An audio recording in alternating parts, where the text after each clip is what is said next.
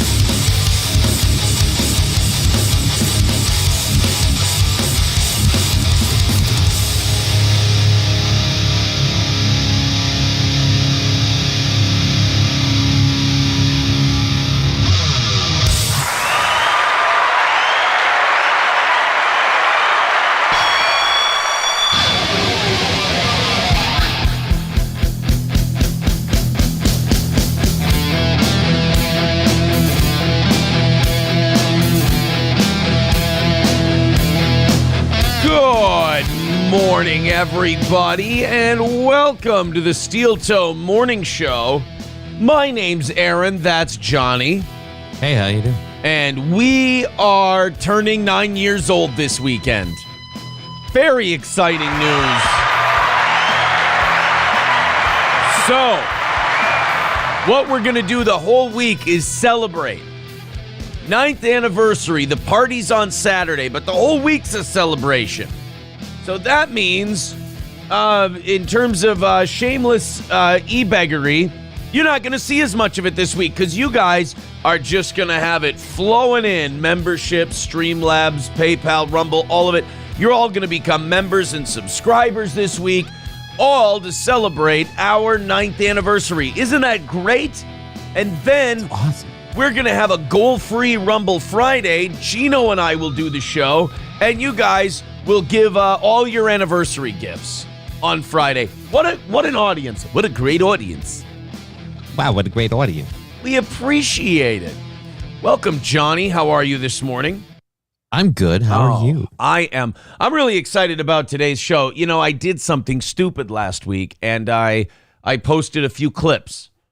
You know, I hadn't posted clips for a while, and I said, you know what? I want to see what this Pearl Davis thing does, and I want to see what this Rogan Gaffigan thing does. And the Rogan Gaffigan thing more so, but also the Pearl Davis thing did thousands of views apiece.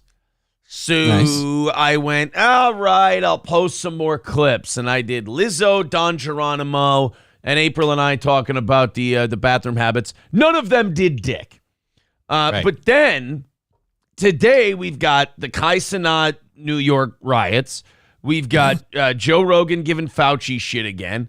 And we got to talk about Paul Diaz eventually. And for overtime today, we have Wrestling Otaku apparently is attacking some woman. There's this woman, Lindsay OK. Oh, Jesus. Another one. Like, this person hates the thought streamers so much and then goes and watches thought streamers. Like, our buddy Otaku can't help himself. You know, he just look. The problem is Otaku sees the problem with the females, and he's got to let us know. Well, just if it's a problem and it upsets you so, buddy, like, I get it, and it's deplorable, right? Whatever. Why do you keep going back? Like, you know what you're gonna find there. Who watches the watchers? That's what I ask you. And that man is Wrestling Otaku. And, you know, the guy sacrifices so much for us to keep an eye on this stuff. And I just think Exercise day. Yeah, he skips leg, arm, and torso day. But I just figured the least we can do is hear the guy out. And that's what we'll do today for overtime. All right. It's 3:15 today. We're $35 in. So thank you guys very much. Here's the deal. Let's get it down under three. Let's do it easy. Under 300 by 7, under 200 by 8, under 200 by 9. Knock it out. Thank you to Trucker becoming a baby boot for his 3rd month. Says, heard Fatty loves members. Now, last night during the members only show, I said, everybody become a member. Everybody gift a membership. I love members. Uh-oh. That I think we all knew what I meant, but we certainly all know where it's going. Beard, he admitted it online. He loves members. So I'm guessing that people will have fun with that for like an hour or two, and then it'll go away forever. That's exactly how that stuff works. Forever? I mean, it'll be fun for the week, and then it'll peter down a little bit. No, here's what they'll do. They'll beat the shit out of it the first day or two, and then by day 3, everyone will be like, all right, we get it, the member thing. Our audience is not known for conserving a bit. Well, fortunately for you, they'll get very tired of it because you won't provide them anything else to move on to, so they will have to beat it into the ground. Sure. Because you won't say anything else to put your foot in your mouth. Yeah, no, not at all. There are people who still do the Lori Morgan bit. I mean, so, you know, they'll always find new stuff, I suppose. By the way, the other reason we have to knock out today's goal, I had a dream last night that I took a job as like a midnight to 8 a.m.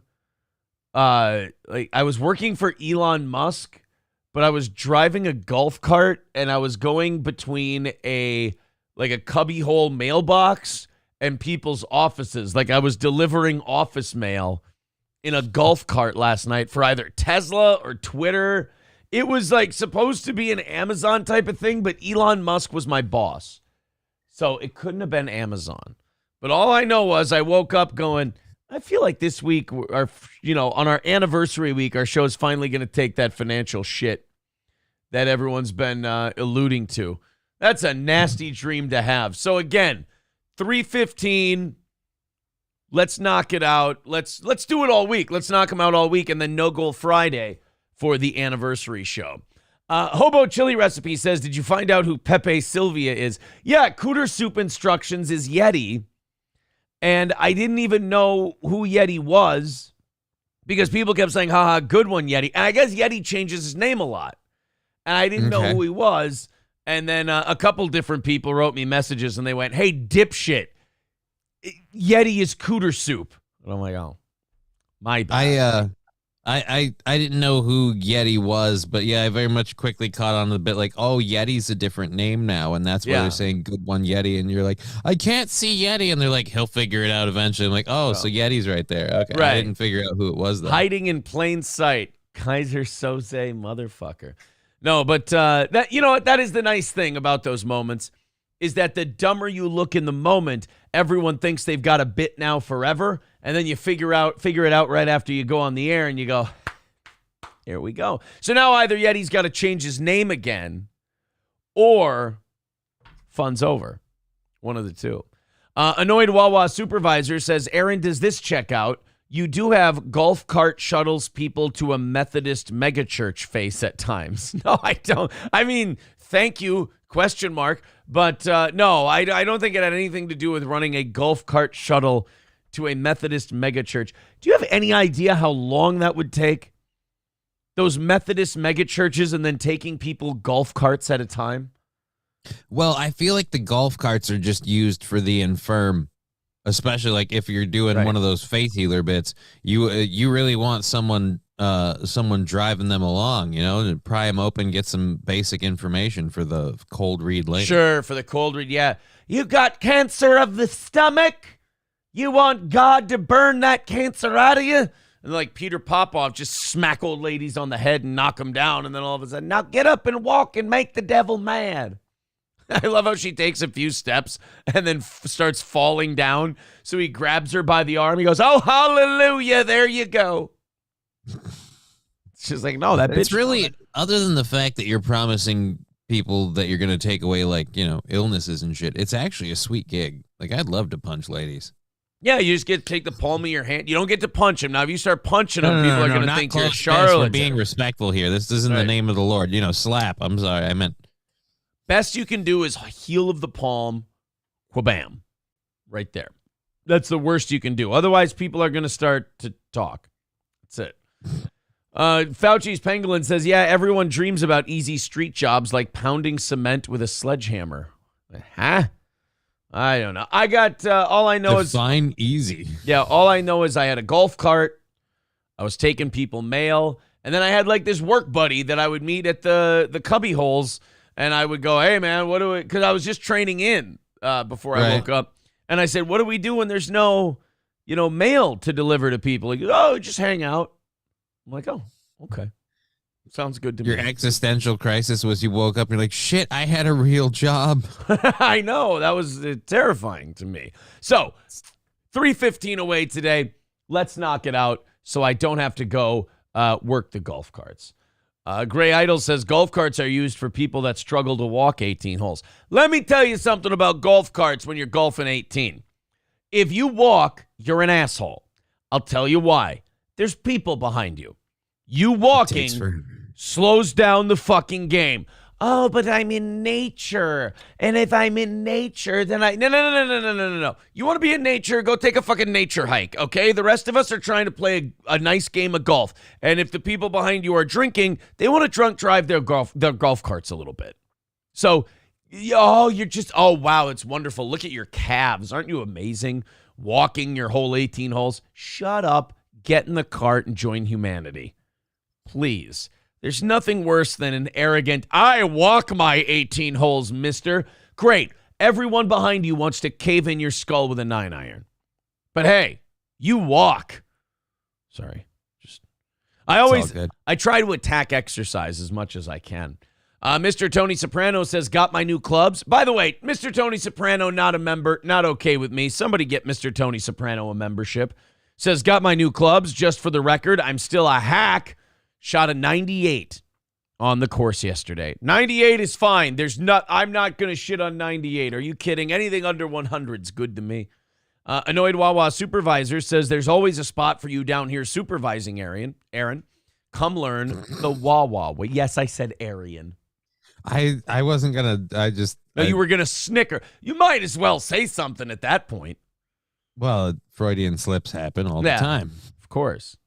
Sean Raz says, how do you say I'm a lazy fuck without saying you're a lazy fuck? You mean using carts. How do you say you have absolutely no respect for the time of others than walking your 18? I ask you. You can cheat at a faster speed with a golf cart, right, Aaron? Says Cockdiff. Attaboy. Devil Pup says someone get me a member. Oh, boy, everybody wants a membership. Everybody wants a membership today. Well, let's get it to them. Let's knock out that 315 and get Aaron a bunch of members. I'll play. I'll bite for a little bit.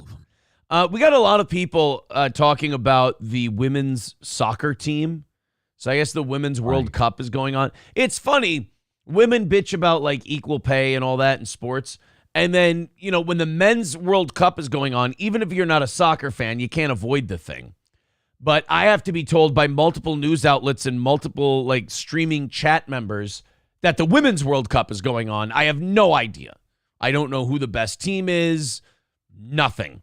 But when it's the Men's World Cup, I can't avoid the piece of shit.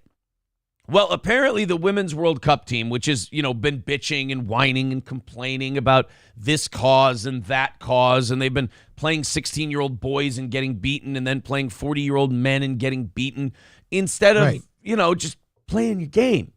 They want to make all these social points. And, of course, we all know about Megan Rapinoe and all her political stuff. Well, they got beat by Sweden, and they're out of the World Cup. And everyone's doing the go woke, get broke thing, get woke, go broke, whatever it is.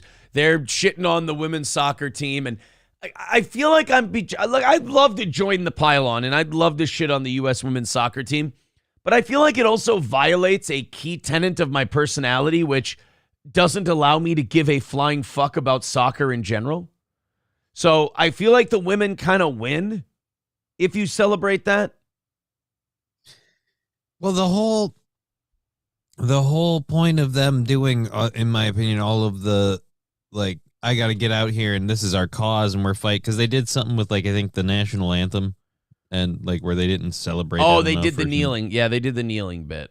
Yeah. Again, like, if your sport was really drawing the numbers, I feel like you wouldn't do that. I feel like that's kind of like, well, this will put some butts in the seats, even if they're to call us a cunt. Right. Like, it just... Well, and people are calling them a cunt. They're celebrating. They're very happy about this. And I wanted to be like, ha, ha, ha, ha. But I realized, number one, I really don't care about their protests to begin with. And number two, I don't give a shit about women's soccer. So I feel like, in a weird way, they win if I start giving a shit about women's soccer and caring that they lost. I will not care if they win, and I will not care if they lose. I figure that's... I feel like they had to try extra hard on this one, though. They were playing against Sweden, which currently houses, I guess, arguably the hottest woman in women's soccer. Who's that? I don't know her exact name. I did a story on her a couple of weeks ago. I'll look her up quick. Swedish women's soccer player. Here, we'll find her. Zisira Fridolina Rolfo.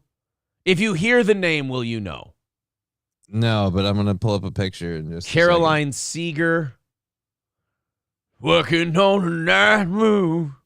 All right. No, I'm just going to look it up for fan request shirt. Oh, you know what? I think I know who it is. That might be Finnish. I might be wrong. I actually think I know who it is. I think I know her name. She's Scandinavian. Yeah, I'm pretty sure I know her name. It's let me just bring it up here real quick. Just give me a second. Here we go. It might be in a foreign language because she's Swedish, but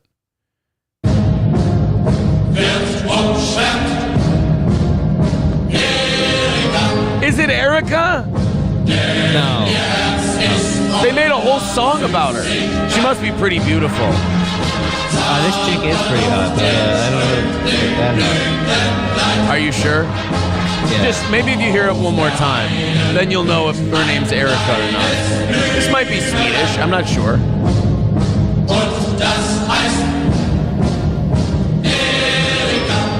Who's that? You're just really missing the home country, huh? What's that? Dude, I can't. Number one, cannot get that song out of my head. Number two, that Asian chick singing that song rules. She's fucking leaning in. She is. Alicia Lehman is her name, by the way. What's her name? Alicia Lehman. Alicia Lehman. That sounds like a German name. Alicia Lehman, amazingly beautiful. Yeah, the people are calling her like super hot. How dare they? Just I'm sure that's probably trademarked, so I'll leave that alone. Well, let's take a look. Oh, she's shaking her ass. Oh, she's in a swimsuit kicking soccer balls. That's too bad. Remember, guys, they're talented. They're so talented. And by the way, just a shame that she's probably a lesbian. I have no idea. I just the whole reason I found out about her is there's literally this pervy looking dude and his either girlfriend, mother, or fat friend, and he just held up a giant cardboard thing requesting her shirt at a game. Yeah, like he's like, "Hey, can I get your jersey?" And I'm just like, "Yeah, that guy's totally not going to sell it online. I'm sure he's just requesting your." And if he is asking to keep it, there's pervy shit involved. Yeah, well, at least he didn't ask to keep her shorts. I mean, then he's smelling them and all that shit. I love how they're showing clips of her playing soccer like we give a fuck.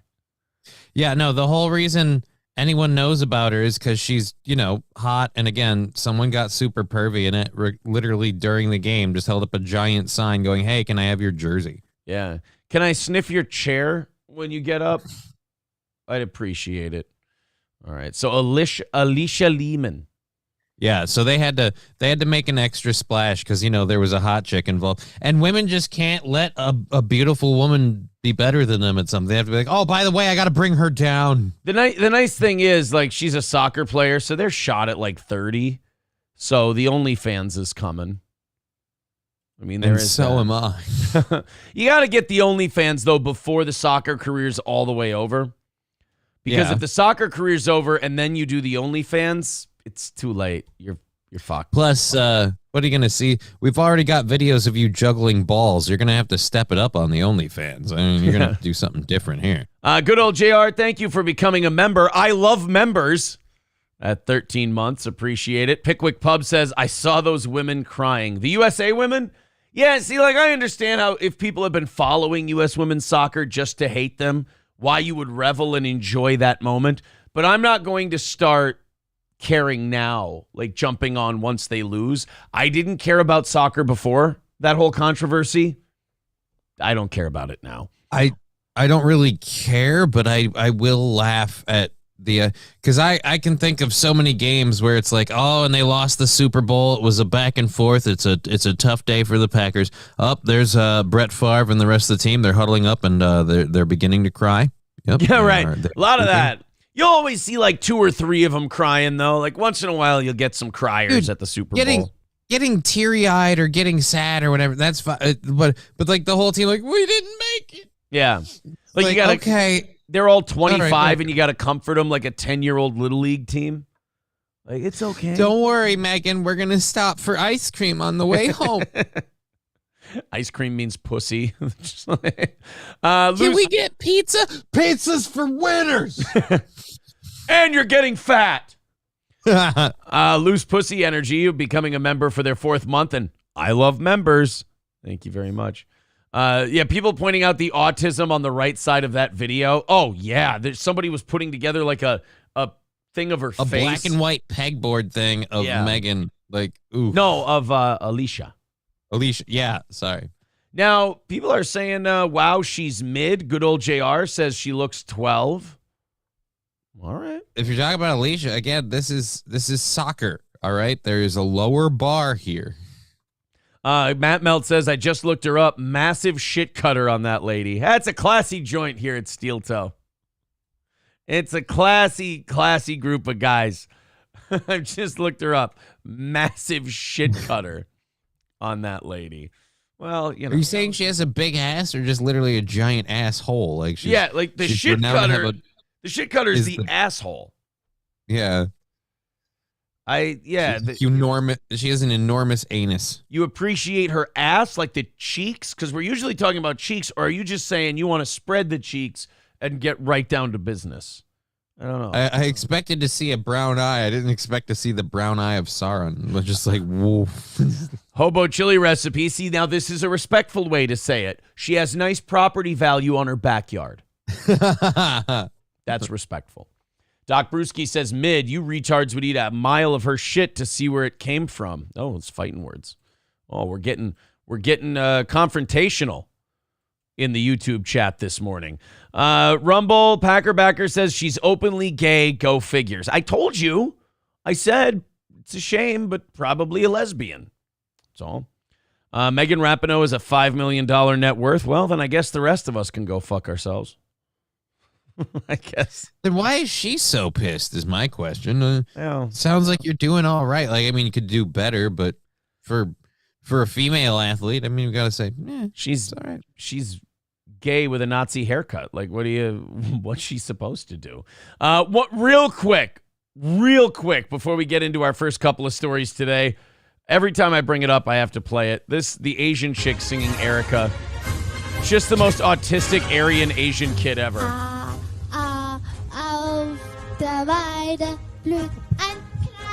What? She's hitting the wall.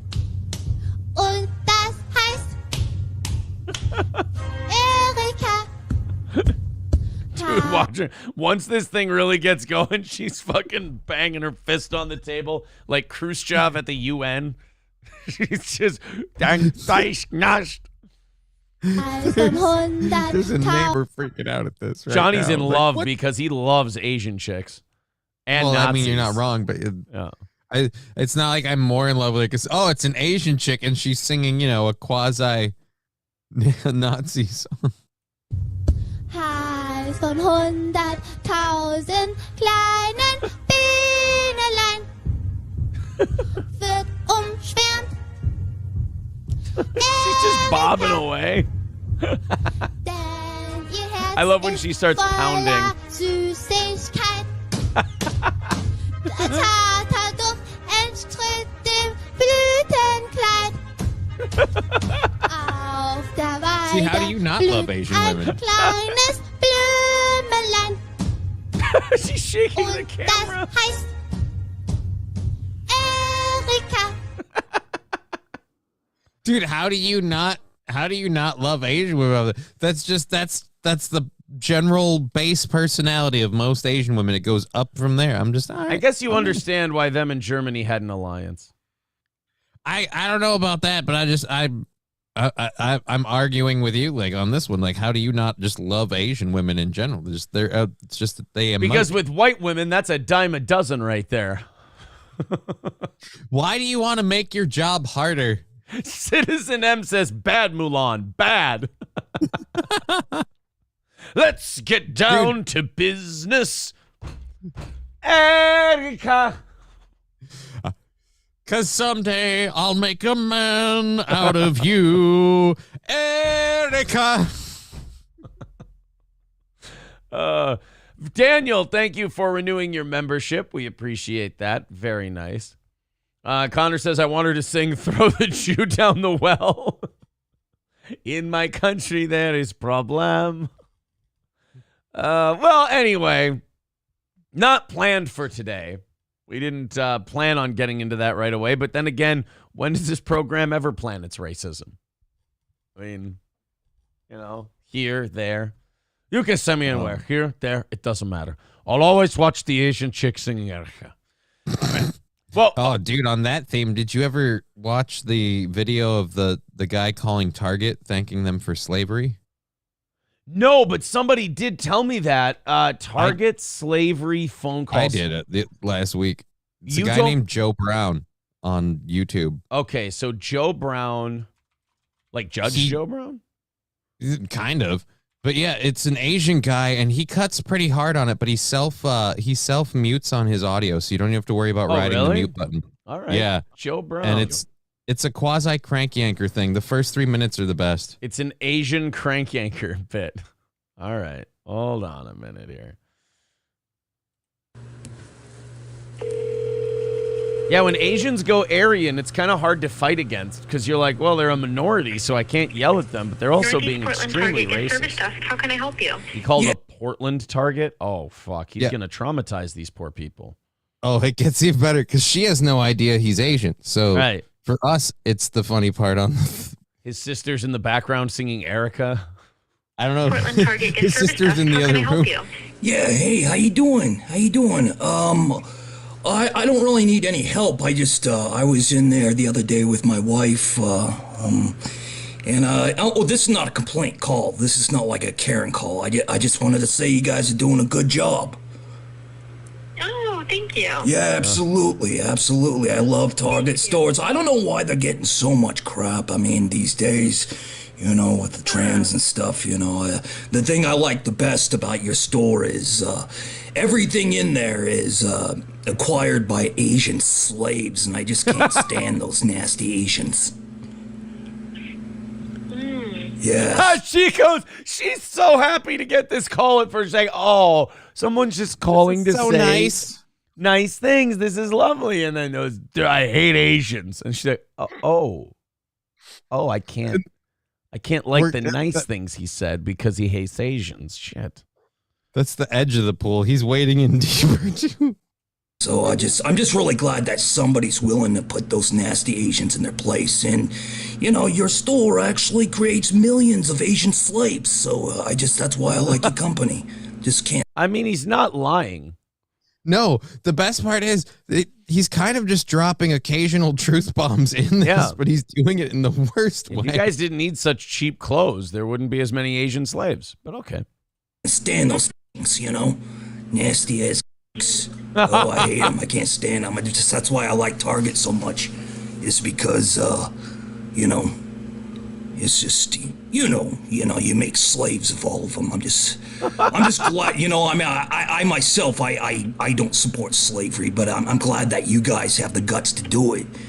I love how incredibly silent she's been for the last 60 seconds before.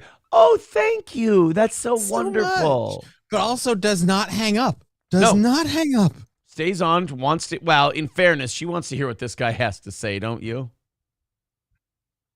I'm interested. I do. Yeah. It's work for myself, but so. Hello? All right. Thank you, sir. Have a great rest of your day. Yeah. I just want to say that, you're just a wonderful person for working there. And, I'm just really glad, because, there's, these Asians are going to take over the world, and I'm just really glad that someone's willing to actually make slaves of them, You got to do something with them. These Asians, they're not people. They're not human beings, And I'm just glad that you got the guts to actually, draw the line.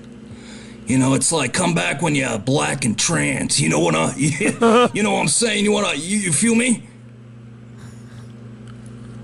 Hello? All right. See? You cannot answer yes or no to "Do you feel me?" when he says that. He just laid a series of landmines, and the only way to win is to not play. Yeah. Hey, come back when you're black and trans. Do you feel me? It's like, if I say yes, it's horrific. If I say no, now I hate black and trans people. I am not going to play your game, sir. Have a good day. Care, I have to restock the Pirates booty at the checkout. Yeah. Oh, no. This is not like an insult call. I'm saying you're doing a great thing. You're doing a wonderful thing by working there. I don't know. I'm just really glad that someone's got the guts to actually do it. All right. Oh, You're right. 1 second. You got. Wait, you 1 gotta give it second. one I was more going to say, second. he's starting to repeat himself. We're starting to go over the same ground. And they say there's more slaves now than there ever was in human history. But they're all Asians, so who gives a shit? You know what I'm talking about? Oh, she hung up. Yeah. Then he calls back. This dude doesn't know when to stop a bit, but other than that, the first 3 minutes are hilarious. That was just fantastic. Just these Asians, someone's got to put them in their place. Really, it's a pretty good American scumbag racist accent by the Asian guy. Yeah, I'm sure she had no idea that she was talking to an Asian guy. Matt Melt says, can we get her to sing the 5 Dancing Israelis? That would be great to get the Asian chick. But the only thing is those Randy Newman parody songs are so low key. Yeah. That I don't know if she'd be able to get the same, in. Plus, it's going to sound really, really weird depending on how well she speaks English. It might not come through as well. Well, and not only that, but, okay, think about, the shit white people get, for racism and shit like that. And then they feel guilty about, they call it white guilt. White people feel really guilty once they get accused of racism. If you want to see racism and elitism without the guilt, the Asians, racist Asians are they're so much more matter of fact. Whereas, white people go, they get angry and black people and this and that. Asians are a little more matter of fact, we work harder and our kids do better in school and we achieve higher because we're better than you. You're like, wow, that's really racist. And they're like, no, we're just stating facts. It's just kind of a thing. It's calm autism. They come from island nations where they ran into someone else and they're like, oh, you're not as good as us. We've been awesome forever. So they just kind of have this we're better than you attitude. Lip Ripper with $20 starting us off today. Says, because Aaron's fat, ham on whole wheat. Yes, a Weird Al reference. You can't slip those by me. Thank you very much, guys. 300 away from today's goal. Let's get her under 300 by the end of this hour, under 200 by the end of the next hour. Streamlabs, PayPal, links in the chat, links pinned to the top of the chat, Rumble and YouTube. And it's our anniversary week. So let's let it all flow like water, if you will. Let's celebrate all week long. Pig Riser says, you ever see that Tokyo Vice with the American journalist as the lead? That hate him. Very realistic. No, I don't think I have seen that. Not at all. Plankton says a little Hank Schrader from Breaking Bad in there. There's a little, you know what? I can hear a little. If I know that that's Dean Norris, does that make me a creepy fuck or is that okay? No, that's okay. All right. I mean, especially not surprising for you, but it's all right. To know you like Dean Norris, man. Yeah. There was, I think we were watching There Will Be Blood yesterday, and there was some bit player, the guy who played Mance Rayder, Daniel Plainview's helper guy. And April goes, oh, yeah, that's Mance Rayder. I go, oh, you mean blah, blah, blah, blah. And I pulled his name out of my ass. And she just goes, Jesus. It's just. There was an episode of Law and Order SVU comes on, and the father of the victim goes, I believe I can help you. And I go, holy shit, Jeremy Irons is in this one. That's great. She goes, stop it.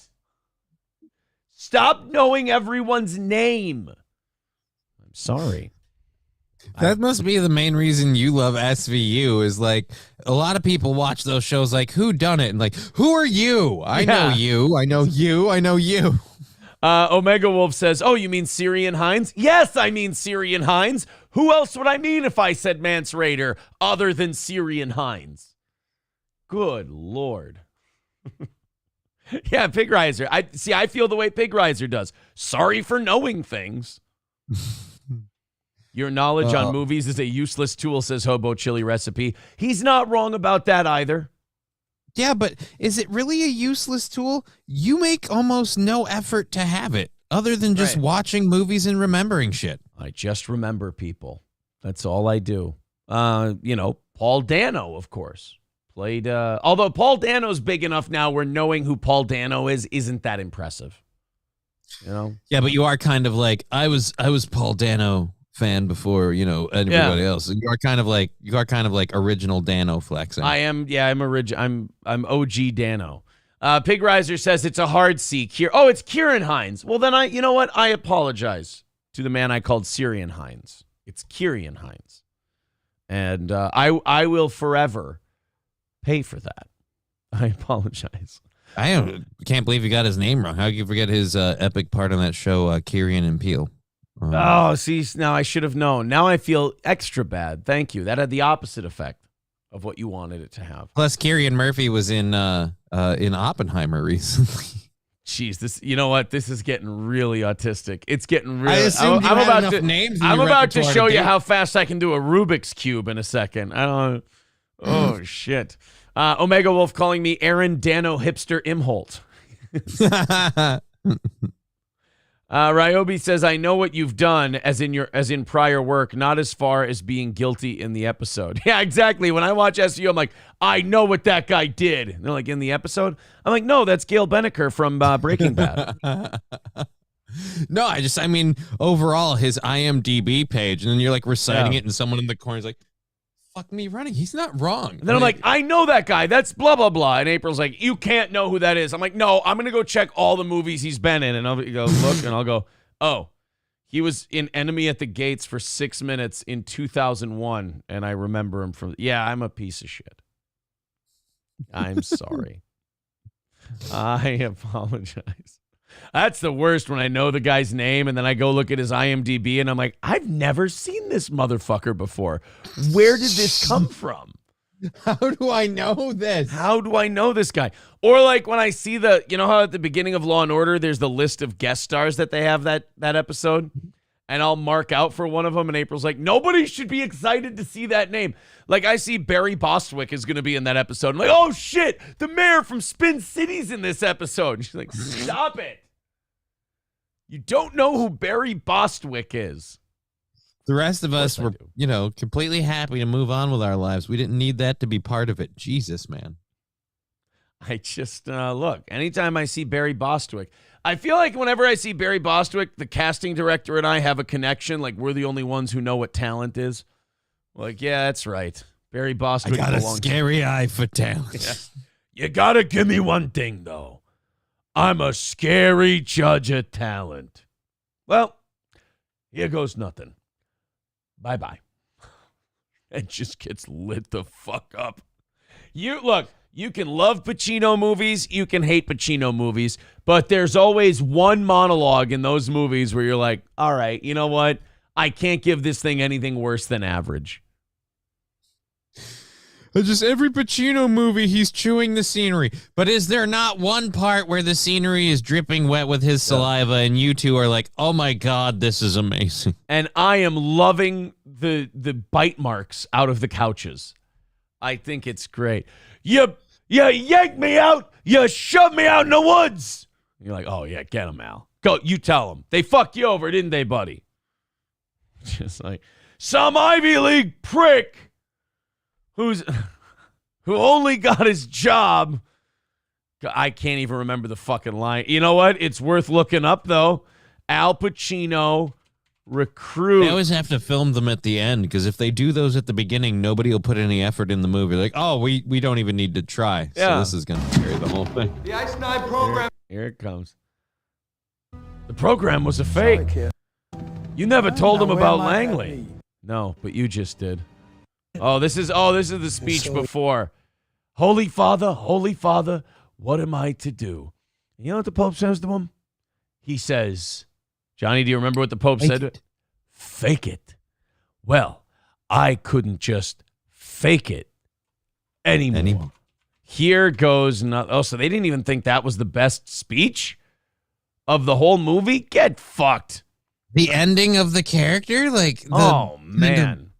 Ride off the cliff, if you will? Hold Come on. man. Al Pacino, recruit, death. Here we go. His death scene. That's what we're looking for. Get up. Here You we do go. your job. Here it comes. Hang the traitor. You ready for that, Slug? Finally in the spotlight, huh? I'm not going to play it on video because we'll get busted. What do you know?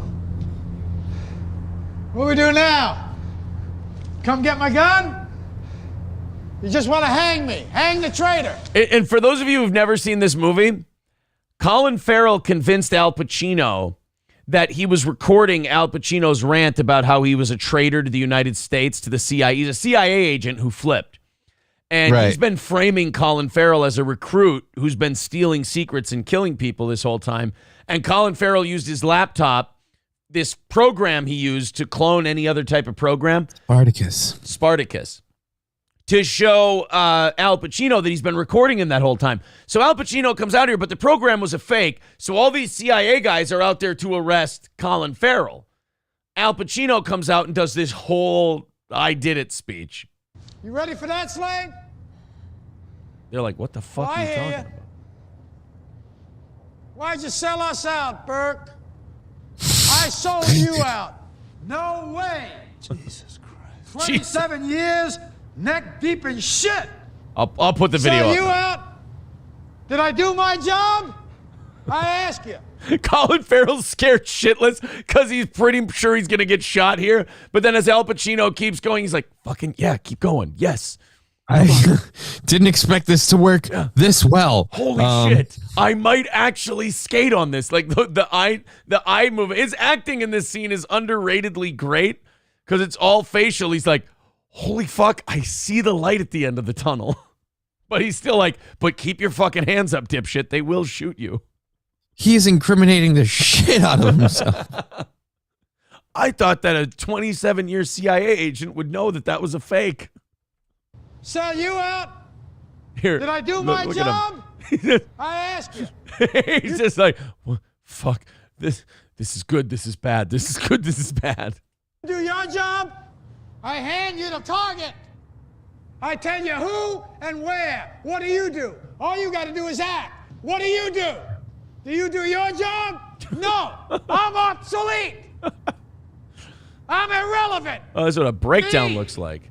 Shame on you. You yanked me home. You shoved me out in the woods. By the way, whenever we don't hit the goal, I'm giving this speech to everybody. Shame on you. When we don't make the money we need to keep this show on the air, I'm just doing this rant every time. And then singing Erica and pounding the table. Did you do your job?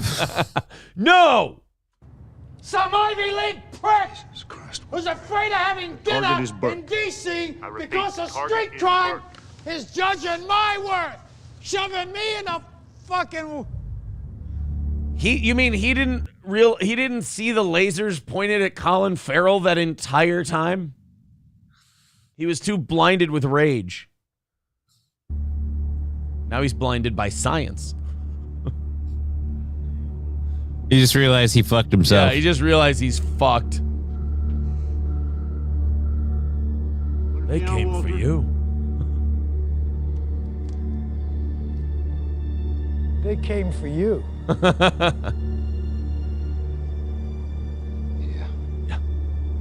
Sorry, bro. The line to the CIA was a fake. It'd be funny if the movie ended with Al Pacino goes, "Fuck me in the dick," and then just turns and tries to walk back into the building. You never told him. No, you did. You did. Nothing is what it seems. God damn it, Walter. You got me. Hand in the cookie jar. Pacino's the man. You got to give me one thing. What's that, Al? A bib? I'm a scary judge of talent. Oh, no, don't do it. Here goes nothing. No. Bye-bye. Oh, and that's going to be curtains for Walter Burke. Good night, sweet prince. By the way, if you've never seen that movie, you don't have to now. Now you know how it ends. Congratulations. If you haven't seen the 20-year-old movie The Recruit, I helped you. Thank you very much. Fauci's Pangolin says, great, ruined the movie for everyone. I gave you plenty of warning. I gave you the movie. I tell you where and when. Stevie J says, meanwhile, at the real CIA, they sit in windowless offices all day and watch our phone cameras while we poop. I mean, the guy's not lying. Find the lie in that statement. You can't. 09 Canyon says on Rumble, Aaron says he drinks, but obviously not enough if he has a memory like that. Well, you know, you don't want to abuse the gifts that God has given you. Well, fortunately for you, you can't drink like that to mess up your memory. If you get 2 or 3 beers in, it's kind of end of the night for you. I'm already worried about pacing myself on Saturday at the anniversary show because I know. Yeah, I've decided you can't, no matter what, because I know early on in the day you absolutely be like, oh, I'd never, but you can't dance with the doctor at all. I'm forbidding it. It's if I get like halfway through the third one and I'm like, oh, no turning back. Fuck me. Here we go. Which is going to be like the second round of the fucking cornhole tournament. Right, exactly. And then, you got the comedy show at 7. I even moved the comedy show back a half hour this year. And by the way, overbooked the shit out of it. Like way too many people are performing. It should be me, you, Keanu, and Gino.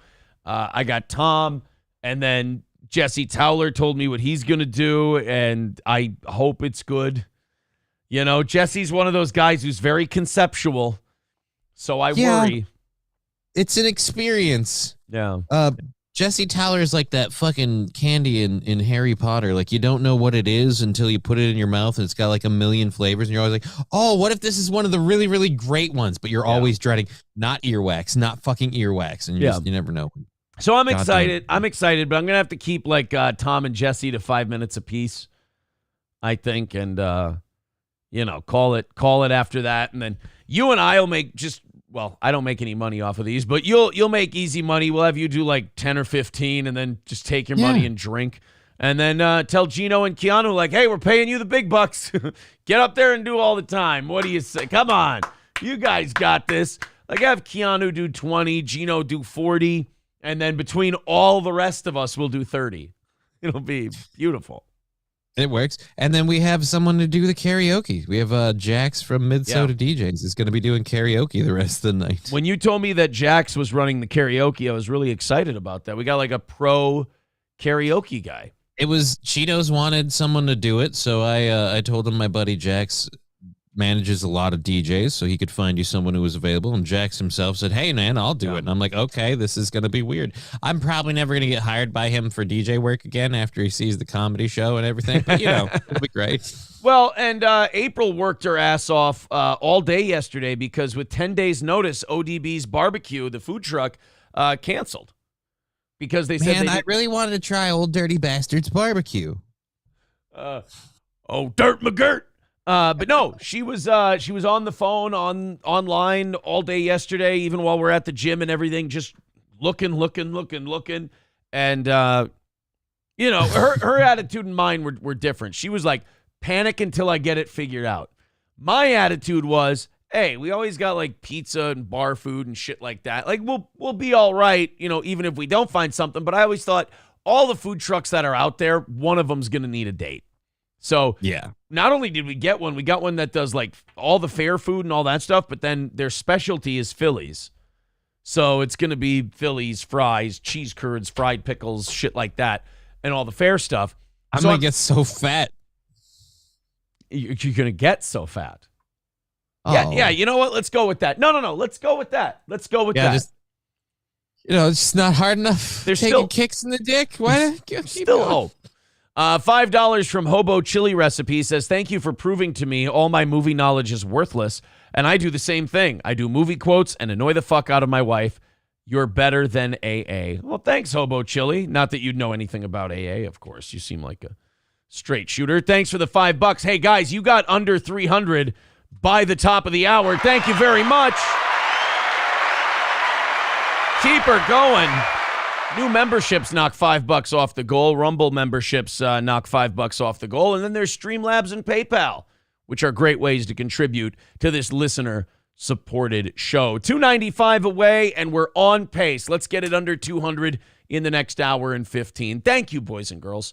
Mr. Approachable says, Aaron, after the Sharpie marker incident last year, I'm bringing black shoe polish to see what happens when you get drunk. What was the Sharpie incident last year at the anniversary show? I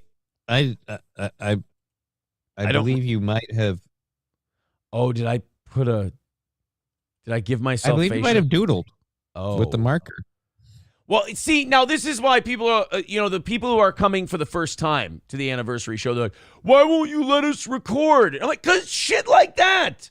That has been our policy for years. No recording at these things. No taking That's why I do the recording, and then I pick the parts that are safe, and then we burn the rest. Exactly. So if we're like doing the comedy show, and you got a Gino who says Gino words, and then you got me who likes to do some just shit. Turning the camera off when Gino starts. Just shit. I got shit I do on stage because I'm not prepared or have anything written. I'm just going.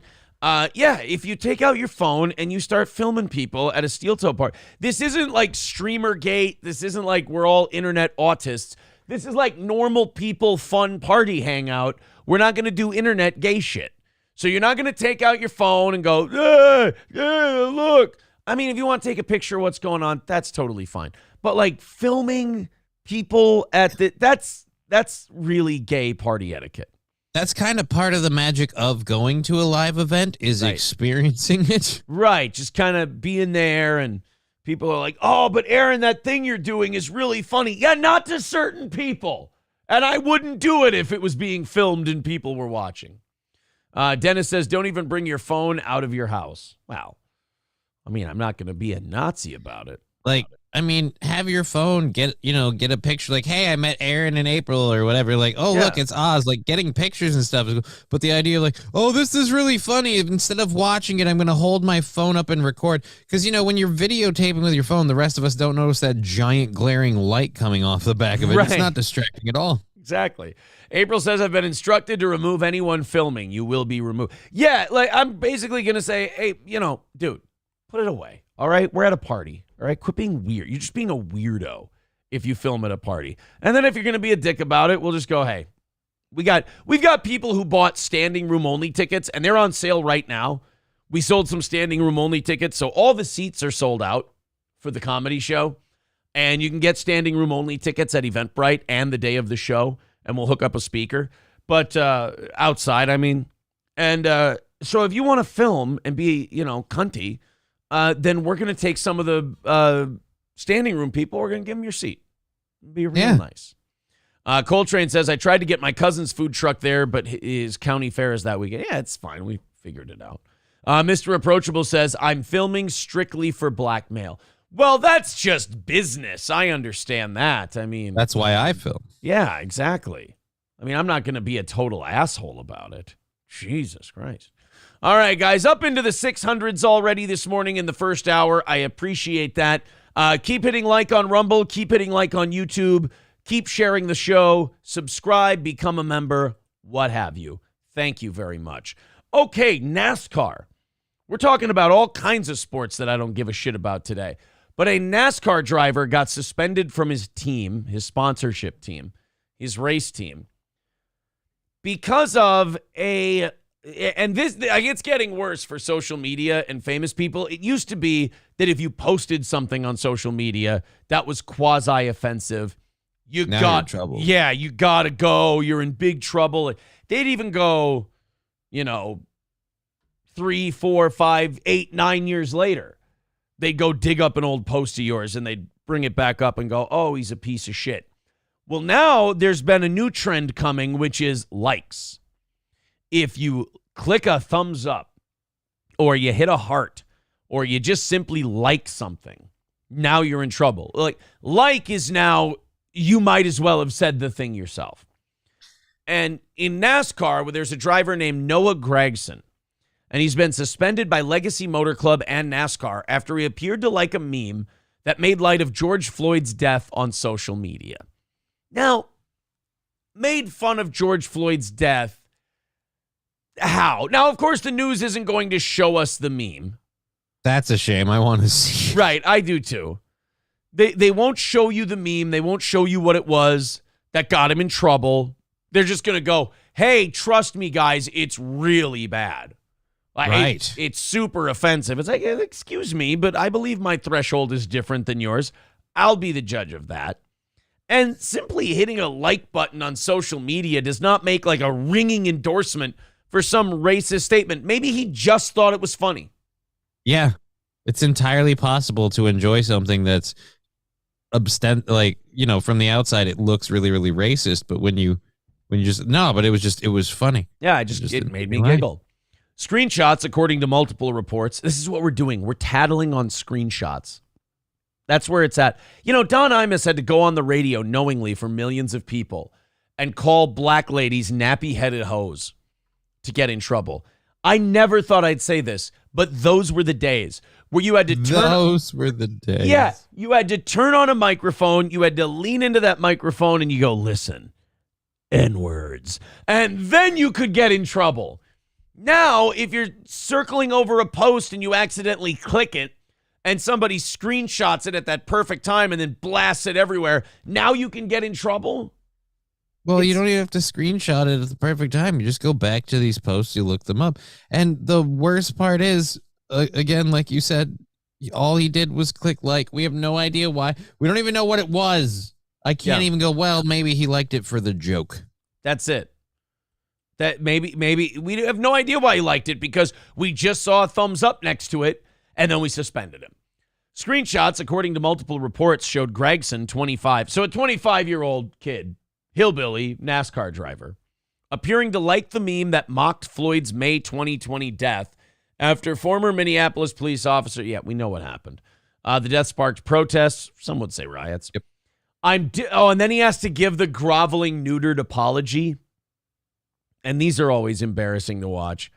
At least it works. Right. That's just it. Like, if they're going to take shit away from you and you apologize, now you're just a bitch. I mean, either apologize if they, don't punish you, or if they punish you, look, they're already burying you. Just go out swinging. I'm getting reports that Daily Mail has the meme. Oh. I'm doing a little digging. I'll check that out. I am disappointed in myself for my lack of attention and actions on social media, Gragson posted Saturday. I understand the severity of the situation. I love and appreciate everyone. I try to treat everyone equally, no matter who they are. I messed up, plain and simple. It's all right, man. I mean, he is dead. I mean, it's not like you upset him. By the way, Johnny, if you hook this up from your virtual camera, when you pull stuff up, you can just throw it up on the screen. Yeah, it's harder to do that way, but for me to just set the virtual camera thing up, but I'll look in it. The thing I'm trying to figure out right now is how to actually change the settings on the microphone so I can have two running at the same time. Oh, okay. Because I found a whole bunch of mods for that. All right, we're going to have to search in this. It's not clear how long the suspension will last. So they haven't even told him. He's cried and apologized and groveled and everything else. And then after his apology, they go, yeah, we'll let you know when you can come back. And all over liking a social media post. Again, there's no actual crime in that. Right. I mean, unless the post was literally like, George Floyd was the criminal and we put an innocent man in jail, and he liked that. Like, unless it was a really like it was, but again, it was a meme, and the idea that people can't laugh at stuff. It's just, If it was a meme of fucking Myrtle the Turtle, Mitch McConnell, like freezing in real time. Oh, he's a right winger. He's a left winger. Who cares? It's a meme. Well, and not only that, but it's NASCAR. NASCAR's been doing this ever since the fake Bubba Wallace thing, where he pretended there was a noose in his garage. If you're a professional race car driver and you don't recognize that as a pull string for a garage door, then you're the dumbest, dipshittiest race car driver who ever lived. He knew that was a pull string for the garage door. He'd probably seen it a million times. And he decided, it was right after the Smollett thing, he decided it was time to get a little bit of that racial attention because there is money in it. Now, NASCAR ever since then has been oversensitive to anything black. No offense to NASCAR. I know you can trot out black fans when you need to, but it's not a strong demographic of the sport.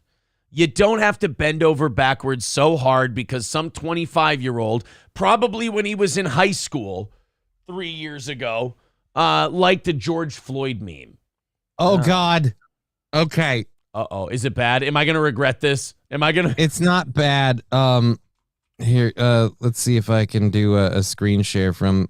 Oh yeah, I can't do screen share. Oh boy, hold on. I'm looking it up. Is it the Little Mermaid one? Yep. Under the knee, and it's George Floyd on a crab's head. That's so stupid. Come on. You're going to suspend him for that. It's a liked either Instagram or Facebook thing. They said Facebook. This looks like Instagram to me. This does look like Instagram. It's a liked Instagram post that nobody would have heard of, even if it would have come out like on Reddit or whatever, and a bunch of spurgs on Reddit went, look what they did. That still goes away in 3 hours. Reddit is nothing. You don't need to listen to it. It's nothing. There's no noise coming out of it. It's all insular. It's a black hole. Once you cross the event horizon, light cannot escape. Trust me. So as far as liking an Instagram post of George Floyd as Sebastian from The Little Mermaid, I think you can let this one go a few days and it would have went away on its own. I think it's hilarious, personally. The meme thing, just the idea of it, because it fits. Like, it's not saying anything is right or wrong about this. It's taking something like, I don't know if any of us ever watched The Little Mermaid, but that song gets stuck in your fucking head and it just changed one part of it. Yeah. I think I think it's a bit much. I mean, I'm kind of torn because on one hand, I'm not going to sit here and pretend I don't know like what the temperature of the water is nowadays. And that you're probably fucked for that. But at the same time, I just wish you weren't, because you make a bigger deal of the meme when you suspend the guy than if you don't even bring it up and you just let it go in the first place. 99% of internet shit being lame and not doing anything is ignoring it. Because there's literally so much information coming out at once that you can't possibly focus on one for more than 5 minutes. So if you just let it go and you don't talk about it, it won't become a thing. And I'm sure the really horrible people that find this kind of stuff super duper funny won't use this as an excuse to, perpetuate it further. I'm sure people won't create the rest of the song. Right. Not only that, you're also encouraging people to do it more out of spite. Like Morgan Wallen was not the biggest thing in country music before he yelled the N-word at his white friend while he was shit-faced in the middle of a cul-de-sac. But once that video came out, people went, oh, you don't want me to like Morgan Wallen because he said something I've yelled at my white friends when I've been drunk before? Well, then fuck you, I'm buying his music. Or like Jason Aldean's Try That in a Small Town. It's such a mass song about mass shit. Like, it's so boilerplate, paint-by-numbers country music. It's what's his name? It's Bo Burnham's country song. But you made it like a patriotic duty to enjoy the song. So people kicked Luke Combs' Fast Car cover out of the #1 spot so they could put Jason Aldean's Try This in a Small Town in there. If you stop making people apologize for shit and you stop making, a big deal out of little, tiny, nothing infractions, the better off you're going to be. I promise. Greg Arias says the Floyd thing is politicized. Most people aren't ripping on Floyd, just checking a members box by liking something. He's not woke. Simple. Matt Melt says Morgan Wallen is still better than Eric Church. I'm this close to putting a blasphemy ban on this chat. I'll tolerate a lot of things. I'm gay. I love members. I'm a piece of shit. I suck. I'm terrible. I'm not hitting the goal. I'll allow all of it. Morgan Wallen is better than Eric Church. You bite your tongue. How's that? $295 away from today's goal. Everybody throw in a couple of bucks. We're getting under $200 by the end of this hour. What do you say? Keep us going. It's our anniversary week. We can't be missing Streamlabs, PayPal, Super Chats, memberships. There's the link in the chats. PayPal and Streamlabs are the best way to do it. Venmo, Rumble, the second best way to do it. And YouTube, bringing up the rear. But thank you for anything you can spare to this listener-supported program. And a bunch of lefty Jewish producers got even richer over the Aldine shit, says Scarface. I mean, he's not lying. When people freak out about that song, oh, did you hear this in a small town song? I always just misquote John Cougar Mellencamp song. Yeah. Just oh yeah. The small town song. I know that one. I can be in a small town, heavenly in a small town. Like, no, we get the rope in a small town, and they're like, that's and we not find even the right song. minorities. That one actually fit the rhythm of the song. All right, guys, $295 away. Let's do it. Hit like, hit subscribe, hit share, because we want to see those numbers continue to grow. Looking for 800 at a time today. I know we can do 6. I know we can get into the 7s. Let's get into 8 today. Thank you, guys. Like, keep us going in that algorithm. We appreciate it. And keep knocking down that number. All right, this is maybe my favorite story today, the Jamie Foxx one. I didn't even get time to talk about the Jamie Foxx offense because the Jamie Foxx offense and the Jamie Foxx apology were too close together. So Jamie Foxx has been having a hell of a time lately. He almost died. Mm-hmm. And then he was sitting around in a hospital while people just theorized that he was dead or theorized that he was crippled or theorized that, all kinds of different things had happened to him. Now he comes back and he's getting his sea legs and he's starting to feel better. And we have a Jewish controversy with Jamie Foxx. We still never heard why or what happened to him. Like, he's been pretty tight-lipped about what caused the medical event. I know. Everybody was talking about this medical event. He's not doing well. And then when it was all over, they went, oh, he's feeling better now. Like, yeah, but what was it? Oh, he got sick. And then he was good. People said he was blind and he can't talk. Well, look, he can see, he can move his eyes, and he's talking. Right, but what exactly happened? Yeah. Well, he's better now. I mean, let's be honest. You guys were really revved up there for a while. I mean, I'm trying to figure out why. No, it's good. We overreacted. That's all it was. Point is, he's back. Thank you to Lip Ripper becoming a member for his 14th month. He says, Morgan is so much better than Eric. One Thing at a Time album has like 35 songs and 2/3 are bangers. Look, Lip Ripper, I'm just gonna let you have that one. I think Morgan Wallen being better than Eric Church is such a ridiculous statement on its face. I don't know if I even need to defend it. There's where I'm at on that particular debate. Okay, boys and girls, keep that number going down, and then we'll keep talking about stuff and not reminding you about that number. How's that sound? Jamie Foxx is apologizing for anti-Semitic remarks he made on social media about Jews killing Jesus, while making a cryptic reference to being betrayed by a, quote, fake friend. All right, here's my theory about this before we go deeper into the story. He said something about Jews killing Jesus, which I will always defend that there does not need to be an apology for that. I mean, no. If the Jews don't want him dead, does Jesus end up dying? No. Yeah. Right? I mean, look, Pilate... There was kind of, a Roman going, hey, but we've got this kind of, rapist murderer guy here, and we can only let the rapist go. Wait a minute. Right. Are you sure? The Romans were terrified of the Jews and the power that the church had, or the temple, or whatever you call it.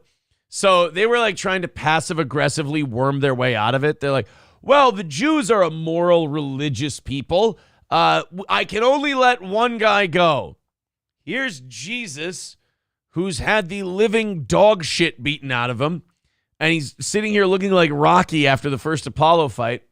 And here's a guy who's been guilty of rape and murder, and he's probably been molesting guys out in the yard for a few years. Which one would you rather let go? The one that's going to fuck my wife and my children, of course. And like, what? No, dude, I can't. Are you insane? Who am I, Eric Adams? I can't just let this guy go. And they're like, you'd better let him go, Pilate, that things could happen. Motherfucker. Sorry, bro. I mean, I tried. And Jesus, you know what's gangster about Jesus? He looked at Pilate and he went, what are you going to do, man? You know, swing and a miss. It happens. It's just the way it is. That's just the way it is. Yeah. Jesus, I'm sorry. I really thought we were going to get out of that one. He goes, I don't know. I didn't really think so. Why not? Well, they're Jews. It's like, Jesus. That was the first time anyone ever went, Jesus Christ. Yeah, what? Oh, man. I really thought that one would work. Well, did you try offering money? I mean, Eric Adams shows up in our chat and he goes, hey, New York has a brand. I know. It's a mark of the beast. John Domingo says Romans killed Jesus. I don't know. That's like saying they were under orders. Yeah, that's like saying Road Warrior Hawk won all the matches for the Legion of Doom. I mean, somebody had to put the opponent up on his shoulders for Hawk to clothesline him off. It's just, you know what? There you go. If the murder of Jesus was the doomsday device, then the Jews were Road Warrior Animal and the Romans were Road Warrior Hawk. How's that? Does that thrilling exhibition of teamwork? Does that make you feel better? Well, Jamie Foxx apologized for saying the Jews killed Jesus. Here's the only apology I'm giving for making that statement. I just want to say to everyone what I said about what I said earlier. I apologize. I thought the Jews knew. And then watch them go, oh, good, he's apologizing. What? The actor posted a message on Instagram Saturday saying, I want to apologize to the Jewish community and everyone who was offended by that post. Now, I want to do my impression of something you'll never hear the Jewish community do after that apology. Well, that takes care of that. We can move on to the next thing. No need to dwell. I just thought I would do water under the bridge. Yeah, I thought I would give and forget. I thought I would do like an alternate universe thing. Jamie continued, I now know my choice of words have caused offense and I'm sorry. Well, you think that caused offense? What about murdering your savior? Huh? I mean, what are you going to do now when you die? Which, as we've seen in the recent past, is who knows? When the Reaper could be coming for you. How many times are you going to dodge that one? But Ice Cube just called him up. You can't say it out loud like that, man. Yeah. You can't say it out loud. You got to say like neighborhood, a team, or group, or organization. You can't just say Jews. I learned that in '89, bro. So Jamie apologized. I got a question for him. When he dies and he goes to meet Jesus, what's he going to say to Jesus about selling him out like this? I'm sorry. They were going to do collateral damage too, and I needed the payday. All right. He went on to say, I only have love in my heart for everyone. I love and support the Jewish community. My deepest apologies to anyone who was offended. Now, here was the original post. The apology is always how they feel after sponsorships and movies get threatened to be taken away. The original post is how this person typically feels in their everyday life. So here's the original post from Jamie Foxx. They killed this dude named Jesus. What do you think they'll do to you? Hashtag fake friends. Hashtag fake love. Oh, Jamie. Jamie, explain what happened. Did somebody lie to you, manipulate you emotionally, and then you found out that the two of you weren't really as close and they sold you out on something, probably for something having to do with money? Did you let a break up your whole crew? Yeah. Jamie, what happened? Well, it turns out that I let a Jew break up my crew. Oh, okay. Well, what do you think? Well, I'm not going to be out here looking like Kunta Kinte. Oh, well, that's good. So they killed this dude named Jesus. What do you think they'll do to you? Hashtag fake friends. Hashtag love. Whereas, like, you get, like, Ice Cube has entered the chat. Owen Benjamin has entered the chat. And they're like, ooh, I'll answer. And he's like, it was rhetorical, you guys. Mel Gibson has entered the chat. Mel, no. We got it. I just wanted Actually, I've been working on a movie about this for quite a while. Just wanted to tell you guys about stem cells. That was all. But, all right. Carry on. So that was his original post. And he got rid of it. Oh, no. Did Jennifer Aniston... Oh, and then Jennifer Aniston shit on him? Oh, no. Oh, I don't don't want to need not that. like Jennifer Aniston. She's still on my totally would list. You know what's funny about this? Nowhere in that post did it say anything about Jews. They killed this dude named Jesus. What do you think they'll do to you? He could be talking about the cops. Yeah, he could be talking a about... dude named Jesus. Could be talking about Italians. You have no idea. But he never said Jews in here. This is what I love about, like, the anti-Semitic accusations about all this stuff is, like, Jews deep down know what the stereotypes are and know how they got there, so they can spot them like that, and they kind of out themselves. They're like, oh, Jamie, that was anti-Semitic. You should apologize. And he's like, I never said Jews. I know, but we know our brand when we see it. That was anti-Semitic. I never said Jews. Yes, but we totally killed Jesus. Who else could you be talking about? It's like, Jamie, that was very offensive. You should apologize for what you said about the Jews. He's like, I didn't say anything about Jews. I know, but we killed Christ, so who else could you be talking about? Then why do I need to apologize? Have you ever heard Because we have your bank account right here. You remember Kanye? Have you ever heard of the West Bank? Things can get hairy. That's all.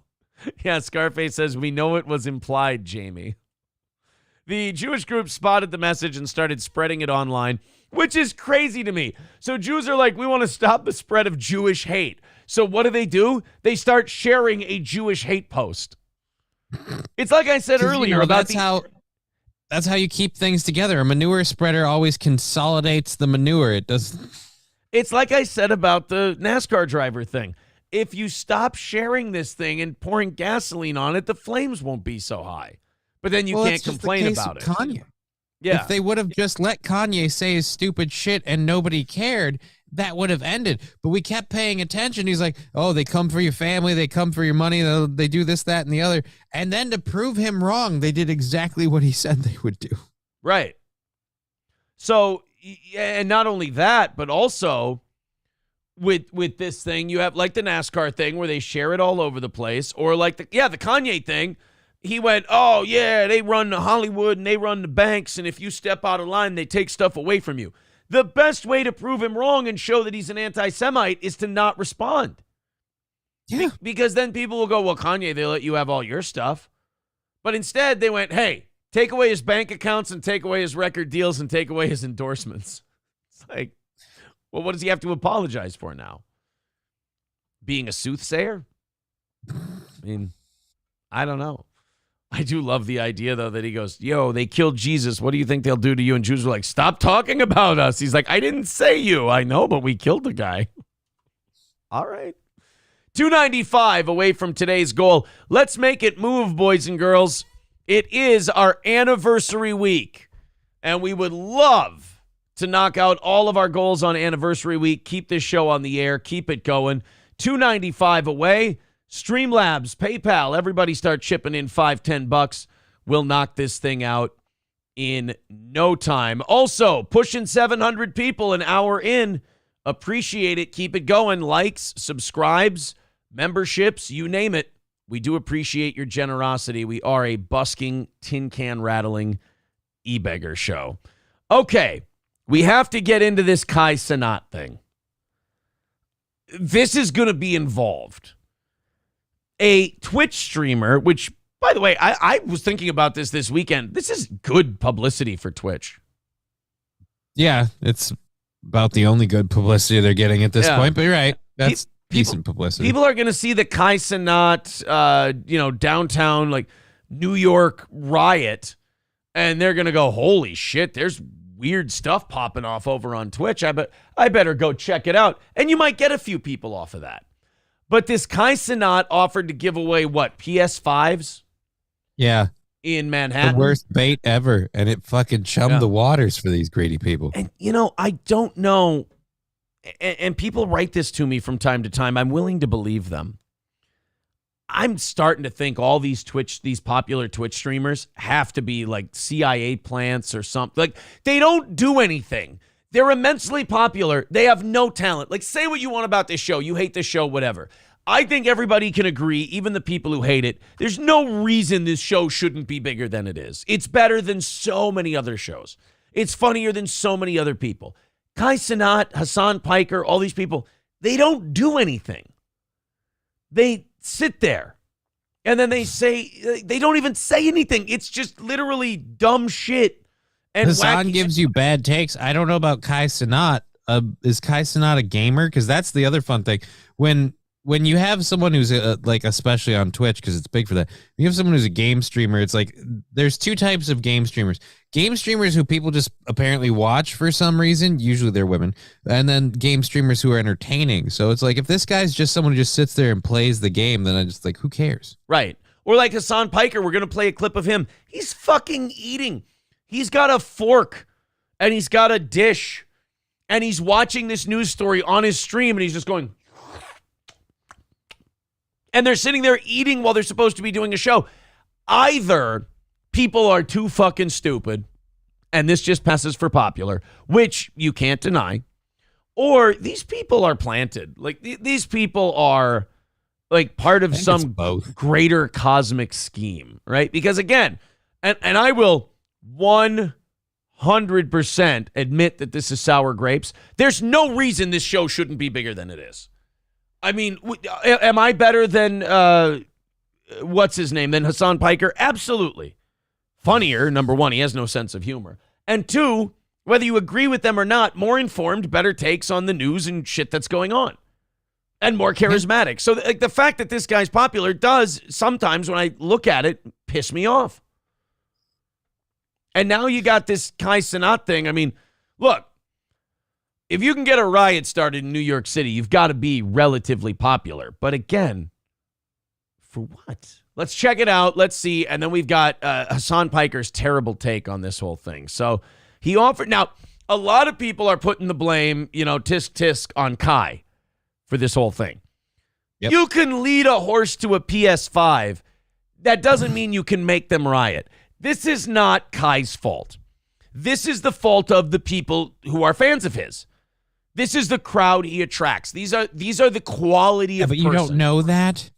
You don't know that. I mean, think about it, Aaron. Why are you banning phones at the anniversary show? Because you know who's gonna be there, and you know the people and how they'll behave, and you're like, you know what? How about we don't record every moment of it? Right. And that's just a good point. So you have no idea, like, hey, I'm gonna offer this PS5, and they'll all gather and get in line and wait patiently, and they won't beat each other up or push each other out of the way or be, no, it's mine, because they need their toy. Like, I'm sure they'll be mature adults. You know what? You convinced me. Kai Cenat should have. I mean, obviously, he should have never done this. It should have been organized. You should have had an event with permits and, made it like a whole day out of it, like a festival type of thing. Not just have people gather in Union Square and then obviously just start beating the shit out of each other and then, jumping on cars and destroying vehicles and all kinds of shit. I mean, it turned into a real embarrassment for New York City, is what it turned into. I mean, and humanity. Because all it took to get you guys to behave this way was not the actual acquisition of, the promise of a PS5. Because I'm pretty sure nobody got their PlayStation today. Oh, no. If maybe 50 people got them if they started handing them out. But I wouldn't be surprised if the fighting and the brawling and the rioting started before he even got there. Let's take a look. Let's find out what happened. If you don't know about this story, a Twitch streamer started a riot in New York City, which... God bless. After those stunning scenes in Union Square, thousands of kids and teenagers ran wild in the streets, hoping to get a free PlayStation console. It was sparked by a social media influencer who now faces charges for inciting a riot. Police made dozens of arrests yesterday. Tonight, the NYPD is trying to track down several suspects who damaged police property.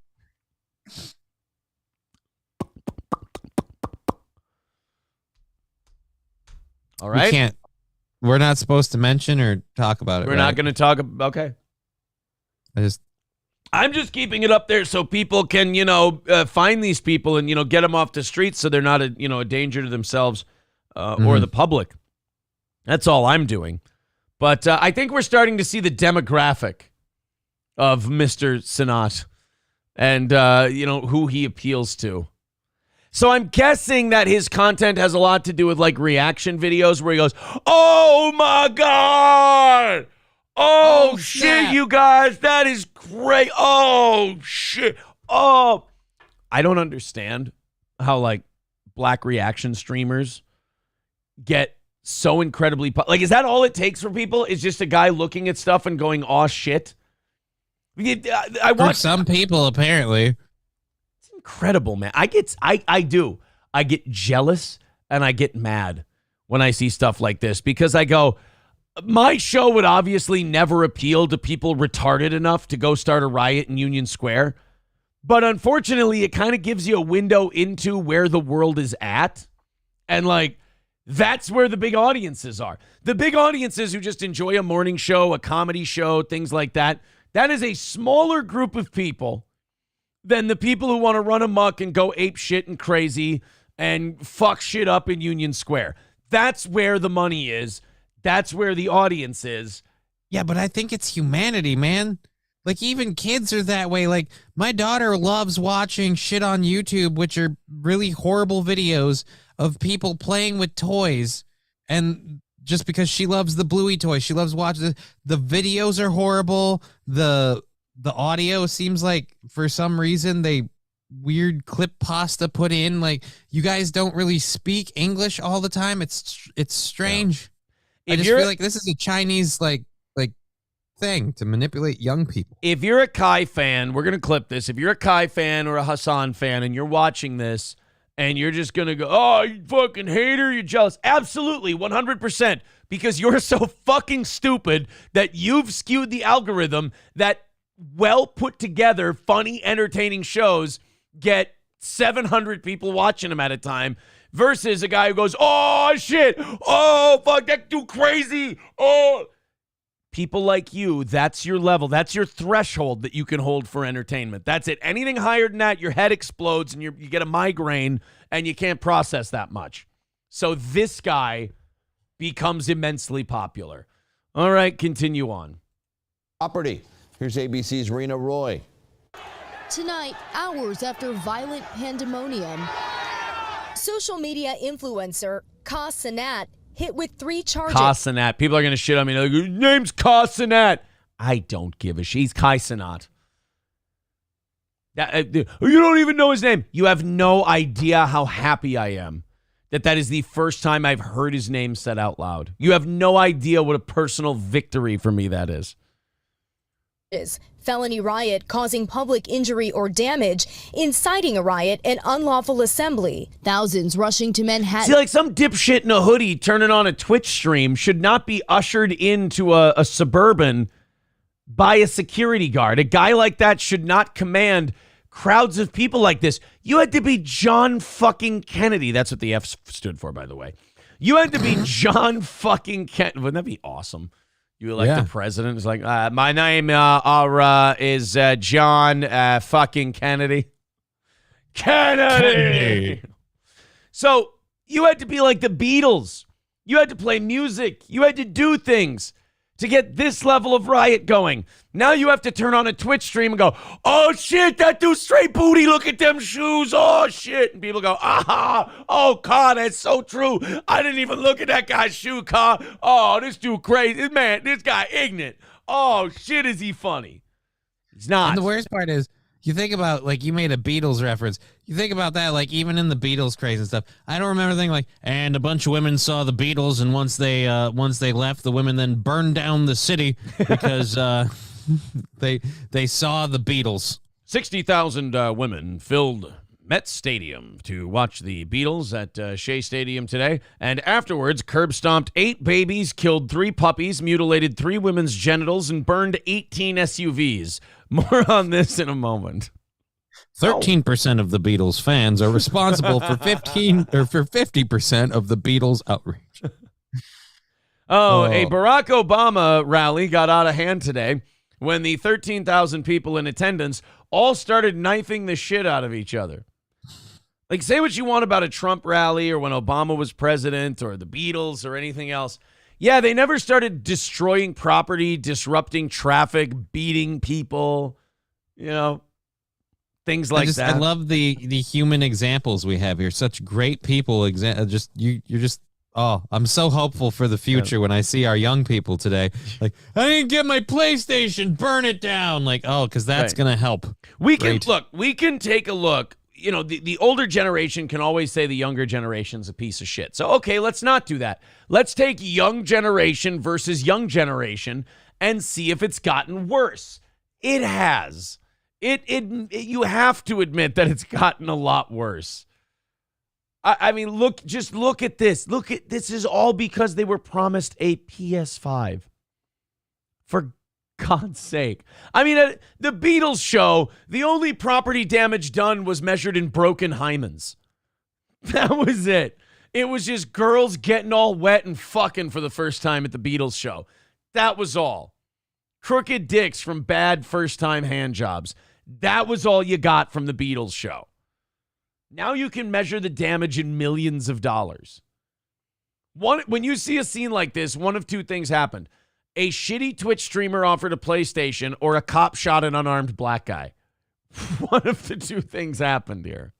Either way, we all lose. Right. Either way, nobody's getting a PlayStation.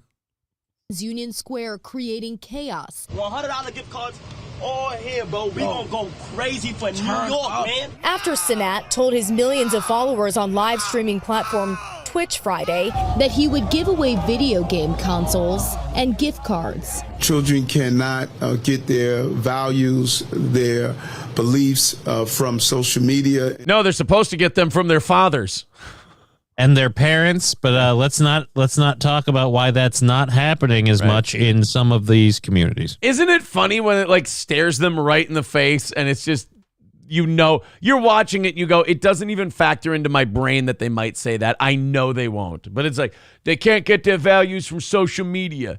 Yeah, they can't get them from single moms either because those are pieces of shit too. You got to understand these kids. I'll defend these kids for a second. The models they have, most of them, for their morality is either social media, dog shit, or single moms, dog shit.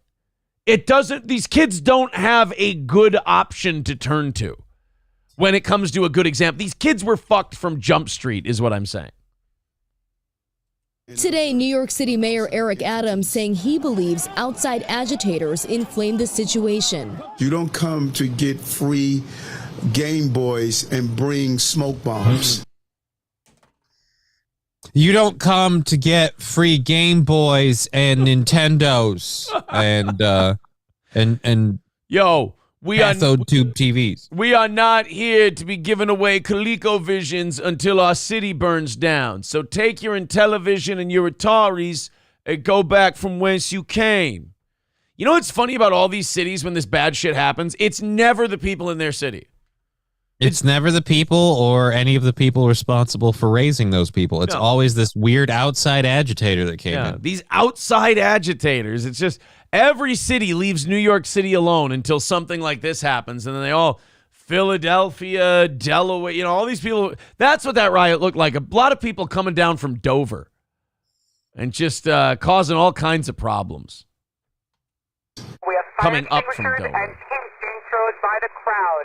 People also hurling bottles, climbing onto subway entrances and statues. Honestly, the last time I saw something like this, it was immediately followed by little bird strafing runs in Mogadishu.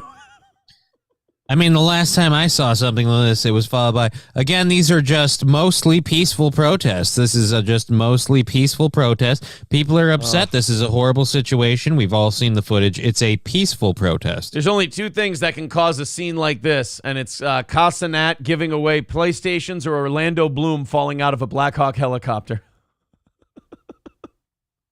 Those are the only two things that could cause a scene like this. Oh, I mean, if Eric Bana could just get here with his night vision goggles, I think we'd be all right.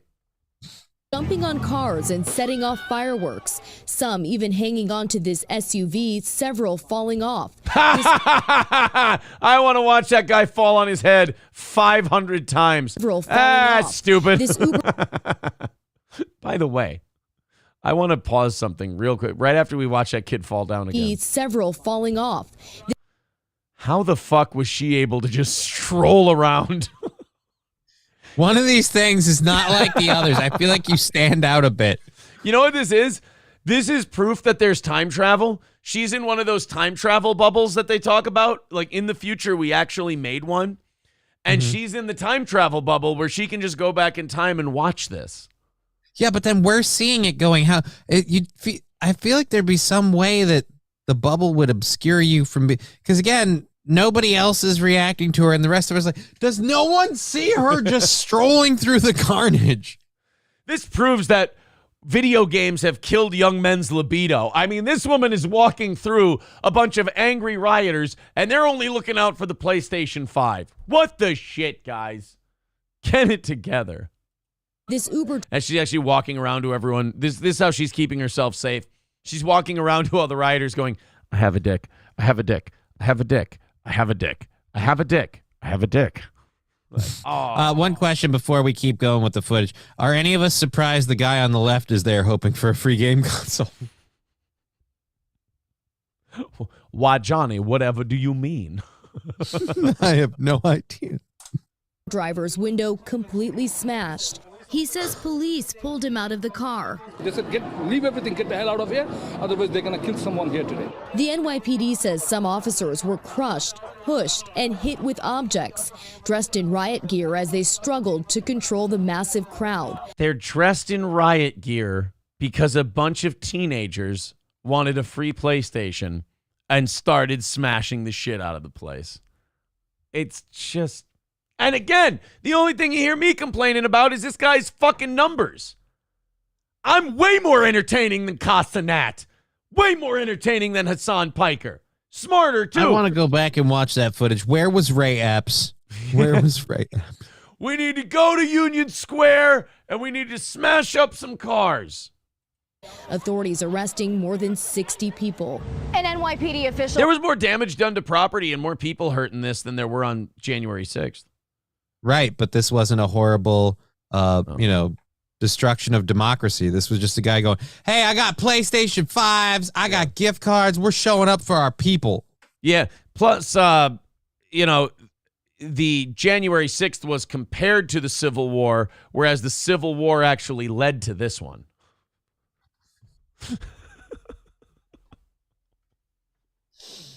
I'm just saying, as Joe Diffie once said, cause and effect, chain of events, all of this chaos makes perfect sense. When you're spinning around, things come undone.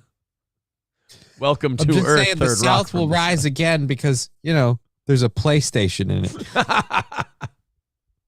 We've witnessed all the glory of the... We've washed ourselves in PlayStations and all... tells us that they do believe Cenat was planning on handing out a few PlayStation. We're taking down the Twitch machine by PlayStation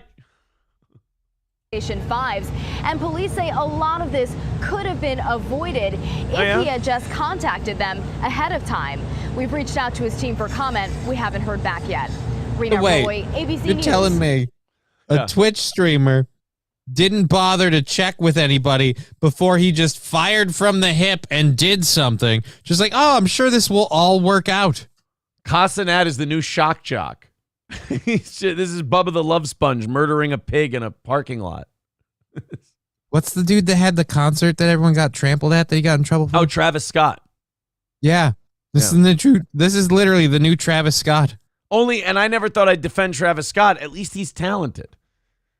And at least he kind of put someone together like, hey, we should probably do something about this in case people get crazy. Yeah. But he had to pay all the acts, and then he paid security last, and he went, we're going to have to kind of make it tight on security. Oh, famous last words. But I mean, how would you ever know if you're a Twitch streamer that people might freak out, overreact, or anything? I mean, you only interact with them through a chat where they all behave themselves. How was I supposed to know through a stream chat that these guys were going to behave like animals? Well, just a few hours ago, Kai Cenat issued this statement through his team. Yesterday, members of AMP hope to create a positive experience for fans and give back as a show of appreciation for their support. Okay. We've hosted fan meetups and video shoots in the past, but we've never experienced anything at the scale of what took place yesterday. We recognize that our audience and influence are growing, and with that comes greater responsibility. We are deeply disheartened by the outbreak of disorderly conduct that affected innocent people and businesses and do not condone that behavior. We apologize to all of those impacted. We are fully cooperating with local authority. I want to point out that his lawyer had that written 2 years ago because he knew some dumb shit like this was going to happen somewhere. And he's like, all right, you know what? Go ahead. Dust off the apology. So your team is very sorry to have seen this happen. Your team didn't think about this before you began. Yeah. Your team didn't give any thought to whether or not this was poorly put together. Okay. Let's get to a few people here. $4.99 from the Front Porch Conservative says, come on, gang. Let's get this thing under 200 before the top of the next hour. Let's make this happen. Do it, people. Oh, well, thank you, buddy. Also, $10 coming in from John Jamingo and also from Scarface. That puts us at 270. So we could get there by the end of the hour. Thanks, guys. John Jamingo with $10 says, happy anniversary, you mid-talented morning show. I know. I'm not saying I'm the most talented guy in the world. I'm just saying compared to these assholes, I'm far more entertaining. Better than that. And I can't get a fraction of the audience.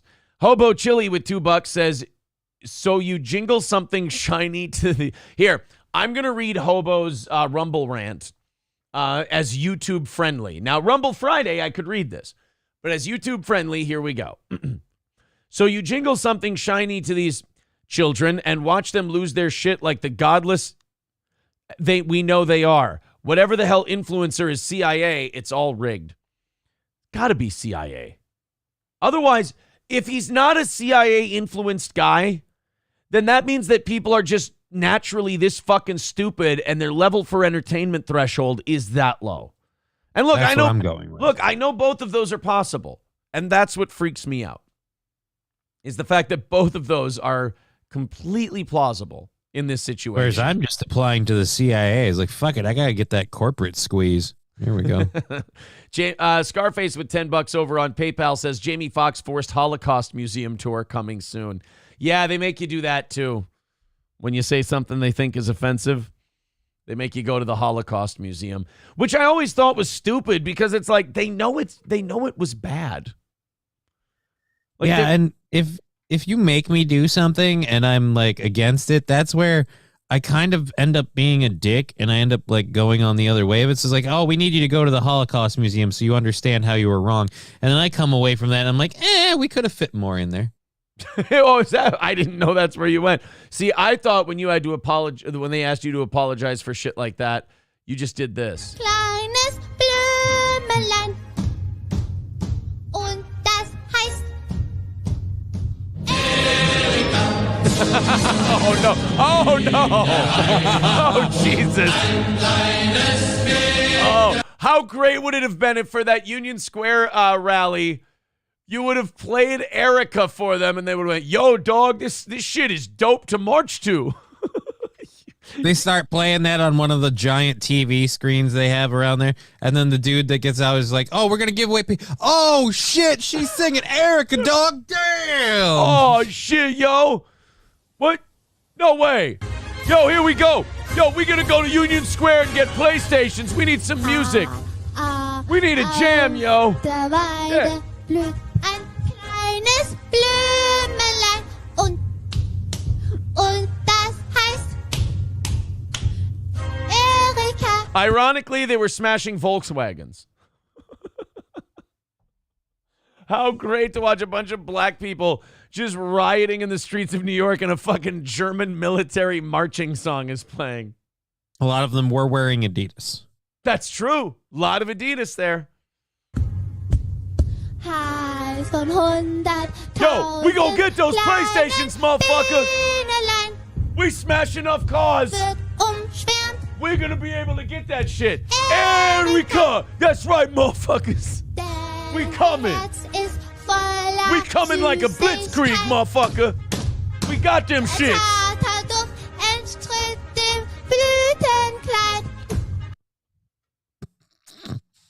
Oh, if only we would have known about that earlier. We could have gotten a strike way early. I feel like that lady should just be like leading every protest from now on with that song. I know. Just have her on some sort of podium. Because I think like people will be like, I don't know if I'm for this. But then when she starts leaning in and starts slapping like the table, she's like, no, you know what? We should be at least as committed as this little chick is. Let's do this thing. Every protest from now on. Police have shot an unarmed black man in downtown Minneapolis this evening. We go now to the live coverage of the rally. What the fuck? What the hell is going on down there? Do they not know where this comes from? There's an AutoZone on fire. What the fuck? Jesus. Oh my God. They're looting Walmarts and Targets. What? All right. The man's name was Eric. It's a little bit of a shoehorn, but I understand. All right. So apparently they're just using it. Eric Adams is like, yo, they singing about me. No. Erica is better than Gloria, one person says. It's very catchy. It is a catchy song. The Germans actually did everything better than us. Like, they had catchier songs. They had better, they were more well-dressed in the uniform department. What? The Germans did everything better than us. They got higher numbers. Higher kill count. What's your metric for better? You literally said they did everything better than us. I feel like we were better in a couple of columns. All right, what's a better song, Erica or Over There? All right, that's fair, but my point is you're just saying they didn't do everything better. All right, they didn't see it through the way we did. I mean... Who got to the moon, Aaron? Who got to the fucking moon? The Nazis did. I love how after... Whose flag were they wearing at the time? Oh, that's true. You know what? That's fair enough. Ironically, when you watch Man in the High Castle, you realize this is just Germany's Operation Paperclip.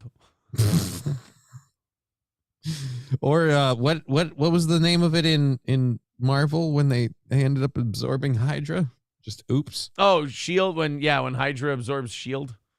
Or S.H.I.E.L.D. absorbs Hydra or whatever, and then Hydra takes over. Whoopsie daisy.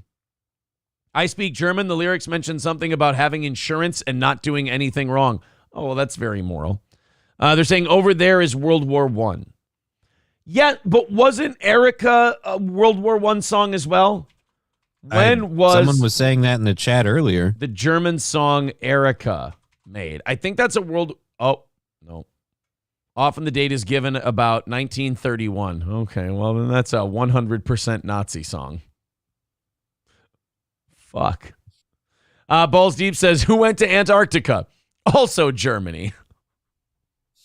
Look, we did take a few of their people and put them in serious positions of power. How ironic that America stopped being America after World War II, and we basically became a country. We became a Nazi-Jew mix. Who would have saw that coming? All right, after the war, could you imagine? Like, Truman's like, all right, I know you two don't like each other, but you both...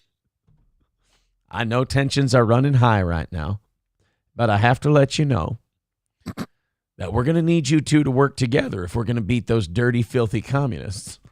And the Jews were like, a good portion of us are communists, right? Look, we just need you to get us to the moon. That's all. Okay. Look, it's very simple. We're going to take the ingenuity of you guys, and we're going to take the investment power of you guys and put them together. Yeah, we're going to marry him.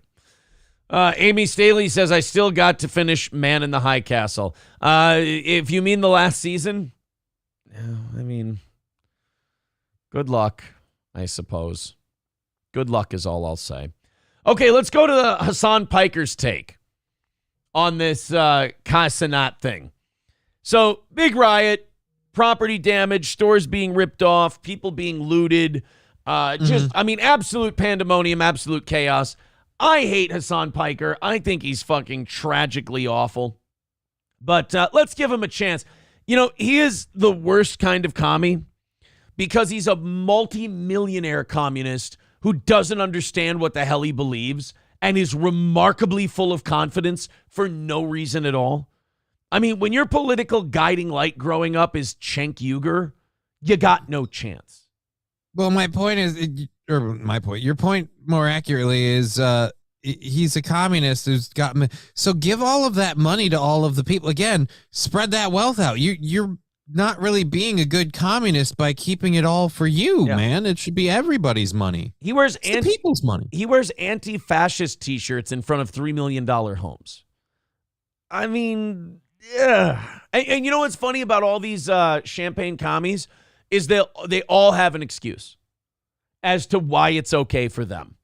Communism, you have to be a dipshit young person to believe in socialism or communism because A, all the people on top keep all the money and they keep you poor, but you somehow find a way to forgive that and make it okay.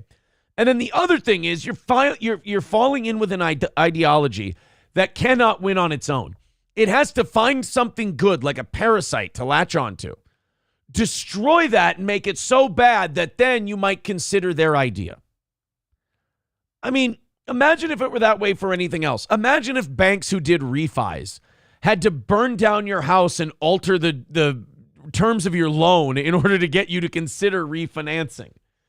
I mean, if you take a refinance on your house because it's financially advantageous to you. Same thing with changing governments or having revolutions, is you're like, well, this is better than what we got. If the first step of your revolution is take the thing that's clearly better than us and just try to sandbag the shit out of it so we can take over, that's a bad ideology. I'd really like to get this new car. Hey, what are you doing to my car? You're going to really want a new car now because your windows and your taillights just took a dump. Oh, I should have never parked at Union Square. Shit. This is why I never buy Kia. So here is maybe the worst take. And again, I don't know how this guy makes money. I don't know how he has an audience. And we're struggling to get to 700 people this morning. It bothers me. Cenk Uygur gave him a boost. That's how. It annoys me. Let's check it out. Here's his hot take on the Kai Cenat thing. And his whole kiosk was ransacked. All the first of all, he doesn't talk. He's just watching it and eating. Off of it. And he was saying that he was injured because he was trying to stop the kids, and they hit his head, his neck, his back. The gentleman is in his 60s. What about his pussy and his crack? Were those two left alone?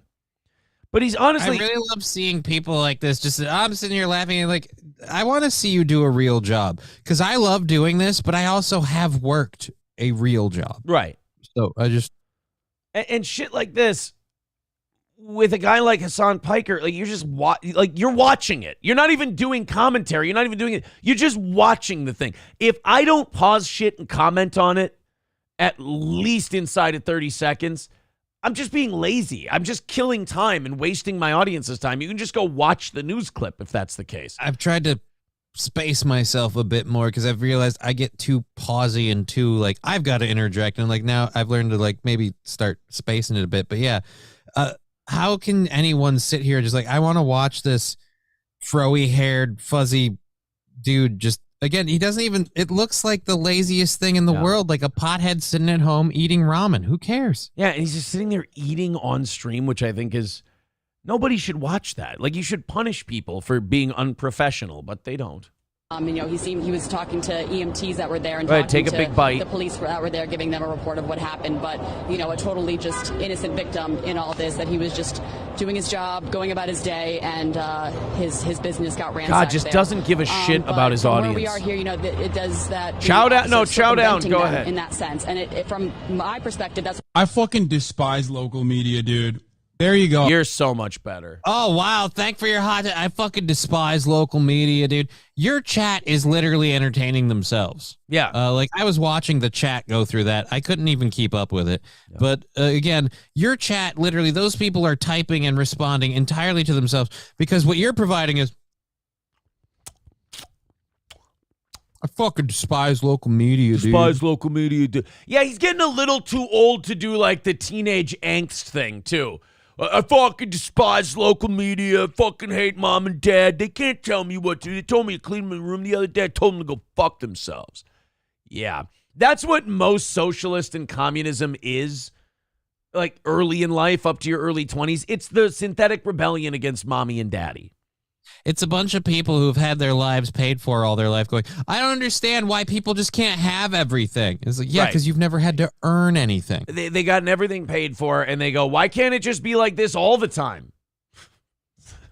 Oh, there is no better representation of how dog water local media is and how much they exacerbate, like, narratives that you see on Fox News. What role they... What the fuck are you talking about? Hasan, you're literally watching a riot in real time. Look, I think the local news can be shitty too, but I think it's more like the stories they cover and stuff like that and the cowardice in general that they have. But, like, this was a newsworthy thing that happened in Union Square. It's worth covering. There's thousands of people rioting and breaking shit and destroying property. And then wait till you see what he says about the vendor, the street vendor, who was like, yeah, they beat the shit out of me. They scared me. They ransacked my truck. Listen to his take on this and tell me if Hasan's out of touch or not. Play in the boomer reactionary pipeline. Local media talking about $3 worth of fucking Doritos. Like, you know, there was a bank run or some shit. No, a bank run is more organized than this. People go, they stand in lines. They wait nicely. And they try to withdraw their money. These people, first of all, let's go at number one. They're blocking the street, so commerce is shut down. They're wrecking property, and they're beating people up. And by the way, we're not talking about $3 worth of Doritos. We're talking about that guy's entire cart and or livelihood. Right. A better expense. There wasn't a bank run. Yeah, if a bank run meant that they went in and just destroyed the building, brick and mortar from top to bottom, just, you know, on a Tuesday on a whim. It would be a news story, yeah. $3 on $3 of Doritos. Again, proving you have no idea. $3 is not even a bag of Doritos. So again, money value. Might want to figure that one out. And also, what a prick. That's that guy's whole life. That truck. And he got the shit kicked out of him. Yeah. But no, you got to just let this shit happen. That is like communism, socialism 101. Oh, you got to let the proletariat, you got to let the people just riot and let off steam. No. This will always be a yin and yang to people like me and Hasan. No, you fucking order is what's called for here. Restoring order by any means necessary is what's necessary here. I'm not living in a society where it's okay to just block the streets, beat people, and destroy property. I want that met with violence. I do. I want that put down violently. Yeah, I for me, like, this is the thing I'm most pissed about is, again, January 6th, all this other stuff, the things in France. We see all these times where the cops are like, we got to use tear gas and, you know, beanbag rounds or whatever. Why was none of that deployed here? Right. And when it comes to January 6th, people like Hasan will act like it's the worst thing that ever happened. Oh, my God, it's so terrible. It's nasty. It's awful. But then when it comes to this, it's like, oh, it's just a $3 bag of Doritos, man. You got to let these people express their outrage. Oh, but you can't let people do that over election interference. Weird. Like, also want to fucking make it seem like, you know, this is a riot that was completely out of control. As it's smoking and there's people running all over the place smashing shit. Hasan, this is a dog shit take. And I'll tell you why I love you, Hasan. You're never going to back down from this one. I covered this while it was happening and even in just the aftermath. No, I'm sorry. That was a fucking riot. Yes. They were covering it later, like, and now the police are finally starting to have the scene under order. And it was literally people everywhere. There was stuff everywhere. You could tell that shit had happened. Like, all right, we're finally starting to some semblance of order. They still have the train just blowing through the 3 stations in the area. Like, that's right. It's not a riot. You just can't use public transit right now. Right. Sorry. We just have to shut down parts of the city. It's not a riot, though. Hot take, Hasan? Is that it? It's tragedy porn met with also like black unruly teenagers. Look at that. That's the end of the clip. Well, yeah, I mean, look, Hasan, I'm sorry that a camera was on and it caught what happened. He's like, oh, it's just terror porn, and then the narrative of black people, being crazy and violent and out of control. Well, no, that's not what that wasn't the narrative. Enough about your lunch. Let's talk about the video that we're looking at. But that's not the narrative they were even putting out there. As a matter of fact, Hasan, I would put forth that the media actively stays away from pointing that part out because it's remarkably uncomfortable. But Hasan, you can't get mad because cameras were on and it caught what happened. I'm sorry. Thomas Canavan says, give the mob a whiff of grape. Yeah, as Napoleon said, a whiff of grape shot. Of course, how Napoleon put down riots in Paris back in the late 1700s was he would fill a cannon full of basically little lead balls, and he would fire artillery at the fucking crowd. So yeah, you go home. You go home pretty quick when the grape shot comes out. You got to pick the balls out of your skin. He's sitting there. Oh, wait. Oh, that one. You know what? That one was keeping that artery plugged. Oh, we're in trouble here. I probably should have stayed home today. Kate Gollum says this is the same guy who went into a panic meltdown when a single fan approached him in a restaurant and gave him a compliment. I'm sure he'd do great in the middle of a mob getting out of control. Yeah, Hasan, there was one guy who came over to him, and the guy was streaming, and he goes, oh, man, I'm just a big fan of yours, and my chat wanted me to stream snipe you, so, I just wanted to say, hey, whatever. And Hasan starts panicking and goes like, we got to get out of here. We got to get an Uber. And like his friends weren't done eating, and they were eating barbecue or whatever. And he's like, we got to go. You can eat that in the car. Come on, let's go. Yeah, I heard you playing that while the show was getting ready. And the funny part about it is that guy is a classic example of just, one of these like schizophrenic people that doesn't ever get outside. Like, right, because he's the one freaking out and really being weird about this. Yeah, at human interaction. He was freaking out about human interaction. I believe Marie Antoinette said, let them eat cake. But you could be right. Consider believes that Marie Antoinette once said, let them eat cock. I'm not positive about that. Look, if she wants to, I'm not going to stop her. All right? Marley Analytics says, Hasan is the type of person who would have gone to the USSR in 1980 and talk about how amazing it was there and how privileged everyone was. Oh, yeah, he would have been a great propagandist for the Soviet Union. For sure. Oh, yeah. Gree C N-word with $5 over on Rumble says, Erica is my jam, y'all. No cap, for real, bussin' and shit. By the way, who's this Kyle dude? Everyone says they see him. Oh, I see what you did there, Greasy. 265. I don't see Kyle. 265. Where's Kyle? Away from today's goal. Streamlabs, PayPal. Come on, boys and girls. Let's get in there and run that down. We didn't get under 200 by the end of the second hour, but we can still knock out today's goal. It is anniversary week. Let's get there. Let's make the money we need to keep this show going. You guys have been great these last 3 years doing that, and we really do appreciate it. So continue. Go ahead, chip in. Streamlabs, PayPal. The links are in the chat. YouTube, Rumble, whichever way you'd like to go. We do appreciate it. Rumble, hit like. Rumble, hit share. Rumble's a bit down today. That's unfortunate. That sucks a dick. YouTube looking respectable. Rumble a bit down into the 600s. Let's get into the 700s today and have a great show. Joe Rogan decided to go off on Anthony Fauci again. And, I find that I like Rogan more when he goes on these rants in front of people who are afraid of rants like this.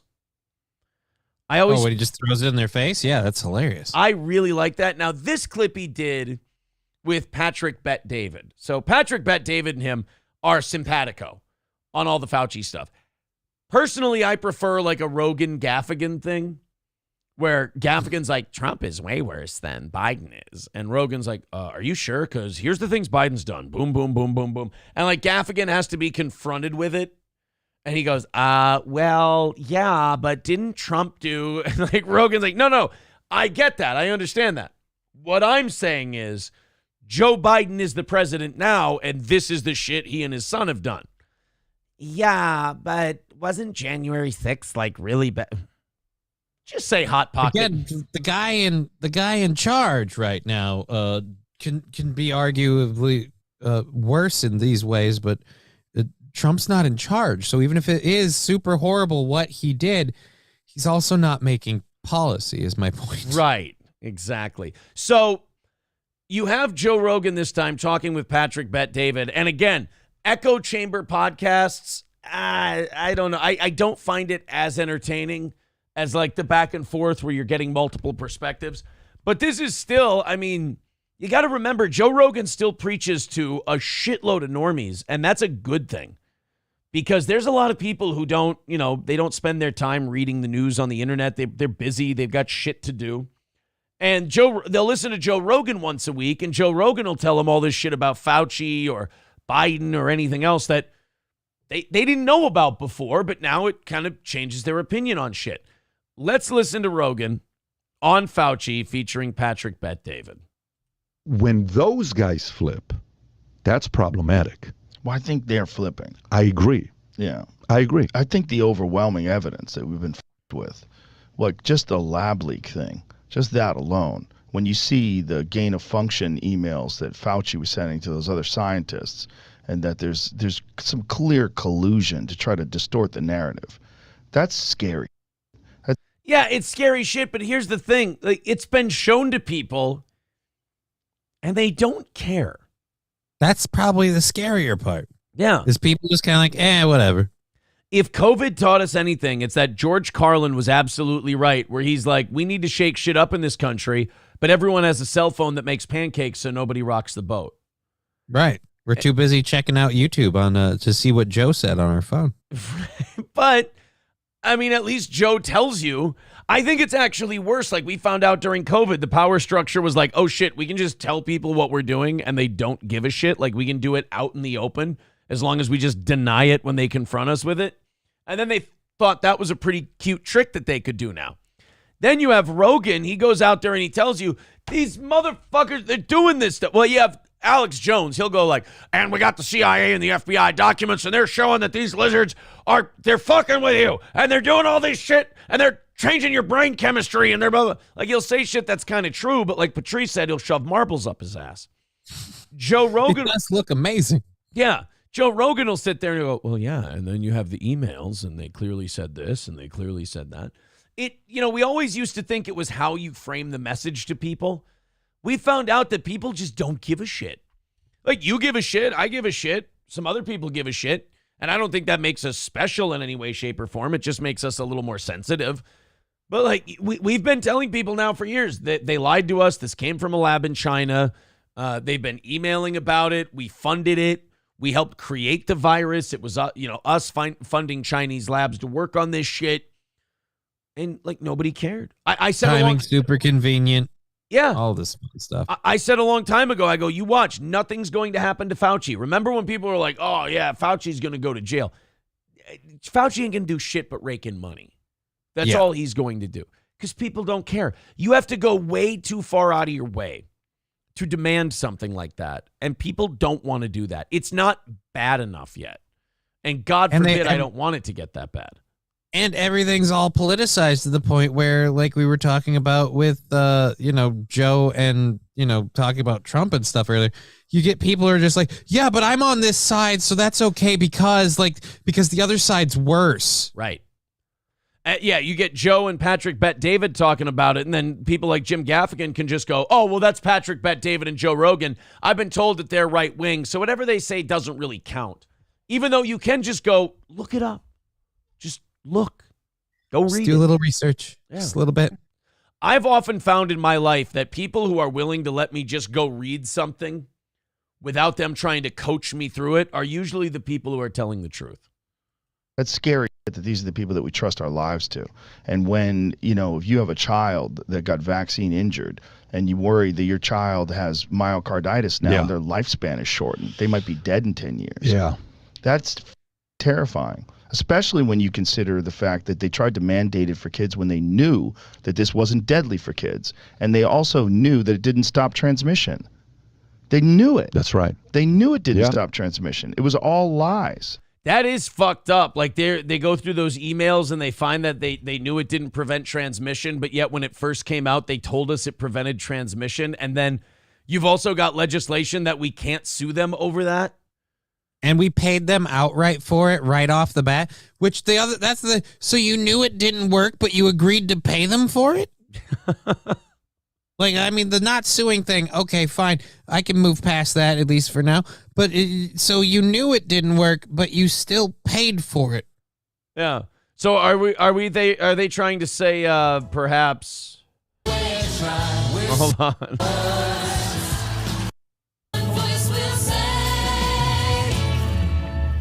It's time for guillotines. It's time to raise the boys. It's time to sharpen blades. We just can't take this anymore. It's nothing personal. We gave your way a try. We're sorry, but you at the top all have to die. I mean, look, some would consider that a bit extreme. Some would go. Some would say. Yeah, some are saying. That's all. But when it comes to some are saying, can I get tickets to this show? Yeah. But like, I mean, nothing he's saying is wrong. No. Everything he's saying is correct. And yet that's the most frustrating part to me is I watch a guy, he's right about something, he's totally nailed it, and you just have to look around and you have to go, yeah, but this isn't going anywhere, is it? Doesn't seem like it. Politics, like the most important shit that affects our life is the one place where the laws of life physics don't apply. Like anywhere else in life, when it comes to your car, if someone goes, this is a faulty problem with your car and it's going to destroy it, you would go, well, then clearly we need to swap that part out and do something different. But if you go, hey, these people fucking lied to you. They put, they poisoned your children. They shut down their schools. They wouldn't let you go to work. They wouldn't let you go to the gym. They wouldn't let you open your business. And, here's the emails to prove that this wasn't really that necessary. They were just trying to cover their asses. People just But they're not Republicans, right? Right, exactly. People just go, oh, well, and, I guess better luck next time. And you're like, dude, if this was an alternator on a car, you'd be hitting it with a fucking sledgehammer. And you won't even change who you vote for this shit. Mr. Saying Caesar says, Rumble Week on the anniversary week. Congrats, guys. We are trying to get a strike here. I don't think we're going to get a strike for that. No. Joe Rogan didn't say anything medically wrong at all. Thank you, Balls Deep, for gifting 5 memberships. Kane J, Mr. Sane Caesar, Mr. Approachable, D-Rec, and Dustin Hoffman all getting a membership. And that brings today's goal to 255. Come on, boys and girls. Let's go on a bit of a rally here. Let's get under 200. We can do it. Let's get under 200. What do you say? We're at about 680 right now. Oh, let's get into 700 today, too.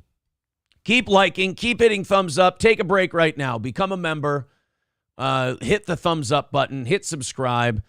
And let's knock that out. 255 away. Then you don't have to listen to me bug you about it for the next, what are we at? Oh, God.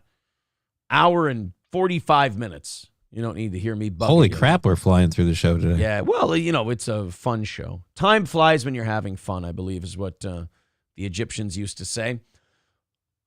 This next one, Johnny, I want you to control yourself. Okay? I want to just follow the story, see where it takes us. Don't try to skip ahead. Just relax the shoulders, let it breathe, as they say. All right. Go ahead. A Metro Atlanta woman left home to go get food for her family, and she returned absolutely traumatized. And now she's filed a lawsuit after what she called a life-changing attack that left her like this. Attorneys sat beside their client. That is a fucking braid ripped out of your head, by the way. Do you see the pattern of her braids? That's a whole fucking braid yanked out of her head. Jesus Christ. How does that not rip off like your scalp? Looks like it might have. Oh my God. What could she have possibly done to bring this about in any way, shape, or form? Johnny, they said that she was going to get food for her family, and it ended up in a traumatizing situation. Would you like to guess where she went to get food for her family? Let's just see if you can nail this. Jack in the Box? Okay, Jack in the Box is your guess. Let's let the audience guess a little bit. Guys, what do you think? By the way, Cooter Soup instructions, we did figure out the Yeti thing yesterday, so there is that. We got it figured out. Let's see. Okay, we got a guess. Wingstop, Waffle House, Jack in the Box. Okay, oh boy. What? No, why are you all saying that? Why is that all your guess? Rumble, Sloppy Slop. Why is that your guess too? All right, let's take a look. Let's see who was right. Today, or Adam Murphy was there. 1 year after police arrested 3 restaurant employees at the Popeyes on Cleveland Avenue in southwest Atlanta. Oh boy, this has happened before. At this place by the staff. Yeah. In fairness, if the customers would stop disrespecting them, they would stop ripping their hair out and beating them. It's the disrespectful customers that are causing all of these problems. What? You look at me like that. I'm just saying these people were acting very nicely. Yeah. That they tried to ask for a little extra sauce, and you guys had to disrespect them. That's all I'm saying. This might be your fault. Customer Denitra Dawson is taking legal action. I still don't understand this. Like, why me? According to the legal complaint, Dawson because you went there. Right, because you went to a Popeyes in a seedy neighborhood. I love that. That is a perfect microcosm of so many arguments. I still don't understand. Why me? How long do you have? Yeah, right. We can talk about that. I mean, if it will be a learning experience for you, I can give you an explanation as to why you. You see that? That's a Popeyes. You see that? That's a crack house next door. 2 + 2 equals... Go ahead. Like, if you go to a Ruth's Chris and the waiter yanks a braid out of your hair, you have a right to go, why me? How'd this happen? I was having a vodka gimlet and a delicious ribeye, and all of a sudden they done rip my hair out. But if you go to a Popeyes and you go, my sandwich is cold, you're probably going to get shot.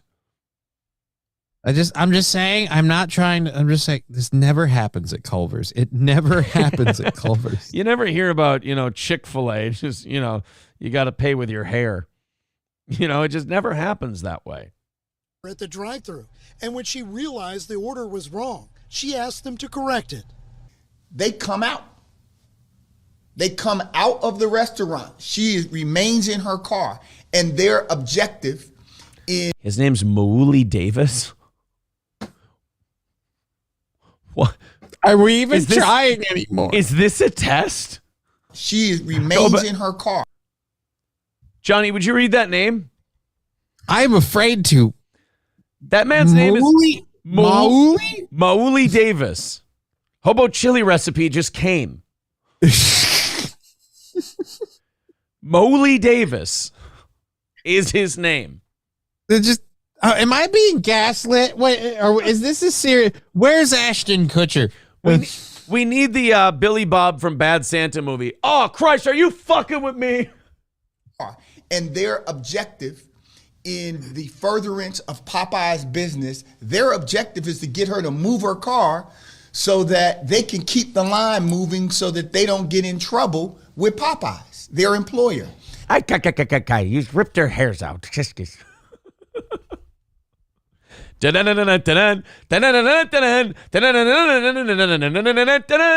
Pull her hair. Oh. I'm not to be deceived when I pull out her weave. I'm Popeye the Chicken Man. She's got just like what? She just squeezes like a wing piece and just shoots the meat in, and it like gives her the strength to fight back. How does this work? She just eats some of those rice and red rice and beans. That's how you know you're about to catch an ass whooping. Oh man. I'm just trying to think of. I'm honest. I'll tell you guys what I was doing. My kid's at home without his father. I really can't daughter. I'm Popeye the Chicken Man.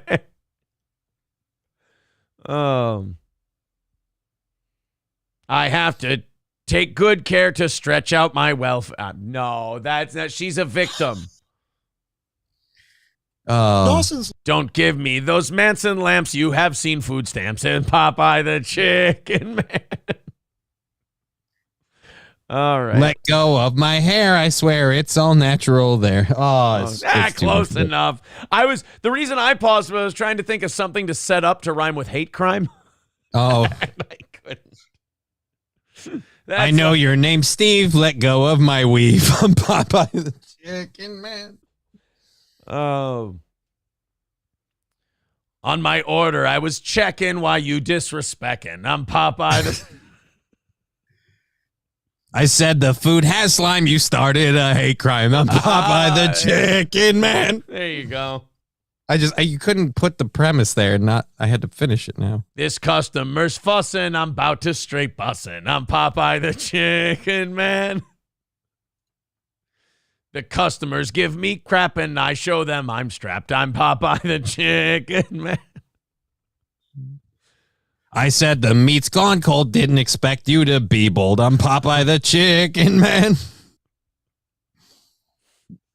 Oh. Your order can't hold me. I'll hit you. Kai Cenat told me. I'm Popeye the Chicken Man. All right, continue. Wait a minute. Unless the audience wants to get in. Let's take a quick look at the chat, and then we'll get back to business here. Hold on a minute. Oh, they're fixated on this guy's name still.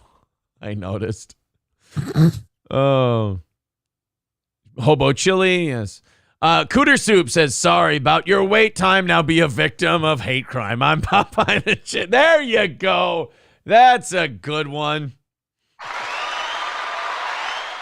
You give me the heebies, you pay with EBT. I'm Popeye the Chicken Man. That's Hulkamania, baby. The mood, if you do a hate crime, you can do the jail time.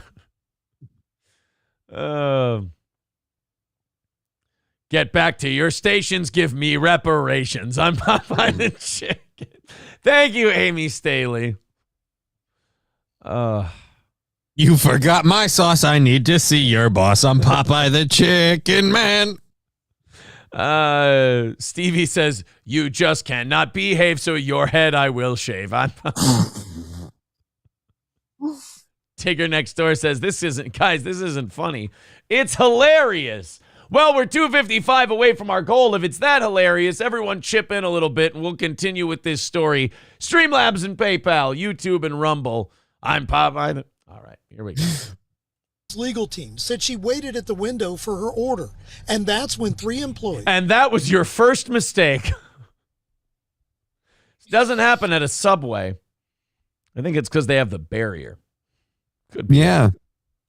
Including a manager, allegedly walked outside and attacked Dawson inside her car and ripped out her hair when she would not move out of the drive-through line. What the fuck? And all she did was she looked in her bag, which, everybody does the bag check. Right. She checked. She goes, yeah, by the way, you guys got my order wrong. And they were like, oh, okay, well, come here. Give me the audacity. She wants all of the food she paid for. Yeah. This bitch. Well, come here. What'd you do? I ripped out one of your braids. I know. Why?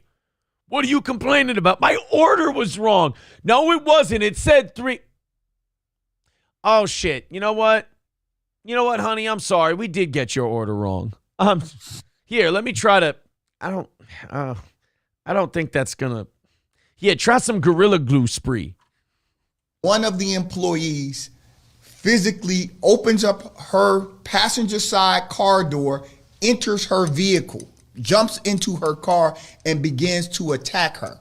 2 other employees, including the manager, then open up her car door, and they're all converging on her, beating her, punching her, scratching her. And Atlanta. I want to point out one of these people is the manager, showing you the talent pool they have to pick from in that neighborhood for that Popeyes. You know, they say every good chain, you lead by example. That's how you punch a bitch. Yeah. Like, oh my God, really? This is not, Ray Kroc would not approve of these standards for one of his restaurants. Police report says 2 employees were charged with You got time to lean, you got time to be mean. Go beat up that customer. battery and another with obstruction of an officer. The legal team said Popeyes failed to do background checks on the employees involved. Come on. What would you have found? I mean, why would you need to do background checks? I feel like that community looks like everything's, all above board. What those people seem like rational people.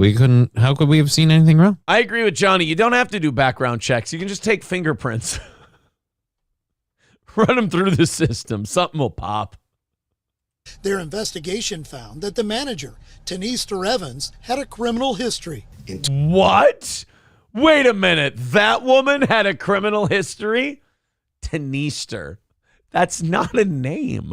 Like, sometimes you'll get a weird, freaky fucking name and you'll look it up and there will be some like ancient context to it and whatever.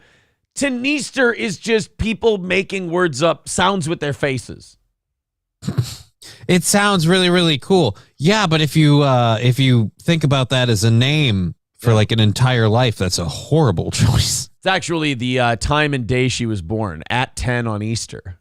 So how the fuck do you hire this lady and go, you know what? You're management material. Right. You go, hey, we didn't do a background check on her. Really? Her hair didn't give it away? Okay. She's wearing her bra on the outside. Come on.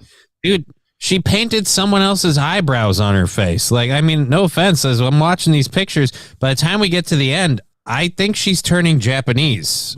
I really think so. 2013, she was convicted of assault. Well, that makes sense because at this Popeyes, everyone was kung fu fighting. The Funky Chicken Man from Funky Chicken Town.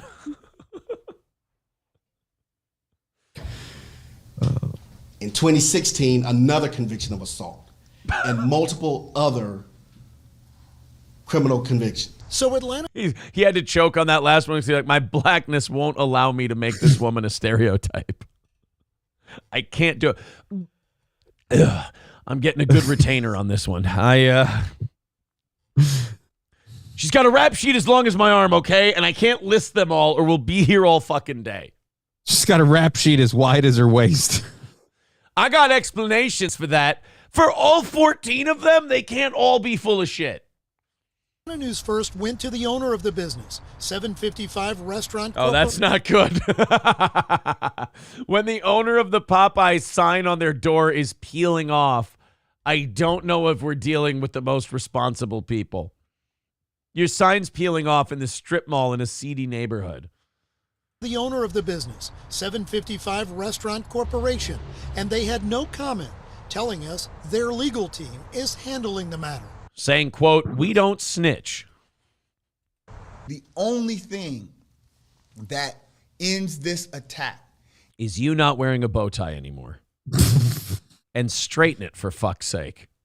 Is that Miss Dawson is able to get access to her purse where she has her licensed firearm.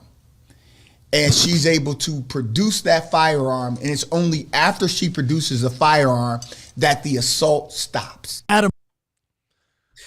Remember, guns are bad, guns are evil, and in no way should anyone ever have a gun, because why would you need it? Right. It only escalates things. It's the only reason she's still alive is she pulled a gun on these fucking pieces of shit and was able to get them to scurry and scatter.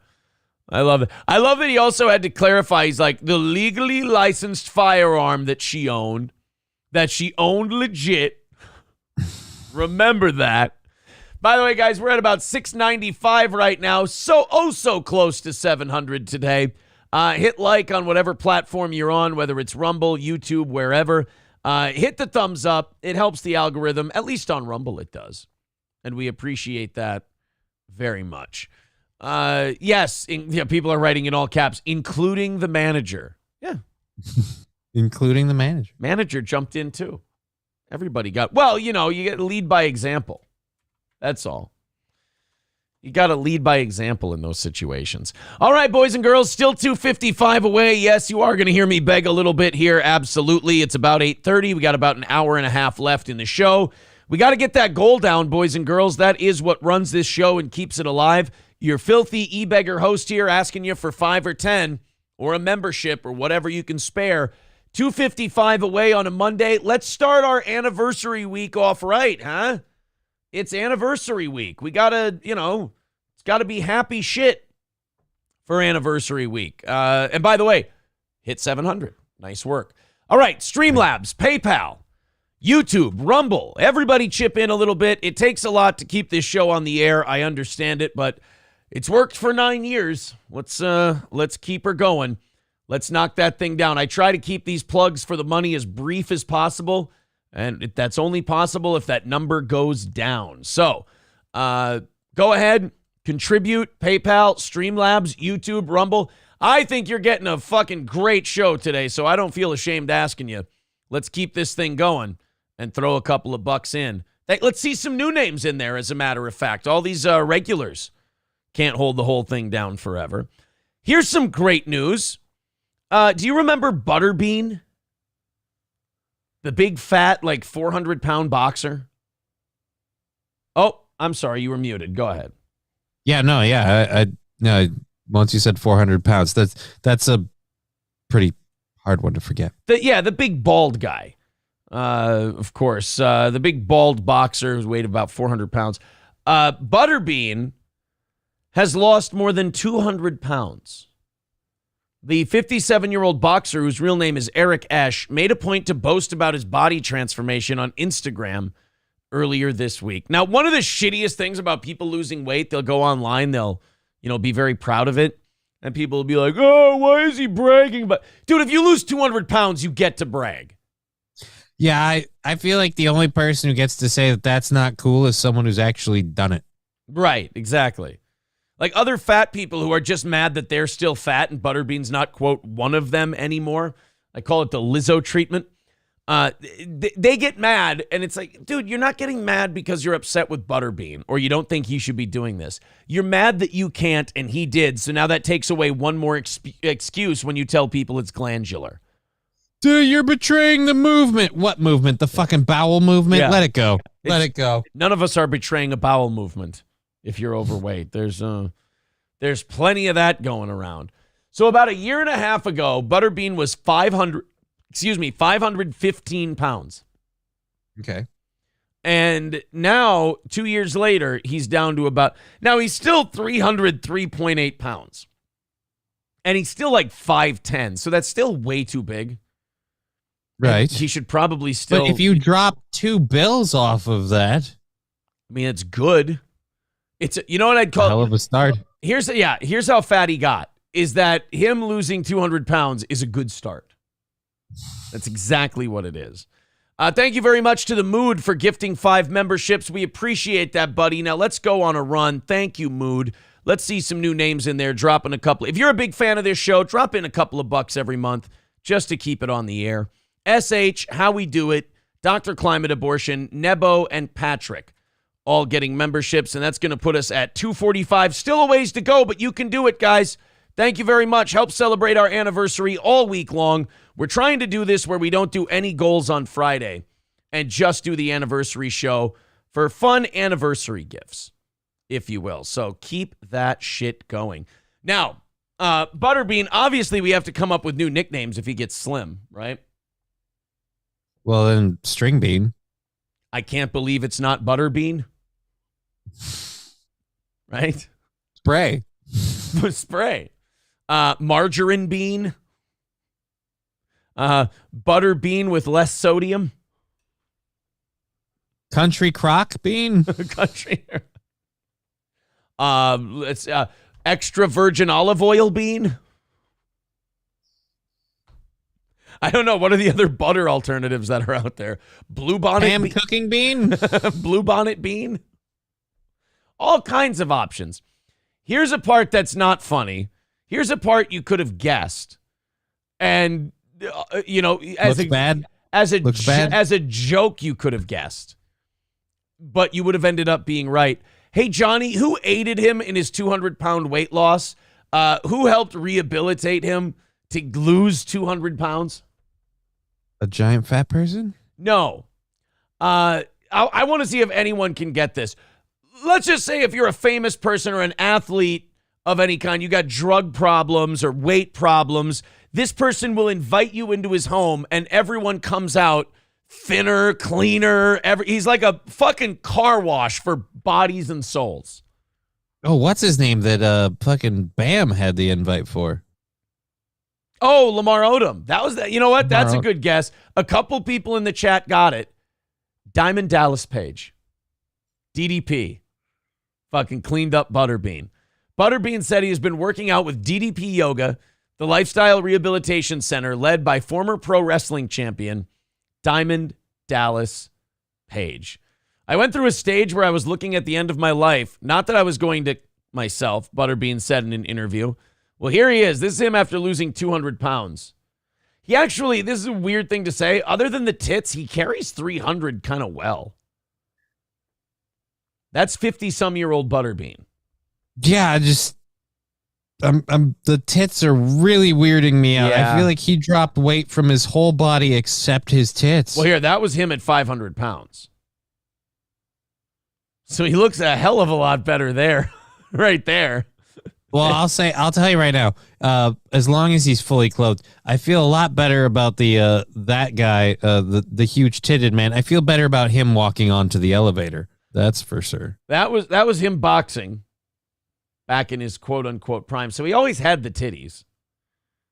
Those always existed. Believe it or not, I think he's smaller now than he was when he was a boxer. I think when he was a boxer, he was like 340. And now he's 303. So, he's slimming. DDP can measure his success in the melted fat of celebrities he's helped.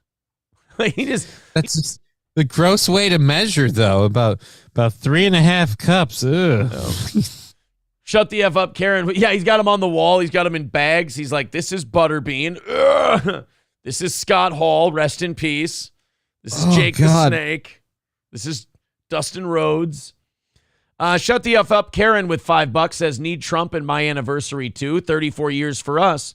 Happy anniversary, Toe Boys. Well, thank you for the $5. Sorely needed today.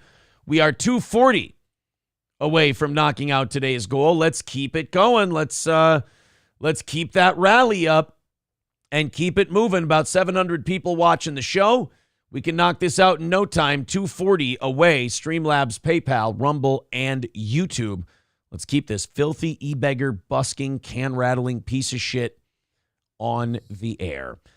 Well, Johnny, we talked about earlier how out of touch Hasan Piker is with his takes on politics and economics and things like that. Now let me bring you Joy Behar. Hasan Piker has lived in the lap of luxury his whole life. Joy Behar's probably lived in it for longer than he has. And Joy Behar is never going to learn the unfortunate lesson that just because you say some shit doesn't make it true. Because if you're Joy Behar and you live in the gated community that she does, worth millions of dollars, you can say something about politics or life, and it basically becomes true to you because you're relatively insulated from the consequence. Well, it's getting difficult on The View to do their normal politics talk because the biases they have are falling down around them. Well, like Whoopi's still really, really anti-Semitic or what? Like what? No, I didn't. I said the bad things about them. Oh, so, all right. I'm sorry. Joy Behar goes on The View yesterday or on Friday, And she wants to talk about the economy. And, people are, there's a new poll that came out that said most Americans believe the economy is in poor shape. It's not good. I think 54% of Americans said they trust congressional Republicans to handle the economy more than the Biden administration. Well, Joy Behar isn't hearing any of that shit, Johnny. In fact, Joy Behar wants to set the record straight right now on the Hot Topics segment on The View. So those of you who are having trouble paying for your groceries, paying your mortgage, what have you, contributing to Steel Toe, all the essentials of your life. I want you to listen to Joy Behar, and she'll make you feel all better. Here she is. Joe Biden, let me just say something about Joe Biden. According to what I'm observing, the economy is booming. Yeah. Inflation is down. The stock market is doing well. Oh, by the way, I forgot to tell you guys, I played a trick on you. Friday was opposite day on The View. Jesus Christ. The economy is booming. Yep. Again, I really love rich people who apparently don't notice that their grocery bills have doubled while the amount has stayed the same. I really love those people. Hey, man, this economy is great. I just went shopping yesterday, and that's not even a joke. I literally went shopping yesterday, and I thought on the way home, honestly, just stepping out into traffic doesn't sound half bad. I won't have as many groceries destroyed if I do. I'm not going to do it, but I mean, for a minute, it gave me pause. I had to think about it. No, I think Joy Behar, actually, she's getting older. She may have just gotten her words mixed up. Inflation is booming. The economy is down.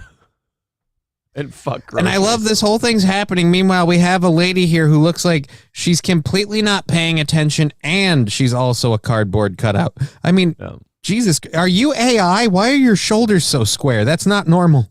Let's get to the rest of this, because that part was rich. Let's see what other gems Joy digs up. Joe Biden, let me just say something about Joe Biden. According to what I'm observing, the economy is booming. Yeah. Inflation is down. The stock market is doing well. The stock market hasn't moved in a year.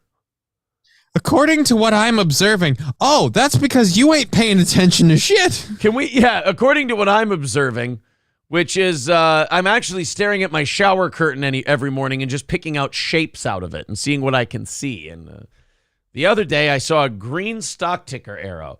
Let me go to the Dow. And let's check out the Dow for, I don't know, the last year. The last year, okay, peak was 34,152.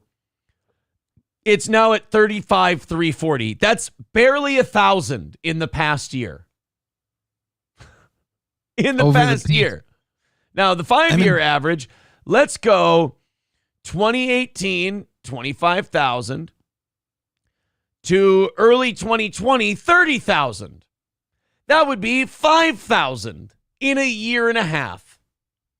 That I would consider a good economy. Now, if we could go back from that and we could go to 2016. Here, let's go. Let's go 20. We were at 17,000. Oh, no. When did the election happen? November of 2016? Here. We were at 18,000 at the election, 18,000, and then Trump got it to 30,000. So 12,000 in 4 years right before COVID. Wow. And then we lost it, but hey, cool. And then when Biden took over, it was at 31,000. 3 years later, 35,000. All after COVID and everything else. So, and massive inflation driving up the price of goods. So it's going wonderful. Tigger next door with $10. Thank you, buddy. He says, by booming, does she mean literally exploding? Yeah, that blowing up in our faces. It is going boom. Yeah, I will say that. The economy is booming if by that you mean it's exploding in front of our eyes. Yeah, Guy Sartell says stock market hasn't moved, but with inflation, it's down like 40%. That was kind of my point. Like Biden's got a 5,000 point jump in the Dow, but it hasn't outpaced inflation in 3 years. So he's averaging about 1,300 points a year, which isn't that great to begin with. But then you factor in inflation, and it's just eating up whatever gains there are. And yeah, so it's kind of like we're not actually getting any ground. Right. There's two ways people talk. There's honesty. You speak honestly. And then there's political spin talk. And Joy Behar has either been listening to political spin talk and is just regurgitating it on television, or she's doing the political spin talk. But when she says inflation is down, here's what she's talking about. The inflation number year to year. Remember last year around this time, we were hitting record inflation numbers, 9%, right. It went up this much, went up that much. Well, now inflation is still going up, but it's going up by a lower percentage than it was last year. So they're saying inflation is down. No, the rate of inflation is down. Right. We haven't gone back at all. The inflation is still up. We're just not going up as high as we used to. And then we got word that the United States is going to be borrowing $3 trillion in the next year from the Federal Reserve as interest rates are going through the roof. Are we borrowing this money from Ukraine? I mean, we put enough into it. Right. Could we have Ukraine equity? Like, can we just take Can they money just out of pay there? back the loan now, or at least make a payment on the loan? Not to the Bidens. I mean, to the American people. Yeah. Just directly into our bank account, please. Rupert with $4.99 says the market is going to crash so hard it's doing the exact opposite of the economy the last 3 to 5 years. Well, yeah, it was being pumped up by funny money. That's why it's being pumped up by inflation. Yeah, that's why it's done the opposite of the economy. And by the way, we've been in a recession for over a year. They just won't call it one because they want this guy to stay in office. Like it's all so corrupt. It's too easy. Yeah, but that's the other part of my problem now. They want this guy to stay in office. Why? So things can get worse? Why do you want him in here? Well, I mean, if you want to get real conspiratorial about it, we'll get to the, what do you call it? The George Soros audio in a little bit. $230 away from today's goal. Thank you, guys. Keep it moving. YouTube, Streamlabs, PayPal, Rumble. Keep chipping in a couple bucks here and there. We do appreciate it. We got a little bit of a run going. Let's get that within striking distance. Then we'll rattle the can with 5 minutes left in the show, and we'll see if we can make the rest.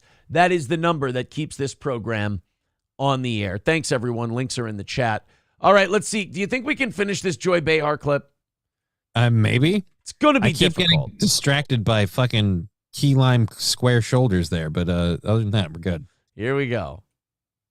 People are having an easier time putting bread on the table, etc. No, they're not. I literally bought bread yesterday. I am not having an easier time. And that's not just because now I need a motorized cart, bitch. It's because the shit's more expensive. Yeah, I got to say, look at the people on the stage with her. This woman, Sunny Hostin, is looking straight down. This woman can't look at her. I don't know what these two are staring at, but they got to. I mean, Sunny Hostin has a look on her face like she's contemplating how much her soul is really worth. She's like, oh my God, what have I done? Was it worth the money to lie to people like this? And not only lie to people, Joy Behar is lying to them while they live the truth. So she's staring at these people dead in the face and going, it's easier to put bread on the table. So all the people watching, they're dumb housewives. They're going, oh my God, what am I doing wrong? I'm a bad person. I'm shitting the bed and I'm not taking care of my family because Joy Behar on The View today said it's easier to put bread on the table, and I'm having a harder time. Yeah, she's lying to you.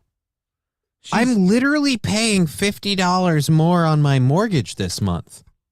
Oh, God, you lucky devil, you. Yeah, no, I'm sure it can be worse. I'm not saying like, oh my God, poor me. I was kidding. That's not good. I'm just saying. Life is not good when your house, like it's the same house, it's the same amount of money, but now it's $50 more. Okay, I owe the same amount. It's the same loan. It's a fixed rate loan for the length of the loan, but the property taxes went up because you know what the government should do when people are having a hard time paying for their shit? Tax them more. It's a great idea. I'll tell you this. That's right, Minnesota.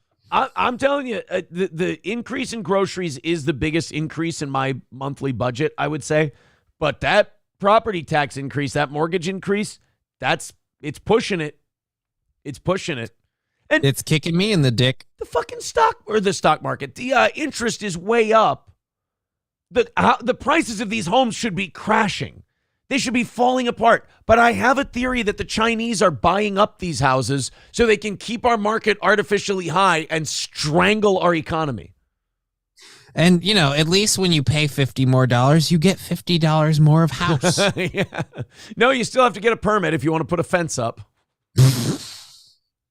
And we'll take an extra $600 a year. Thank you. And hey, are you building that fence without a permit? Hey, are you having a fire pit with a bucket of water next to it? That's completely unsafe. You better pay us a bunch of money just, because. He doesn't seem to be getting the credit for that. Only 41% approval. Is it because they think he's old? Because I don't see anything else they can point to with. They didn't point to their fucking grocery receipts, you stupid bitch.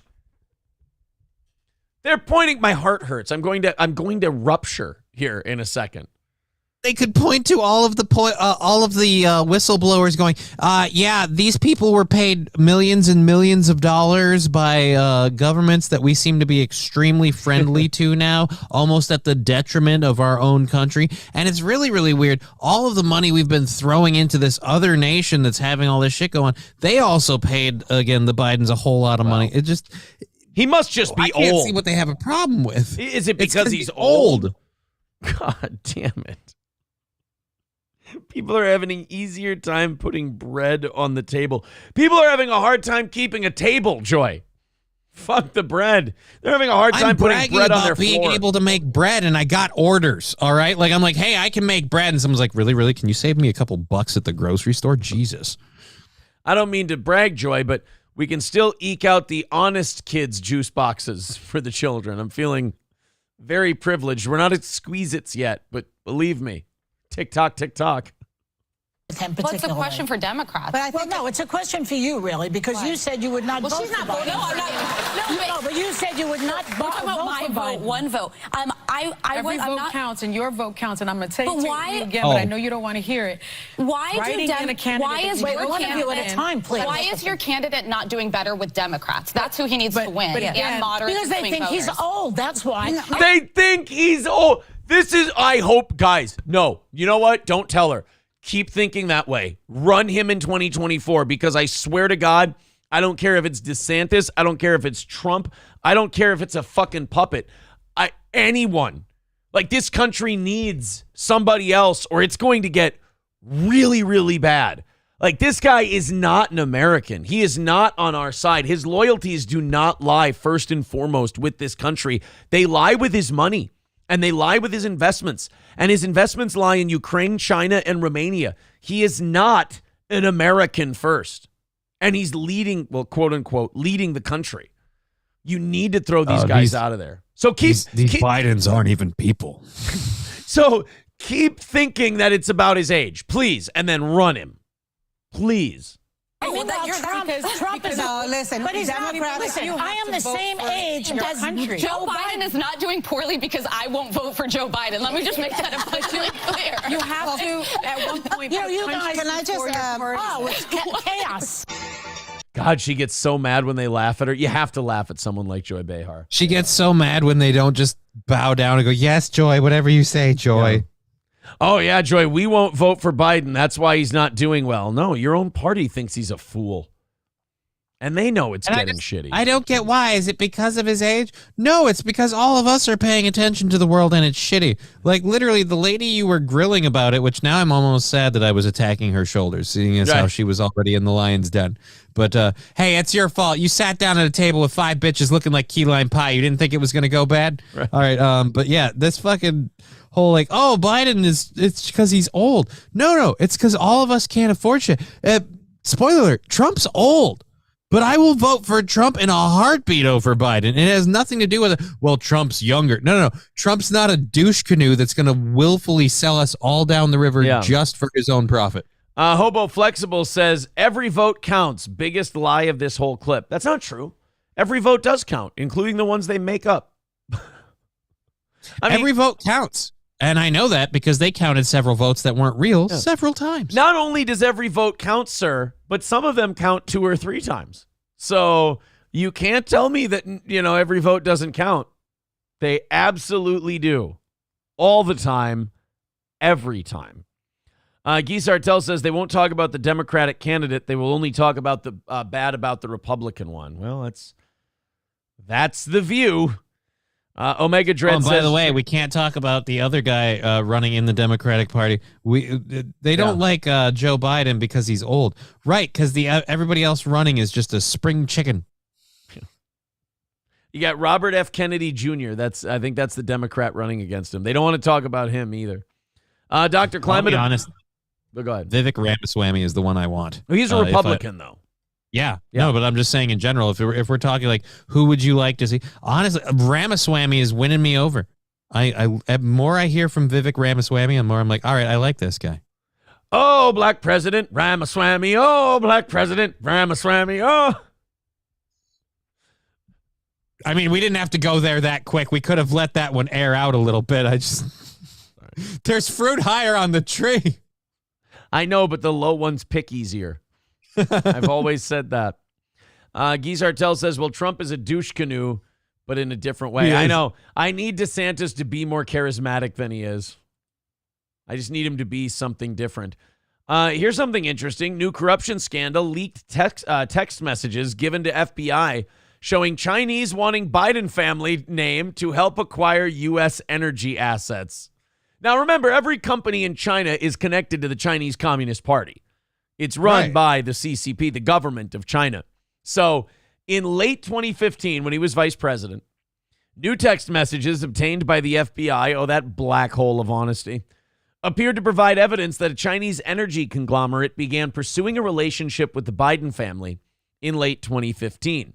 In a sudden development to come as House Republicans continue to investigate Joe Biden's alleged involvement in his son's overseas business deals, the FBI reportedly obtained messages tying the Bidens to CEFC China Energy.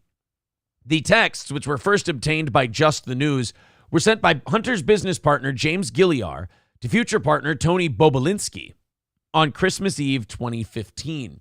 CEFC Energy apparently hoped to leverage the Biden name to facilitate a controversial deal to buy up energy assets in the United States at the time. So not only is China buying American energy, but Joe Biden is facilitating them buying it. He's literally selling his own fucking country out for a couple of bucks. I'm not going to listen to anyone tell me what a great guy this piece of shit is. This traitor, this treasonous sack of shit hiding behind the fact that he shits himself and he's too old to face criticism. Fuck him into the ground. The more we find out about this guy, the more we find out he's the opposite of Trump in all the worst ways possible. Doesn't give a shit about this country. Gives opposite of Trump. Hold on, man. I think we can all remember the great news story and affront to democracy that was Trump using political pressure to get a Scottish golf course or a Scottish government to be more favorable to his golf course, to the point at which the Scots had to raise up and fight back on Trump because their government wouldn't do it to him. So the only way that they could do it was they went and they had to shit in his golf holes on his course. So if you got a hole in one, it was a brown day for you. And I mean, that is not democracy. This is clearly how you get it. You sell all your water rights to China and they just build facilities in your country. And somehow when the invasion happens, they're already here. Joe Biden is literally the Aykroyd and Lithgow from the campaign. He is. He's literally just selling the country to the Chinese piece by piece. You know what I think? I think there's a good song that kind of talks about this. Hold on. I believe it's time for guillotine. It's time to raise the voice. It's time to sharp the blades. We just can't take this anymore. It's nothing personal. We gave your way a try. We're sorry, but you at the top all have to die. I mean, this is like the theme of this year, I think. This is America's theme. This is 2023 America's national anthem. Hey, and you know what next year's national anthem will be? There's one. Yeah. We're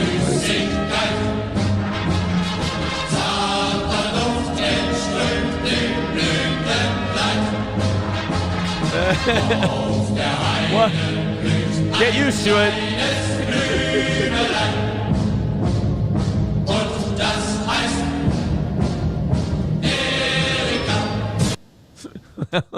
See, if I'm not bouncing my head and slapping the desk like it owes me money, I feel like I'm not doing it right. That's how powerful that lady's performance was. Shit. Change the song.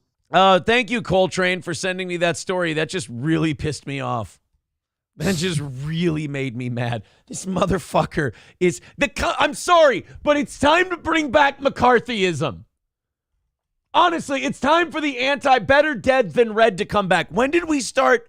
Well, I know when we started loving commies in this country. It's time to hate commies again. They're fucking bad. They're evil. They're terrible people. They're worse than Nazis. The commies you're are saying worse. that, but I would like to point out during Trump's election when they were saying Trump was in bed with Russia, there were a lot of MAGA people. They were like, well, then call me a communist. I'm pro. Like, there were a lot of pro-communist people for that Good. shit. Fuck them too. There's one thing you'll never catch me on is going, well, Johnny, you see, that's different. Nope. Fuck them. Did they give an excuse for the commies? Then fuck them. Better dead than red. It's time to start hating the communists again. Stop. Okay. You know what? Hey, Johnny, you know what? I'll be a moderating voice. I'll compromise. Ready? We don't have to start hating the commies again, but we have to stop selling our country to them. Well, that's going to be a problem because a lot of the people in the government kind of like, I don't know if you know this with like AOC and they're really pitching this whole commie thing. So a lot of people are kind of like, well, this is just the way it's going to go. I have no answer to this.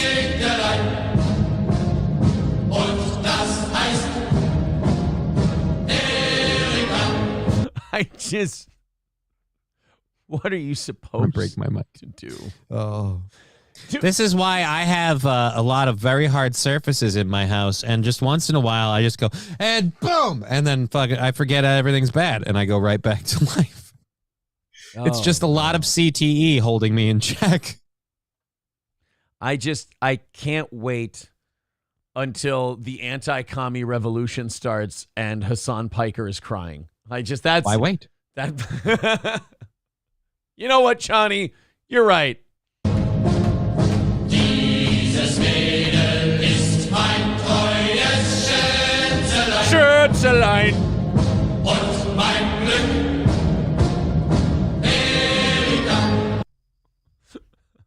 Somebody said the song's about having insurance or something like that. I have no idea.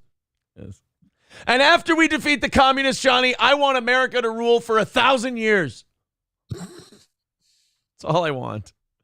Boys and girls, $230 away from today's goal. If we're not giving it to you today, I don't know what giving it to you looks like. That sounded bad. Chip in a couple of bucks, would you? That coming from a guy who loves his members. Streamlabs, PayPal. I love members. You can be a member. I love a good member. Streamlabs, PayPal, Rumble, YouTube. We've got less than an hour before we have to rattle this offering plate and fill it up with money, or we get behind the 8 ball. It's anniversary week. Help us celebrate. Streamlabs, PayPal, Venmo, Rumble, and YouTube. I'm e-begging at you. If you hear me knocking, let me in. Oh, wait a minute. I got some Chinese comeuppance for you. Okay. Thank you, Coltrane, for sharing that story so close to this one.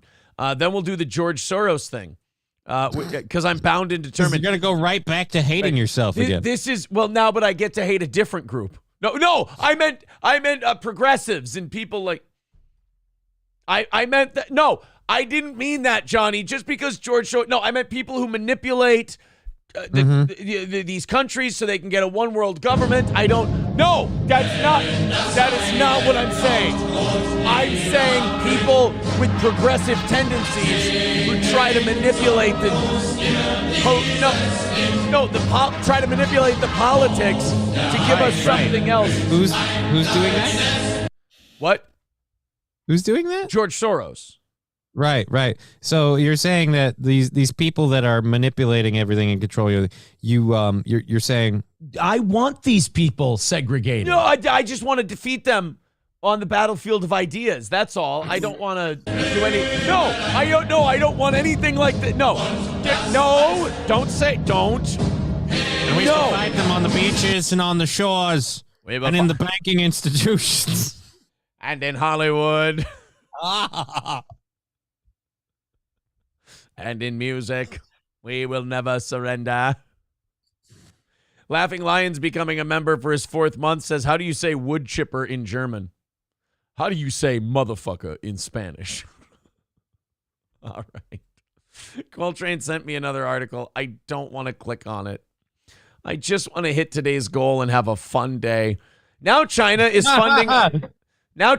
funding America's public schools. God. Why are you doing this to me? The communist nation has channeled $17 million into more than 143 K-12 districts, sparking GOP probe. And it's like all pro-trans and like all the bad shit. And they're just like, no, keep it going. Oh, this isn't good. I love how your accent went kind of like Mexican there. Like, no, keep it going. Keep it going. I believe in CTE. Or no, that's the wrong one. DIE. Right. God damn it, Johnny. Too many acronyms. Okay, what is this? This is what China is funding in our schools, I'm sure. It's incredible sect of physics, which basically, with like Newtonian physics, I think of it as like heteronormative physics, where it's basically like, what are the fixed universal principles? Here's a universal principle. Ugh. I got a universal principle. Boys have a penis, girls have a vagina. Johnny, you know what I think of when I see this? What? No, that's not what I see. No, don't you dare. Don't you. No, that's not what I think. Oh. You're just gung-ho for this one. That song is so universal. That govern the world. If I do A, will B happen? No, if you dress like a chick, your dick won't fall off. No. To answer your question. What are the formulas that'll tell us anywhere in the universe what will happen if I input this? I love that you believe so heavily in science right up until it reaches one principle you don't want to talk about. Yeah, as soon as it gets to, X, Y, and XX, you're like, science is bullshit. Anyway, Newtonian physics. Like, what? Look, so we have to understand when we're talking about string theory. All right, so let's talk about biology. Go yourself. Transphobe. Quantum physics is equally a real sect of physics that basically looks at subatomic particles. So do you know, Johnny, I just want to point out, do you know how many zeros have to be behind the number of people that have to die before I listen to this on physics?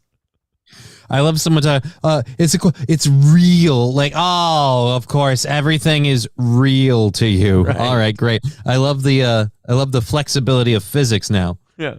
Very smallest things in our universe, not like the macro things.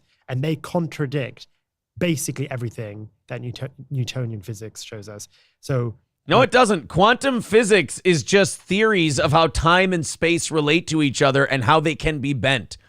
Quantum physics just tries to show, okay, basically quantum physics is presented with a problem and goes, here's the way things would have to be for that to happen. That's how you get like wormholes and shit like that. It's like, well, if we could do that, this would have to exist and we'd have to find that we... By the way, homie, I realize this is a little bit much for you, but it's called theoretical physics because it's in flux because, we're throwing it at the wall, seeing what sticks, and we often find out more than not, we were wrong. Here's what theoretical physics is. A bunch of guys in a room going, yeah, fuck, erase that one. Never mind. Here's what theoretical physics is, Toots. It's a person going, I know the world says that that this isn't the case, but this is how I feel deep inside, and this is the way it is, and I'm going to prove it to everyone, no matter what it takes. And then they go through anything, any length of procedures or experiments or whatever to prove their point. And at the end of it all, they just go, oh, turns out I was wrong. most famous experiment is the double slit experiment, where you fire Double slit experiment. Of course, that one's your favorite. The double dong experiment is not your favorite one. Icky, get it away. Electron and The double slit is how how everything starts. And then every now and then it goes through both at the same time, and we don't really know why. And subatomic particles are sometimes the same subatomic particle is in different locations at the same time. Are you trying to use theoretical physics? This is the leap you have to go to explain your horseshit. Why don't you just look? Your answer is not in science. I'm sorry. Why don't you just go, I'm happier this way, and then leave us all the fuck alone? That would be fine. I'm happier like this. Okay, great. See you later. Bye. A particle being in two places at the same time isn't the same as that particle saying, I've decided I'm now an atom, so I'm changing my physical structure to be something else. Like, look, dude, no offense. If you run fast enough, you can technically be in two places at the same time. So you can, but again, you're not changing the basis of your element there. The idea is that if you're going to make your example, whatever you're talking about needs to change what it is fundamentally because it just wants to. Yeah. And quantum physics shows that actually reality itself is basically a majority approximation of what's happening subatomically. So when people spew the biological essentialism argument on me, like particles themselves are non-binary and do things that contradict each other all the time. We just can't see them all the time. And that gives me a lot of comfort that, like, if subatomic particles defy constructs all the time, why should we believe in fixed constructs of gender or any kind of reality? Because we can prove them. They exist. Now, maybe 2,000 years from now, we'll evolve differently. Maybe you're right. Well, it won't be 2,000. It'll be like 20,000 if we're still here. But you can go, subatomic particles do this. Yes, that's what they do. You know what doesn't do that? The amalgamation of the atoms and molecules and genetics of you and XX and XY chromosome. XX and XY chromosomes don't change. Subatomic particles do. That's subatomic particles. That's their role they play in this great experiment that we're living in. Could you imagine? This only comes from the insecurity of knowing your whole thing is full of shit. Because if you didn't think your whole thing was full of shit, you wouldn't have to go to these lengths to defend it. And that's what really gives me comfort is at the end of the day, I know that the particles don't always follow constructs. No, the particles are doing what they naturally do. They're not changing because they're like, I've decided I'm this. No. Particles switching back and forth, that might be something they do. The constructs that you're talking about breaking is something we've literally seen in all other facets of human life. And apparently humans are the only ones like, yeah, but I want to identify as a rainbow today. This is audience sending me shit that's an annoying the fuck out of me day. That was 3 in a row now people have sent us where I've gone, God now damn I just it. want to find more. Curly Adam with $5 on YouTube. Thank you. Captain Caution with $5 on YouTube. Thank you so much. Let's keep that going. We're 220 away from today's goal. So we are getting closer. About 45 minutes until we rattle this offering plate and try to knock it out. Let's get it under 150 by then. Thank you guys very much for all your generosity. We are a listener-supported show. That daily goal represents where we need to be to basically keep this whole machinery running, if you will. So if you feel like throwing us a couple of bucks, there's the links in the chat. Streamlabs and PayPal are the best way. Rumble's great too. And YouTube is awesome. So any way you feel like contributing to the show, we do appreciate it. Captain Caution says, I'm caught in the Matrix. I want to be free. I'm sorry, buddy, but the best you can, as Kenny Rogers once said, the best you can hope for is to die in your sleep. That's about it. Legendary words from the gambler. Friendo says, I don't get this at all. Since when should a rational person argue with someone that is insane? Seems like a huge waste of time, like Aaron combing his hair. Pointless. You know, Friendo, I agree with you that whole way. So I'm going to let the friend thing go. Zen Rhino says, I sent you an even more frustrating video of an early Dylan Mulvaney to your email. I can't. Is it the one where Dylan Mulvaney's on like The Price is Right, like pre-surgery and stuff? Oh, that one was fucking terrible. Oh, and that's another thing too, like with the Dylan Mulvaney stuff, where I'm like, how do you not see this person as a problem just from the get-go? This person does not understand how to be a human. They're just like, I'm doing a caricature all the time. Like, okay, they're always being something else. Oh, they're boys, being what they think we need. Oh boy! By the way, Johnny, today's panhandle music.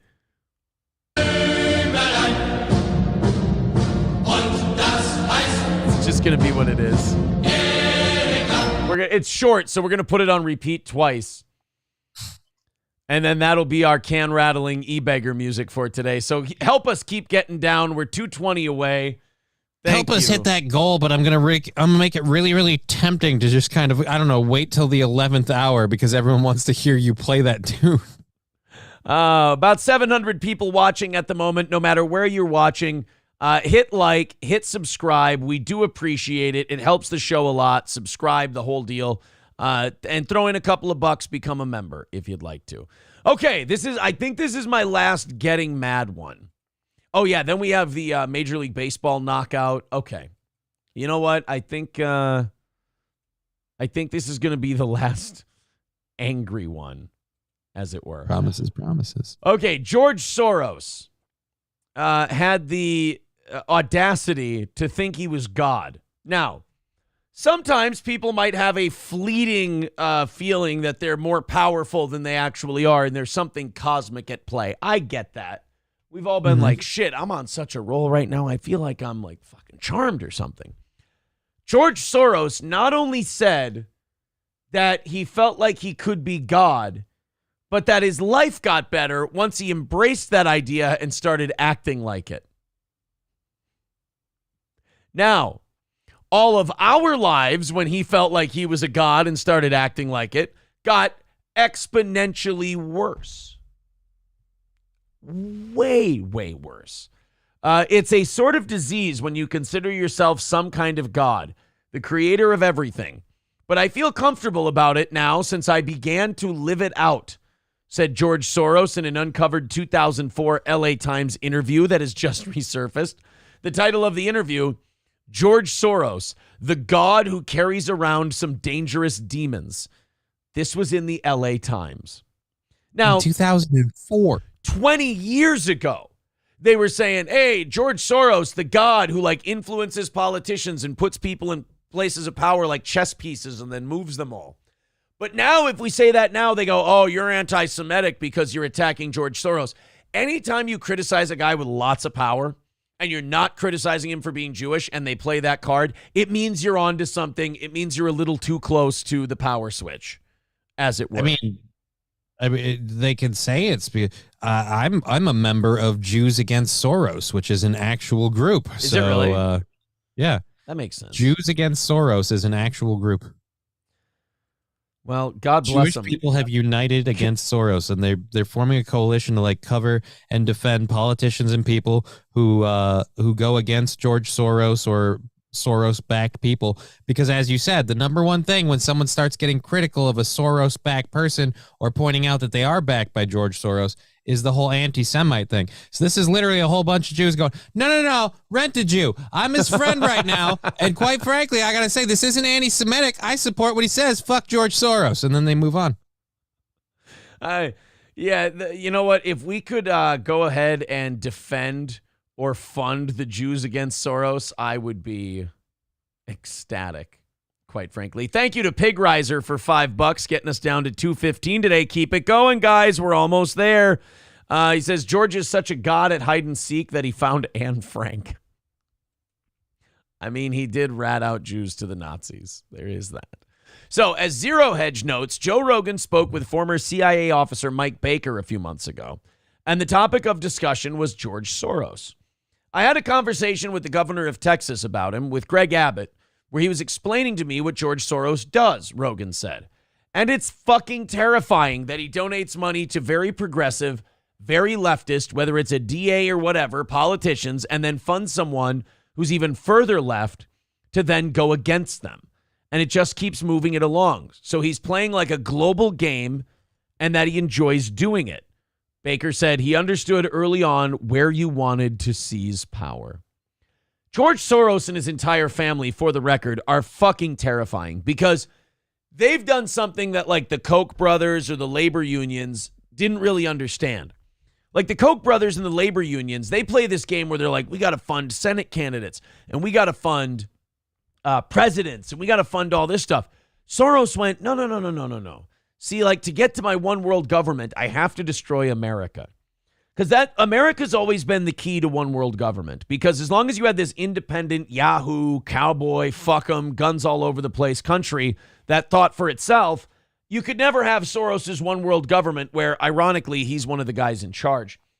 But by the way, the only people who ever think one world government is good is the people who are going to get the people in charge of the one world government. Right. The ones who get a seat at the table. It's like communism. So this George Soros will fund DAs and local races and citywide races and countywide. Like he'll get really into the weeds because A, it's a lot cheaper. And B, you can influence a lot more. You can get, because people don't Get pay more for your money. People don't pay as much attention to those races, so they'll vote for the person whose name they see more often. And he'll fund the shit out of them, and these people will be, no bail, put everyone back out on the streets, the whole thing. So, like, to me, George Soros has kind of been playing this slow game of chess against the entire country.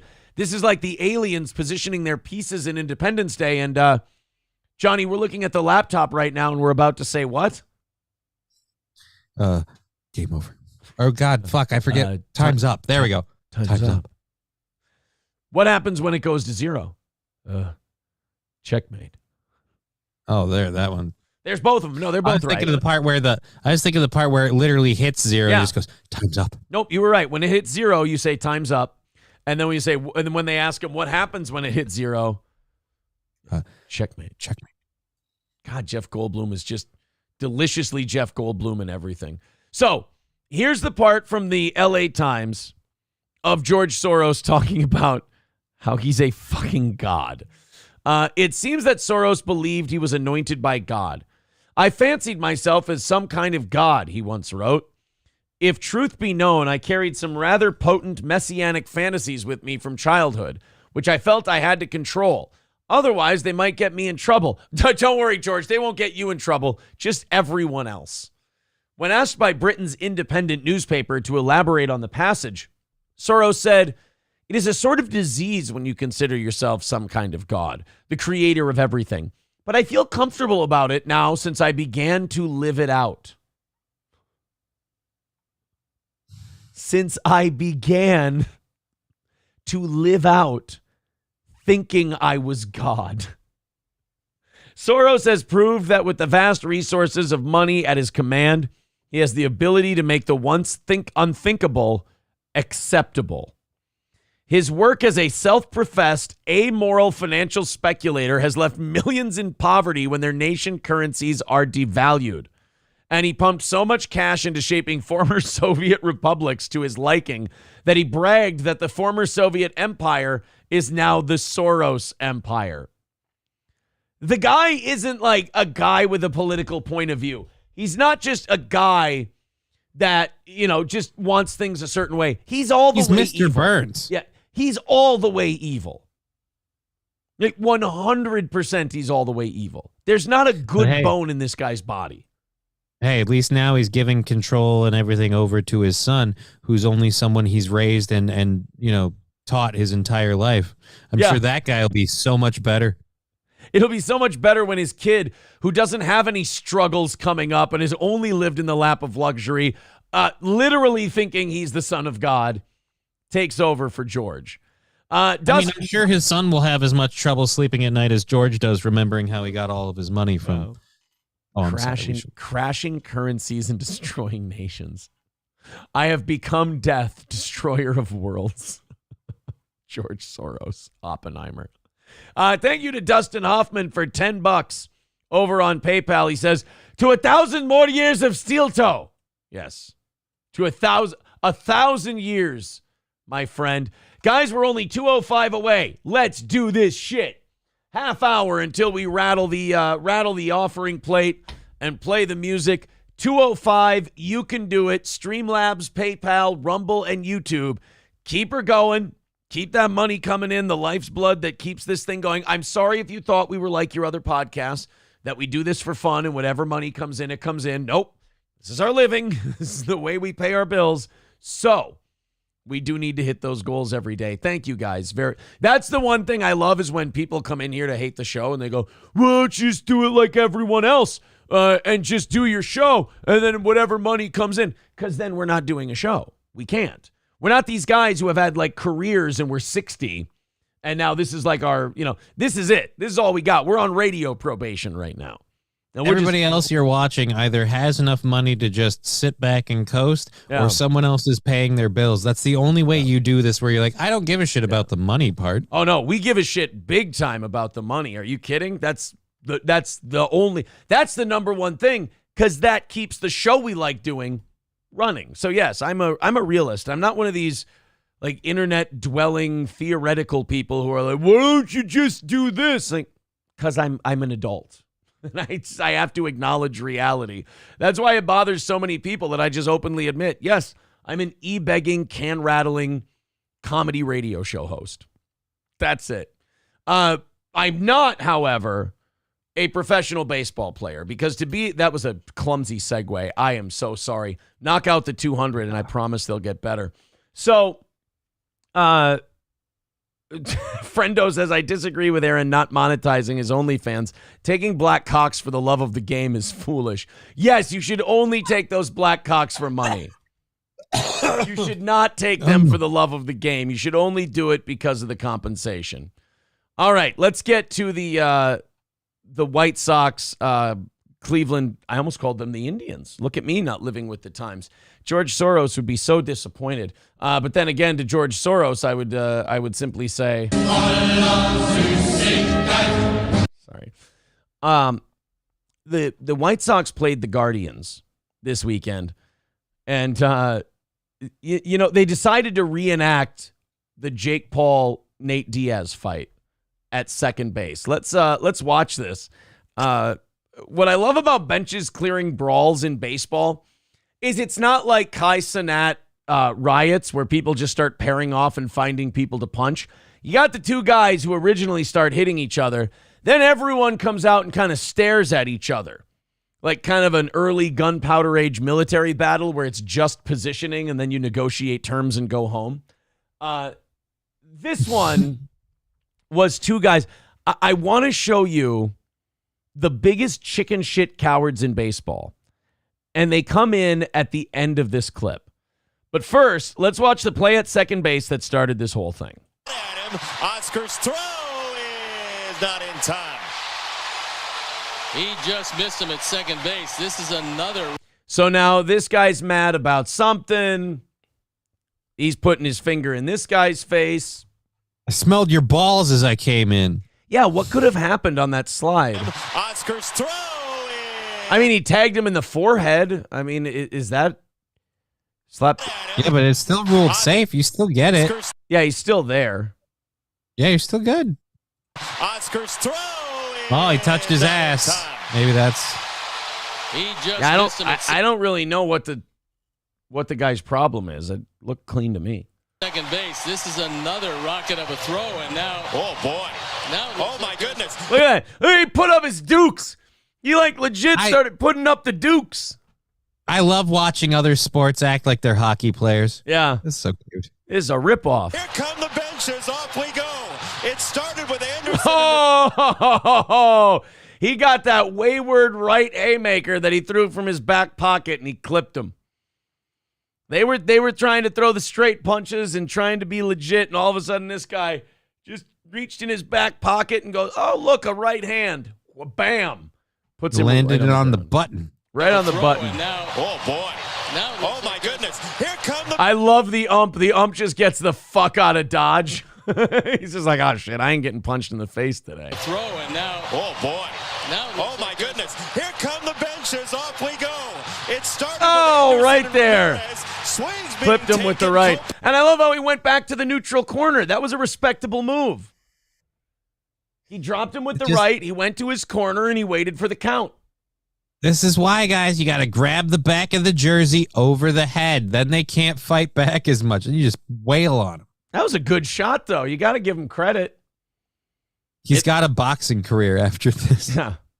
I believe up until his last fight, that's how Jake Paul threw his right hand. So, who knows what could happen. Pack had to hold him back. And so now the benches come out to keep people separated. And then in baseball, there's a big thing about supporting your teammates and tradition and all that.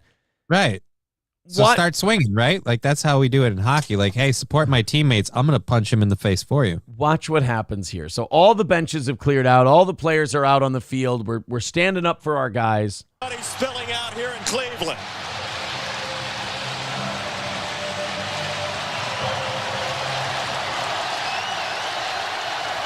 Well, now they come running out of the bullpen, which is a bit late. The bullpen guys. So all the pitchers were sitting there going, fuck, I don't want to. And then they watch the punch, like, shit, now they're clearing the benches. God damn it. All right, guys, let's go. And look at them. They're just slow trotting out. But they're adding some support to the effort. And that was one of the few that you actually saw coming to blows. You don't see that too often. Oh, he's wobbly. Oh, shit. Dude, are you a soccer player or a baseball player? Come on. He's wobbling a and bit. Timmy is still hot about this. Oh, he is woozy over that right hand that he caught. Woo! Oh, whooping your ass. Yeah.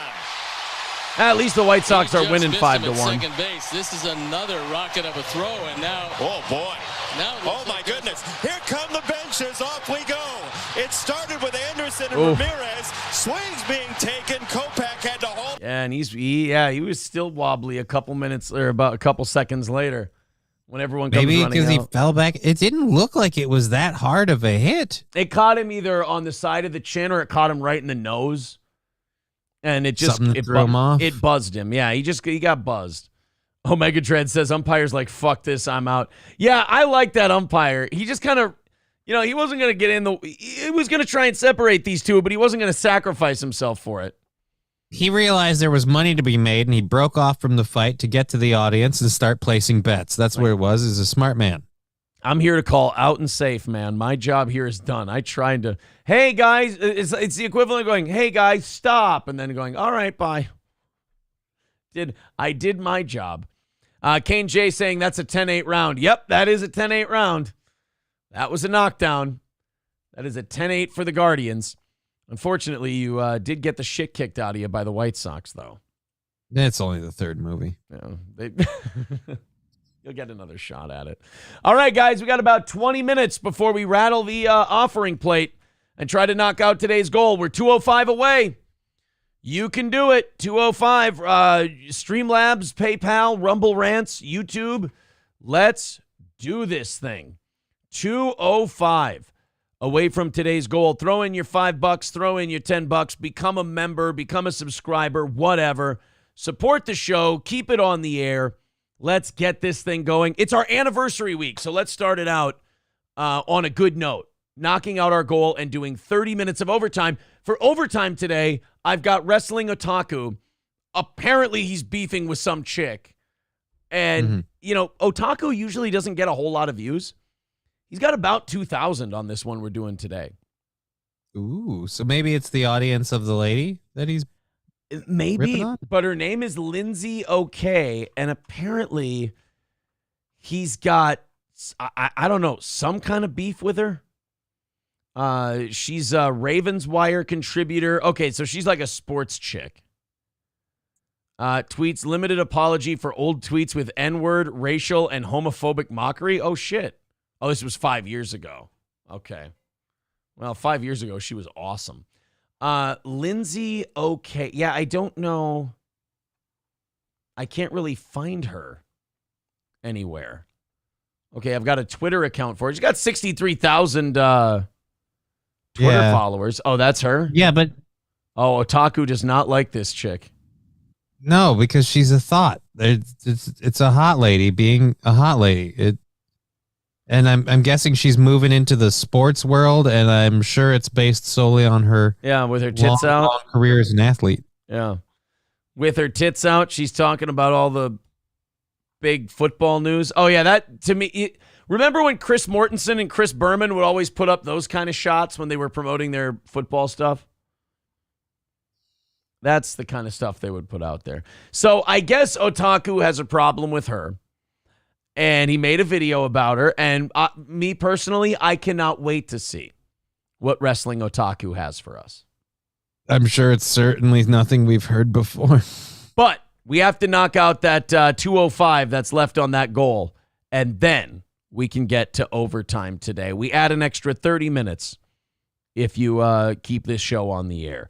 So the Nate Diaz, Jake Paul fight happened this weekend, and I watched it. I didn't watch it live, but I watched it later. And I mean, Jake Paul won, but Jake Paul beat a guy who is just, and it's like every other MMA guy he fights, just so not a boxer.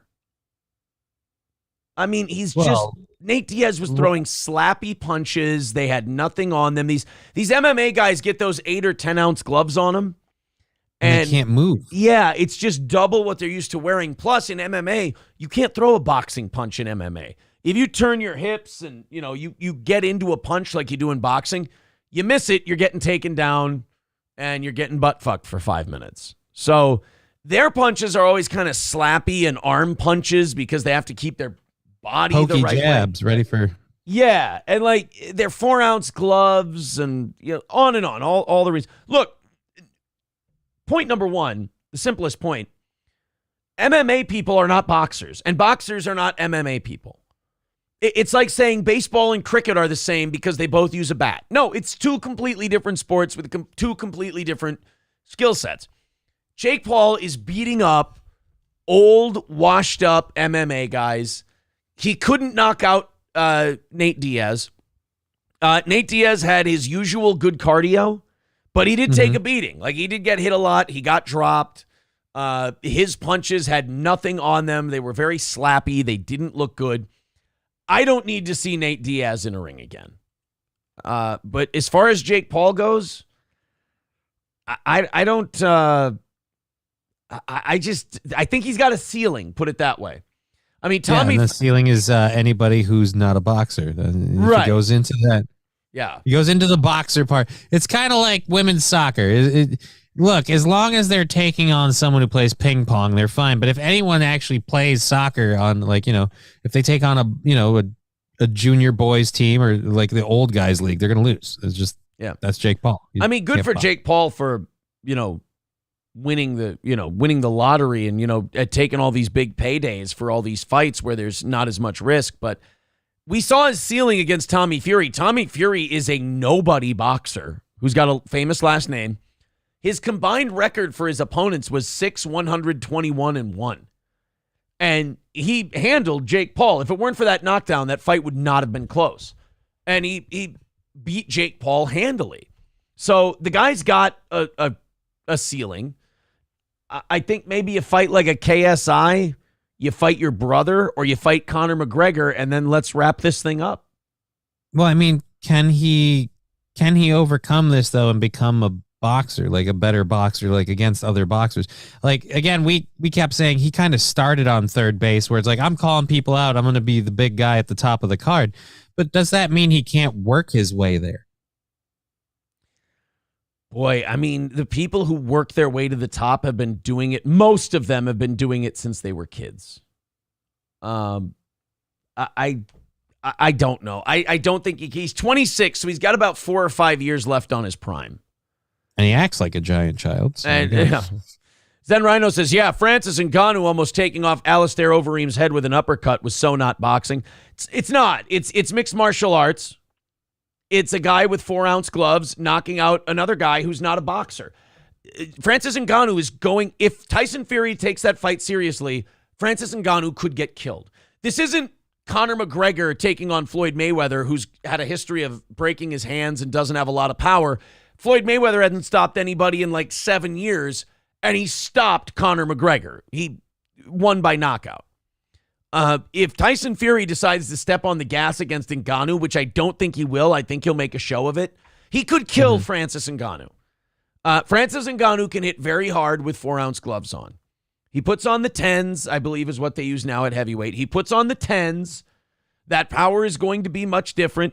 He'd better get Teddy Atlas on it and teach him whatever he can in a very short amount of time, because there is a big difference between punching in MMA and punching in boxing. And if Francis Ngannou, it sounds like they're going to do it. If he steps into that ring, Zen Rhino says there was not sarcasm in that. Oh, you were fucking kidding. Well, I don't know. But he steps in that ring with Tyson Fury, he could get killed. It's not a joke. And again, those gloves, like I said, heavier, so your fists are going to move slower. And you're not used to a glove eating so much of your power and your punch when you hit somebody. When you're used to the lighter ones, you're used to, again, you even have your fingers out on the UFC gloves. It's a whole different setup. If you're in that thing, you're hitting them with a pillow, man. Not to mention also that the stance of the opponent is different, and that's got to be very frustrating for mixed martial artists, because boxing is more of a sideways stance, whereas MMA has to be more squared off. You have to defend against kicks and takedowns and shit like that. So it's all backwards. It's all different. I don't think MMA guys should be going in boxing. I don't think I mean, except to, the money. The money is great. Well, I feel like it would be really great if the MMA guys go in against the boxer. They have to use the gloves, but they are allowed to use their MMA skills. You can still bring the ground game into it. Yeah, right. You can take them down with boxing gloves on and then pound the shit out of them that way. Then you might have a shot. Who knows? But I don't think Ngannou should be fighting Fury, especially when Fury should be fighting Usyk for the undisputed title. Well, who do you want to see Jake Paul fight now then? Connor or KSI? Then just call it a day. Yeah, Connor or KSI. And then, of course, a rematch with Tommy Fury. And then if you can't win that one, that's it. Because then at that point, you're just a sideshow. If you can't beat a bottom 200 cruiserweight, you're never going to be a champion. Cole with $6 says, get us under 200. Hey, he got us under 200. 199. So 200 even is the goal. Thank you, Cole, for the $6 over on Venmo. There you go, guys. Let's keep it going. 15 minutes until we rattle this here offering plate. $200 away. Let's do it today, kids. We really appreciate all of your support. So after the Jake Paul, Nate Diaz fight, I want you to guess whose fans these are. Because apparently there were some issues after the fight was over. Let's just say people who were there to watch the fight got in the spirit a little bit. Oh, no. And it might have spilled out onto the concourses in Dallas, Texas. I'm going to guess that it was the Stockton Nate Diaz element that brought. Yeah, I was about to say, I don't see this as the Paul people. Yeah, I don't see this as the Paul brother fans. If they grabbed hats going, got your hat, I'd be like, all right, then this is. I think this might have been the Diaz brothers' influence on this whole thing. Ooh, by the way, I know a lot of people like Nate Diaz. I got to be honest. Whatever the white trash word is for Hispanics, Nate Diaz is that. Like, he's a lout. I'm not a Nate Diaz guy. I just find him to be just a big, dumb dipshit. But then again, that's a lot of fighters. They're just big and fucking stupid. And when they start talking, you go, just stop. Just throw punches. That's why I really love Brendan Schaub. Someone really cuts the cloth different. He's an intelligent person. Yes. Here they go. And we're punching people. And we're beating the fuck out of people. Okay, I'm seeing mullets, Nate Diaz fans. I'm seeing some mullets. I'm seeing shirts off, Nate Diaz fans, for sure. Mullets almost, I thought Jake Paul. It's just weird. Really? I would think I don't know. Gay. How do you see a Jake Paul fan? I see like the straight brim hat not being worn all the way and kind of the hockey hair underneath. That's what I see as a Jake Paul fan. Okay. See, if he would have been fighting Theo Vaughn, it would have been obvious this is a Theo Vaughn fan. But we don't have him there. to impersonate me. And we're kicking. Wait, did that one guy in the blue just go around kicking people at random? Like his whole bit is he's kicking?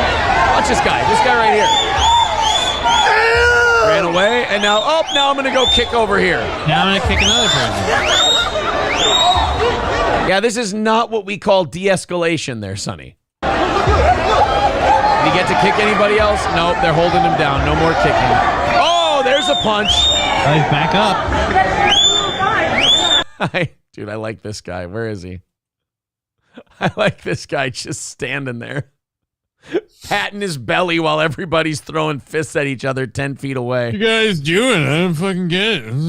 Well, so is Avenue Eats still open? Like, can I get anything for the ride home? I got to drive back to San Antonio. You know, it's a bit of a hike. I was really hoping to find a Cinnabon. Yeah, like, are there any concessions open? Because, like, you know, people get hungry after the fight's over.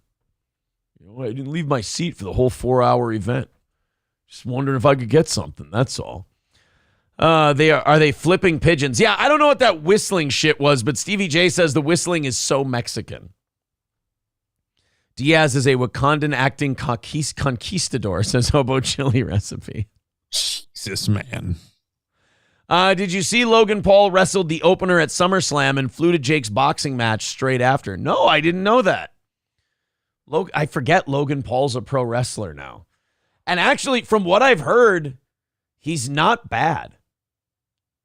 He's not a terrible wrestler. I wonder if he can play a heel. No, he's too lovable. Those boyish charms and that likable personality of his, there's no way. I'm sure no one's ever threatened to beat the shit out of him. Yeah, exactly. All right, kids, $200 away from today's goal and about 10 minutes away from rattling this year offering plate and trying to knock it out and get off to a good start this week. Thank you to Steven. Steven wants this. Hold on. Let me...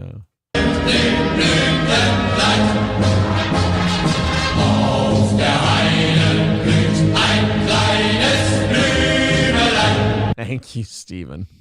The next lady I date is going to be named Erica just to torture me. Is what it's going to be. 195 away from today. So there we go, guys. Inside at 200. Fucking get it for us, huh? 195 away. Starting the day off on a strong note, or starting the week off on a strong note. It's anniversary week. We can't miss any goals. That would be embarrassing and everyone would laugh at us. And I certainly don't want that. Good news. Monkeypox. You know how that was, a crazy thing and they tried to make that the next big pandemic and you got to be scared of monkeypox? Yeah. Danger in our time. Then they found out, the media that is, the media found out that you only get monkeypox by fucking guys' buttholes 8 at a time. And then they kind of backed off it and they went, well, I said maybe it's not something we need to discuss because it might illuminate some proclivities of certain communities. Look, to people who weren't. It affects everybody. It affects everybody. That's right. It affects everybody, including kids and dogs. We're dropping the story. Right. We're dropping the story. That was the end of monkeypox in America, was as soon as they went, well, it's spread by men having sex with other men and gay people with promiscuous partners. And then they were like, oh, so we need to talk about this disease. And then they went, a kid and a dog tested positive. All right, shut it down. We're really getting into the gay disease as being acquired by a kid.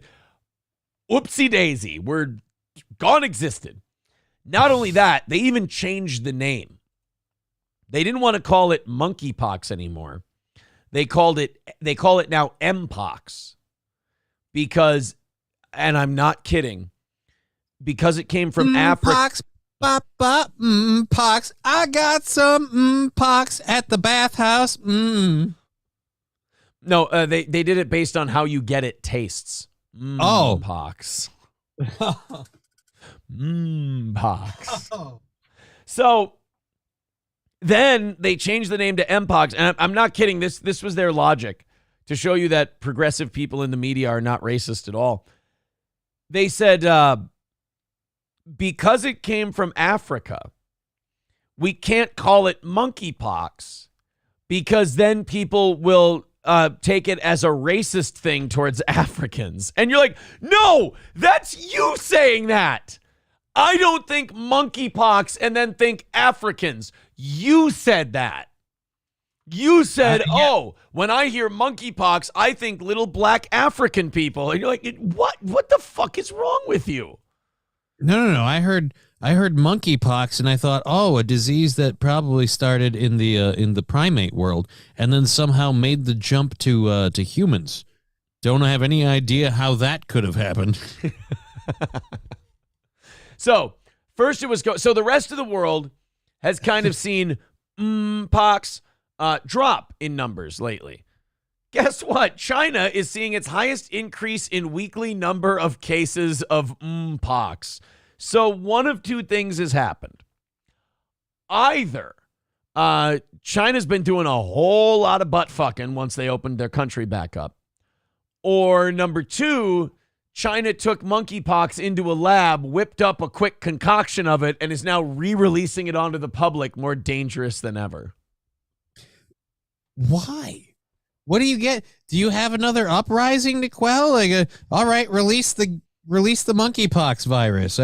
I'd like to believe that it's just everybody was so locked down on that zero COVID policy that at this point, as soon as the doors open, I don't care. I'll suck a dick just as long as I'm outside. Everyone in my ass now. Nobody will cut that. That'll be fine the way it is. Hobo chili recipe. We are not calling it that kind of malaria. No, it's not okay. John Domingo says, Aaron, you know you heard monkeypox and thought black people don't lie. Look, man, I'm the kind of guy who would tell you if I did. I didn't. I think about monkeys when I think about monkeypox. And then after everything happened with the monkeypox, as when I was, my first opinion was right. Option 3, we blame them for the last issue, so they released pox, and we'll blame it on us. Oh, well, that could be it too. It could be. No, they were trying to do that over here with the lab that we shut down. If they're going to release a virus and blame it on us, it's going to be one they make in our own country because they set up secret bio labs in our country. All I know is if that's the case, then I say it's time for guillotine. It's time to raise the boys. You know, I never really got into Trevor Moore when he was alive. And then when he died, I watched a bunch of his stuff. And I'm like, this guy's fucking great. I like this guy. You know, he raises some interesting points. Balls Deep made a clip. Let's see. I'm sure it's not me saying something embarrassing. Let's check it out. As long as I'm outside. Everyone in my ass now. As long as I'm outside. I don't see the problem. Yep. Nope. Sounds good. I don't really understand. I don't really understand what the issue is. All right. Balls Deep gifting a membership to Dead Jester. Everybody better get in and start doing that shit. We got 195 to make up, and we got to hit our goals on anniversary week. We have to hit our goals every day. Otherwise, it gets a little dicey here. But everyone contribute. Everyone roll in. MSO says no goal today for denying us April last night. Everyone prove MSO wrong. Your favorite filthy, prideless e-beggars are here asking for your money, trying to knock this thing out. Your best chance for April is in the overtime segment because I have to book out for a medical appointment. Oh, that's right. Johnny's got an appointment for overtime today. So maybe April, get pumped full of drugs. Maybe April in 10 minutes will jump down and do the otaku segment with us for overtime. That would maybe. That would be wonderful. I did shoot her a message. She's gonna try. All right, sounds good to me. All right, we also have to open up the 8 o'clock hour stories for overtime today. So we only got through 2 of the hours. Let's open those up. Midland Armory, downtown Foley, midlandarmory.com. Of course, for your next firearms, your next tactical gear, your next knives, optics, parts, whatever you need, it can be sent to your door if you order online at midlandarmory.com. That's midlandarmory.com for our friends at Midland Armory in Foley. Also, All Care Towing, 320-253-5203 for All Care Towing of St. Cloud. Our friends at All Care will pick you up faster than anyone. That's, of course, All Care Towing. 320-253-5203. Stoney's, of course. Stoney's Bar in downtown Rockville, the home of the anniversary party. Get there early on Saturday. Let's have a few drinks. Let's do the cornhole tournament. Let's party. Let's hang out. Let's do the comedy show at 7 for Stoney's. Stoney's Bar in downtown Rockville. Check it out and join us on Saturday for the anniversary show. And Fairline Defense. FairlineDefense.com. Our friends at Fairline want to offer you legal protection if you ever have to defend yourself or your family. That's FairlineDefense.com. Peace of mind at $19.99. A subscription-based legal defense with Fairline. Of course, if you have to defend your home and you get sued or you face criminal charges, they are going to represent you. They also have 24/7 crisis teams available for, the event, for when it happens. They will walk you through everything start to finish. That's Fairline Defense. Consider becoming a member today, especially if you own firearms, you work in security, bail bonds, anything like that. Fairline Defense is the way to go. You'll thank me for it, but you don't have to. FairlineDefense.com. All right, Johnny, let's fire up Erica and see if we can do this thing or if we're going home early today. I really want to hit all the goals for the anniversary week. I really do. I mean, I want to hit them every day. I hope we do. I want to hit them every day, but I really want to hit them for anniversary week. I like doing this show. I enjoy having the audience. We do a pretty good-sized audience here. And I really appreciate the support. It's been 9 years of doing this show. We're on the cusp of being able to cut these goals down substantially, so we appreciate you guys keeping us going all these shows. Let's fire up the music. Everybody chip in a few bucks. We can knock this thing out in no time if everybody just throws in a couple of bucks for the entertainment you're getting all morning long, every single day. It's worth it. Fire up the music. All right. We're going to run through this thing twice. And if by the end of that we get within 50 bucks of today's goal, we're going to call it a win and do 30 minutes of overtime. If not, we go home early and we start behind the 8 ball for anniversary week. So if you've got them, chip them in. Please. Streamlabs, PayPal, Venmo, Super Chats, Rumble. There's Trucker 18-Wheeler with $5 says, so you're saying you want the members in your ass now. See, now I feel like this has taken on a life of its own. Yeah, a life of its own, and I'm not escaping it. All right, 190 away. The rally has started already. Come on, everybody. We got to get in there. 190 is a ways away. Chip in, support the show. We'll do an extra half hour. We've got Wrestling Otaku for overtime. Oh, my offering plate.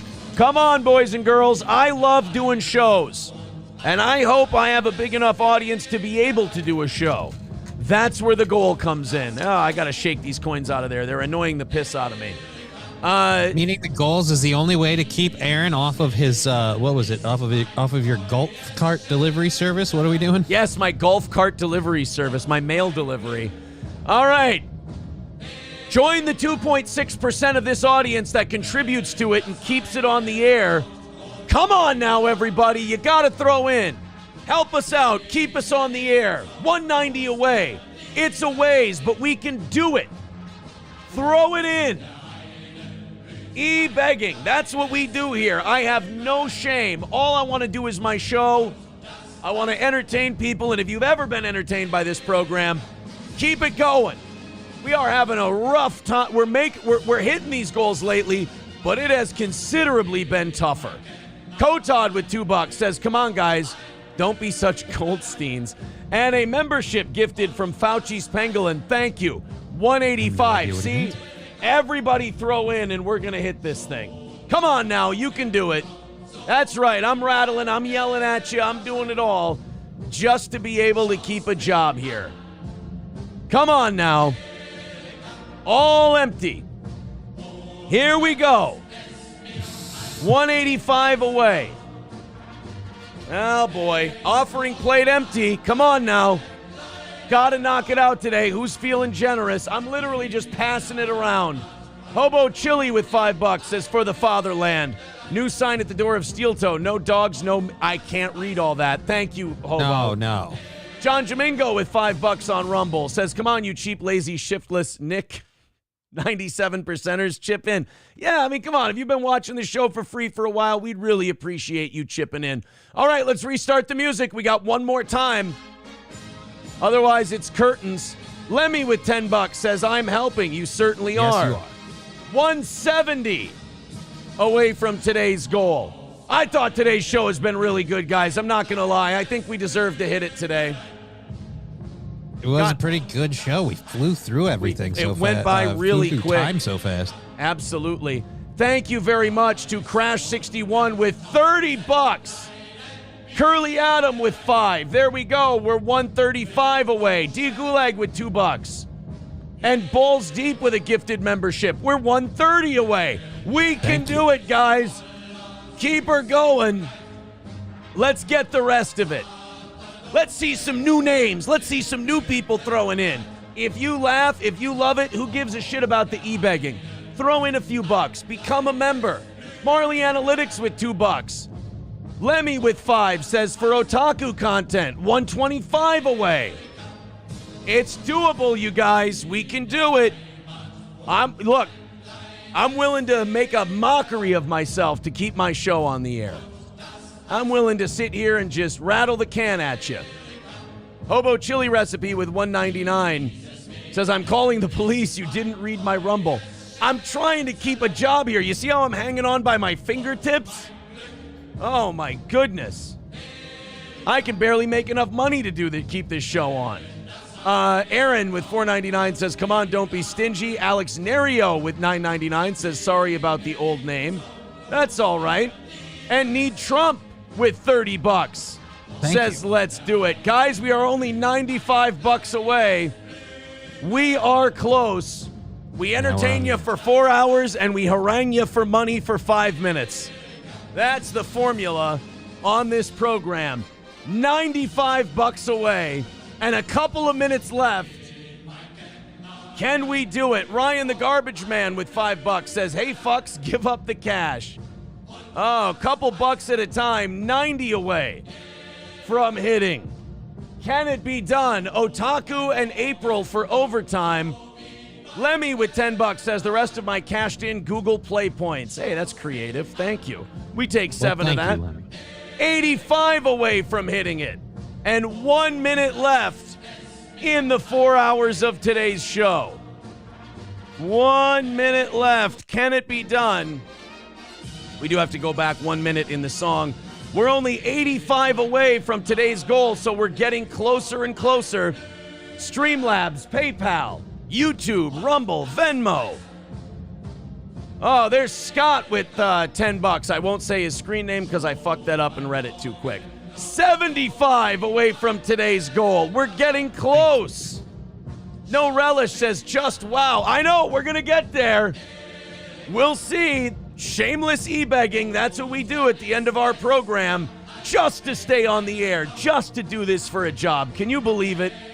Just to entertain you fine people. Membership, Streamlabs, PayPal. We've got a minute, we got about 10 seconds left. It's getting close. Balls Deep with 5 memberships. No Relish says, but you don't have to. That's the point. Yet the fuck we don't. I'm sorry, but we absolutely have to do it. We don't have a big enough audience to run it on ads or anything else. I'm sorry that bothers you. $50 away. Always Red E gifting a membership to Granite City. So we're within $50. There we go. We're going to do overtime. We just got to make sure we knock out that last 50. Oh, boy, you guys barely made it. Thank you so much for allowing the e-beggar to do his thing. Sorry, No Relish. We did make it. I know you're the kind of guy that for some reason this is a big moment for you. But we've got a draw with MSO once again today. 45 away from today's goal. Thank you to the Mood for the $6. Says play points, good idea. Yeah, there you go. Yeah. Play points are awesome. Fantastic. All right, Johnny, I know we got to cut you loose. Yeah, I got to go get pumped full of drugs. I'll see you guys tomorrow. There we go. Thank you very much. There goes Johnny. And then April is going to join us in just a little bit. Balls Deep says, is 23,855 Google points a lot? I don't know. See no relish? She says, well done. I'm happy for you. Thanks, buddy. Doesn't that feel a lot better? I don't like that when he comes in here and he goes, but you don't have to. No, I literally do. I know how much I made when I did radio, and I know how much we needed to have when we came over to the internet. And look, man, hanging in there. We are fucking hanging in there is what we are doing. We made it to our 9th anniversary show, and hopefully we can get some goal relief in the future here to keep this thing going for another 9 or 10 years. Thank you very much to Hobo for another $5. He says, this is from the Aristococks. Rise. Now get lost, fucko. Go play in traffic. I think he was talking to Johnny. The Mood says 100 points. You can trade $1 or $1K for $10. Holy shit, really? I should be giving some of my favorite channels my Google points in that case. Amy Staley says, did you check your message? I don't have any messages. All right, guys, we're $40 away. We got to knock that out during overtime today. That $40. So if you feel like contributing, great. Otherwise, we will have to run the music back one more time at the end of the show. Let's get to this otaku business, shall we? I know April's going to be down in a second. Let's get to otaku. So apparently, otaku is having a feud with some chick who writes football coverage for the Baltimore Ravens. And look, I can't make it up. Otaku gets into his beefs. What can I say? And in this one, Otaku is surprise, mad at a woman. He's not. I don't know what she did. I'm guessing that she said something shitty about the Ravens, and that made Otaku upset. There's only one way to find out, April. How's that? Why Otaku's upset at this woman. Well, I want to know. Aaron says, when did you move from radio? Has it really been 9 years? No, almost 3 years here online. 9 years Steel Toes existed total. I appreciate that. Someone says that $40 will be knocked out quick. Well, hey, your lips to God's ears. Let's hope we can do it. Go ape shit, go bananas. Let's knock it out for today's show. Did you enjoy today's program? Yes, I did. Very good. Well, we've got... you have to excuse my appearance. I'm sorry. Well, the reason Johnny... I've always said the reason Johnny and I struggle with the goals so much is because we look so fucking bad. You're both remarkably hot. Oh, yeah, of course. Yeah, when that goal's not being hit, I'm literally stress sweating while it's going on. All right, let's go to our buddy. You know what I love about Otaku? His longest videos are always the one where he's got a woman to shit on. Like all of his other all of his other videos are like 5 minutes, 7 minutes. But when he's got women that he needs to light up, they're like a half hour long. He's got some shit to say. Well, we're disgusting human beings. So monsters. This one is 27 minutes and 37 seconds. And it's called Tisk Tisk Lindsay OK. Now, Otaku's onto something here because this is one of his biggest videos ever. It's got about 2,000 views in less than a day. Wow. That's actually impressive. I would like to start doing some Lindsay OK content. He mentioned this Lindsay chick in his last video we watched too. So he must truly have beef with her. And now what was he ranting about in that video? I think that we're a bunch of trifling hoes. I think that, it was about women and how shitty they are. And then she was one of the shitty women. We've got no respect. We just assume like some dude's going to go have all this money for us and we don't have to treat him right and all that. Well, the otaku doesn't want all the gals sapping up his cash, you know. They don't want his sweet grandma crib. He works hard for it. Yeah, he doesn't want them taking all his money. Thank you to Thomas Canavan with the $20. Appreciate that. $20 away from knocking it out today. Thank you guys very, very much. So only 20 away. Hobo Chili with 2 more. He says, nice hair, you retard. That comb I told you about a month ago still hasn't reached your dandruff-laced scalp. Again, do better, numbnuts. Is that you or me? I think he's talking to you. He shit on me enough today. I was cleaning. I'm doing errands. Getting ready for this week. I'm getting ready for Gino and Keanu. Making sure this house is pristine for them. I have to clean this, by the way. Oh yeah, I think this probably needs to be This is a straightened mess. up. It's a mess. Kotod with $20. Now people are finding out they can cash in their Google Play points for the show. What? And he goes, I had no idea Play points were a thing. Here's mine. Now we're $5 away from knocking it out. You guys are going to do it today. Thank you very, very much. Thank you. That's very kind of you. Lemmy just basically bought Steel Toe another week of funding by letting all these people know that, yeah, you can just give free money to Steel Toe by cashing in Google points. I didn't know that was a thing. I got to go How see. do you find... I have no fucking clue, but Yeah, I need to find out now. Somebody tell me how you find Google points, because we could... I have 1,030. What am I going to do? I'm going to put it into the show. I have 1,037. Hey, Lemmy, how do I give my own show my $10 that I have? I don't know if this shirt is a show shirt. This doesn't look good. I have 1,000. Earn, use, $10 off, $5 off. Where'd you find that? Google Play credits, $10, right on my Google Play app. Damn. There's a whole thing on here. Wow, thanks, Lemmy. Just the Google Play Store? I'm going to donate to my own show. How does that strike you? Perfect. Play points? Union Jack says, I have $5 worth. Well, you'd knock out our goal. Oh, do I have to join something? Lemmy's sending me a photo right now of how you do it. Okay. Oh, wow. A platinum. Look at you, special girl. Is it a dick? Use. So wait. And then, yeah, you go to Google Play credits. And then you can get $10 Google Play credits. Perfect. All right, let's get into they paid for Wrestling Otaku. Let's give them Wrestling Otaku. Okay. Here he comes.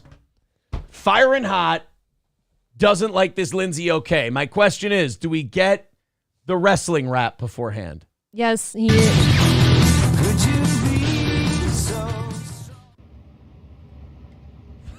Look at our cute boy. Look at our cute little boy. He's such a cute boy. I want to pinch his under chin area and just go, this is a good boy. This is a good boy, Otaku. I just want to pinch his under hairs, his neck beard. He's so smug about something. I know. He's such a cunt about everything, and I love it. I still have yet to find out how people get those eyebrows, by the way. Hitler eyebrows. The little Hitler brows. Yeah. You got to shave it like that. I believe we call them Hitler browsen.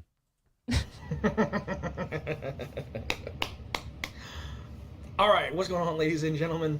Wrestling Otaku back here on the one and only. Does he have like bungee cords attached to each one of his teeth, and in the morning when he wakes up, he pulls and stretches it? I don't know.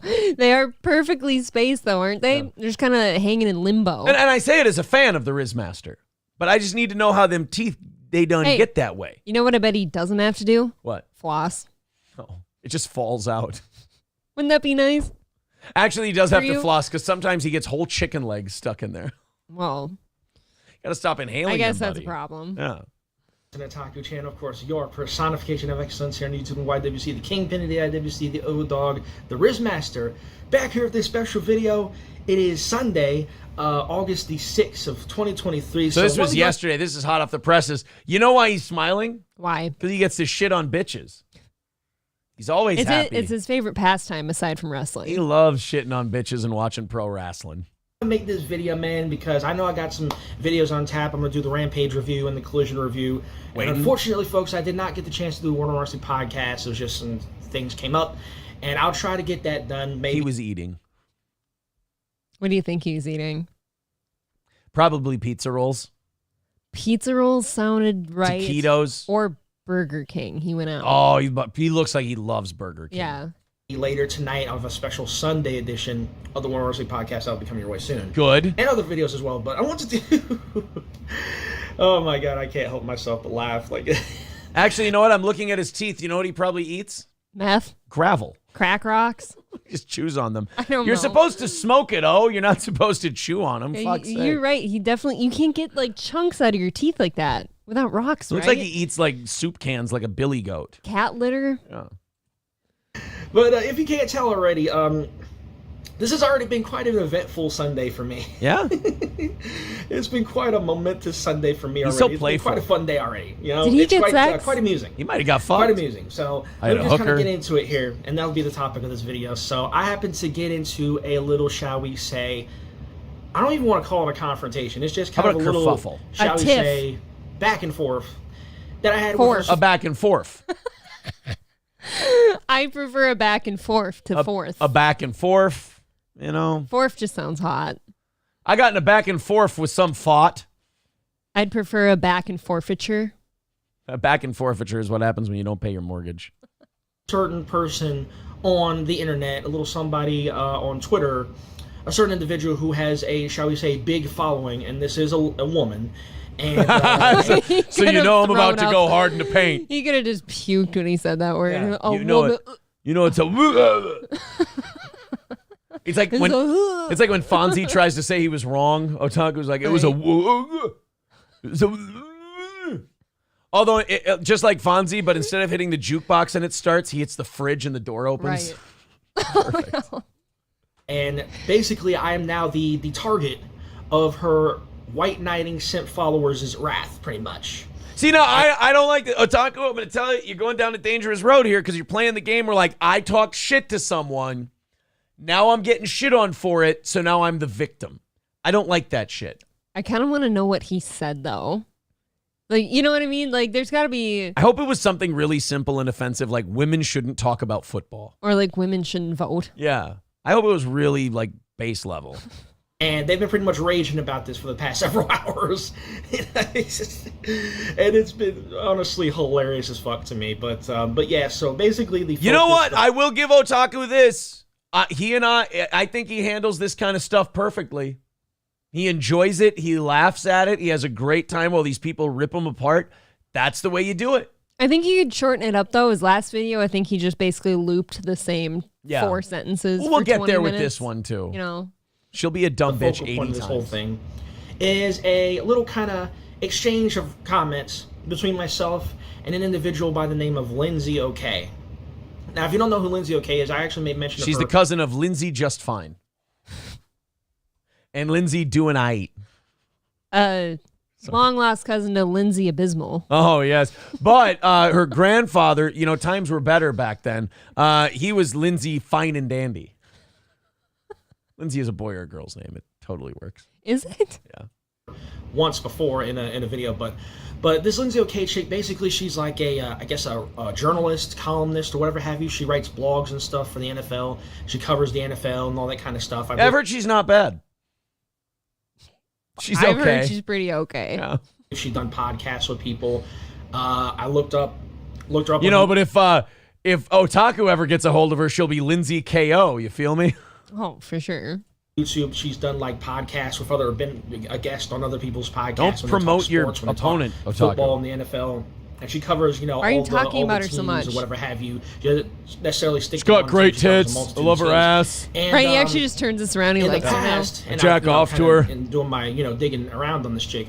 When I initially found out about her, she is apparently, embroiled in, controversy. She's had some, shall we say, controversial, polarizing opinions when it comes to certain teams, when it comes to certain players, specifically involving the Ravens. I love that we can see him seeing himself in the laptop. I know. In his glasses. You can't wear mirrored glasses on a show.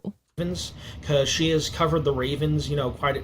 I don't want to, He's I guess in a looking way at his coffee extensively, but table. She, I guess, is maybe a former Ravens fan, or maybe she was a Ravens fan. I don't know, but she covers the Ravens quite. This is a bit. really a problem. Yeah, this is a big problem with Otaku. Is just he keeps going and going. Like he sets it up way too much, and this is coming from a guy who has long setups.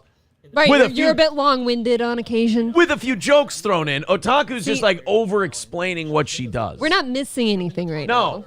Of some backlash, in her own right. And this is, kind of, obviously you see it, and, she has her fair share of haters. She has her fair share of detractors. And all right, but look, can we get to the point where you think she's a dumb bitch? What did she do? Yes. Where did she touch you? This is filler. This is fluff. They don't like me, that sort of pity party kind of stuff.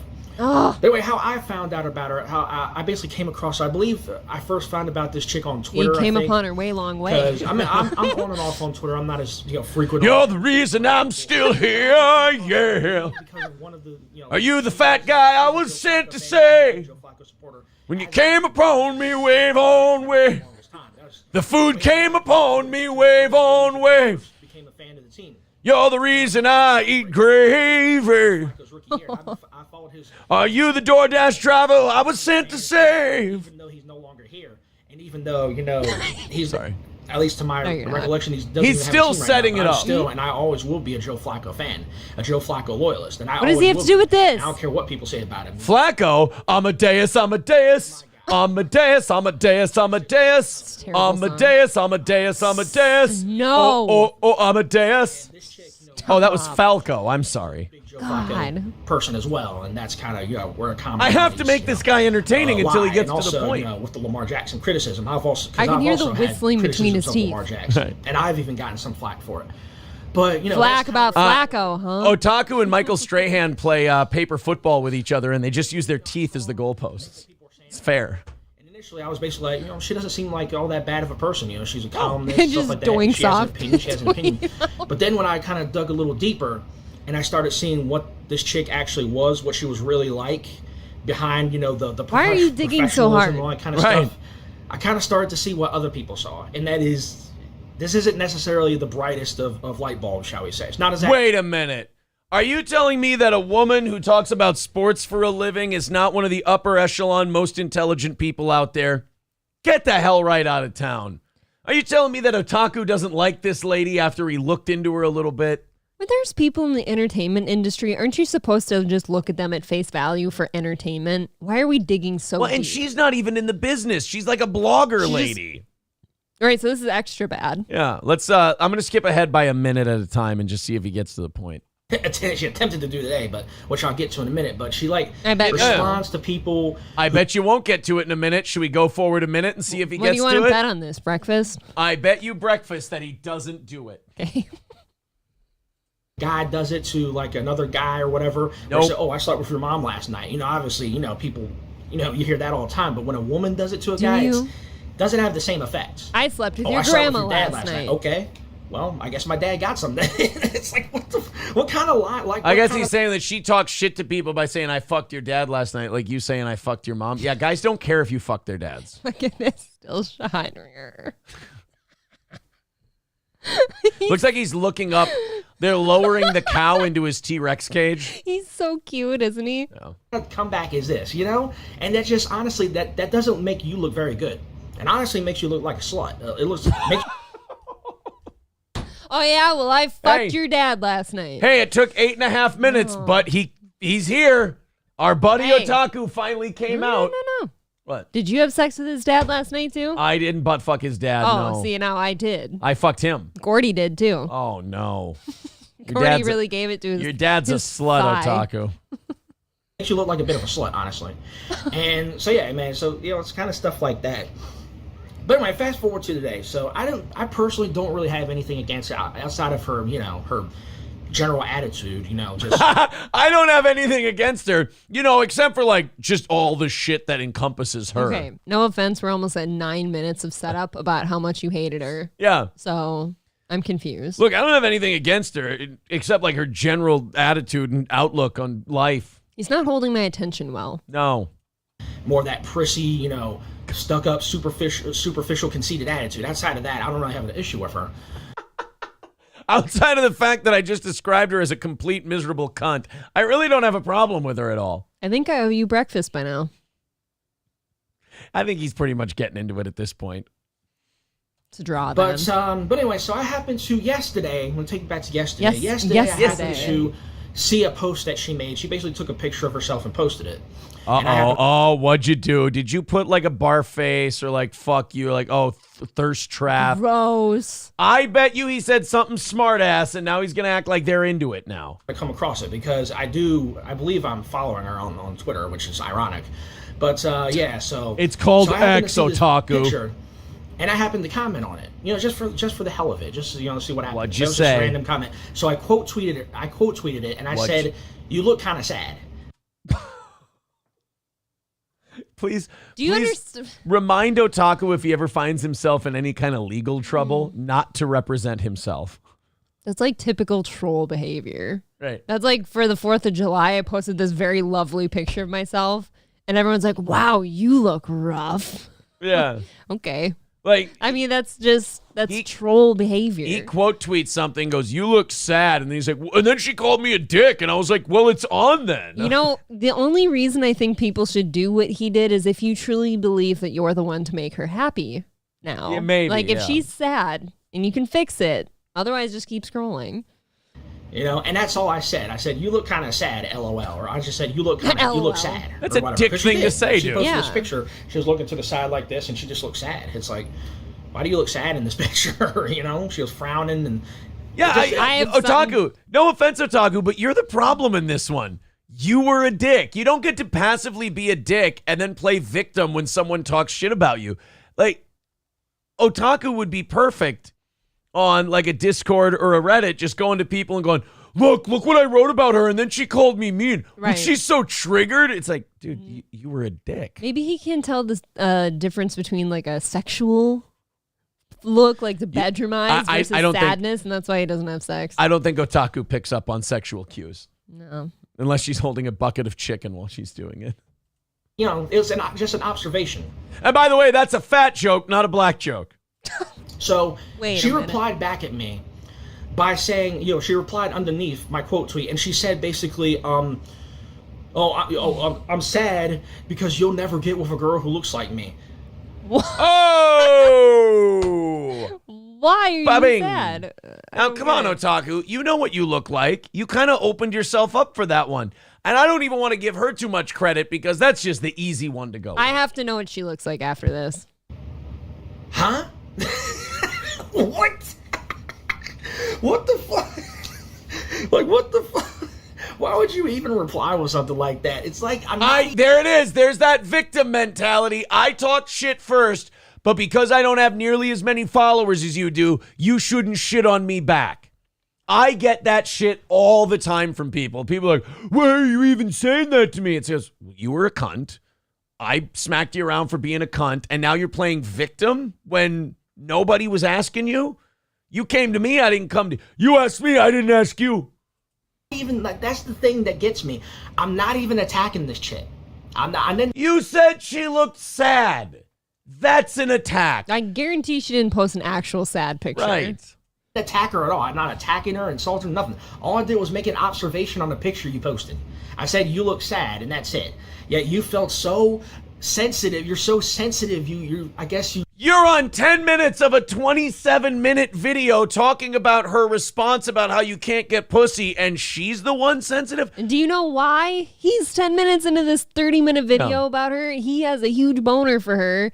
Yeah. And she's not giving it up or giving him the right attention. So he's got to be mad. Wrestling That's it. Otaku is the physical embodiment of the internet. Yes. He's perfect. He's like, oh, why you let that bother you? Oh, why? She didn't let it bother her.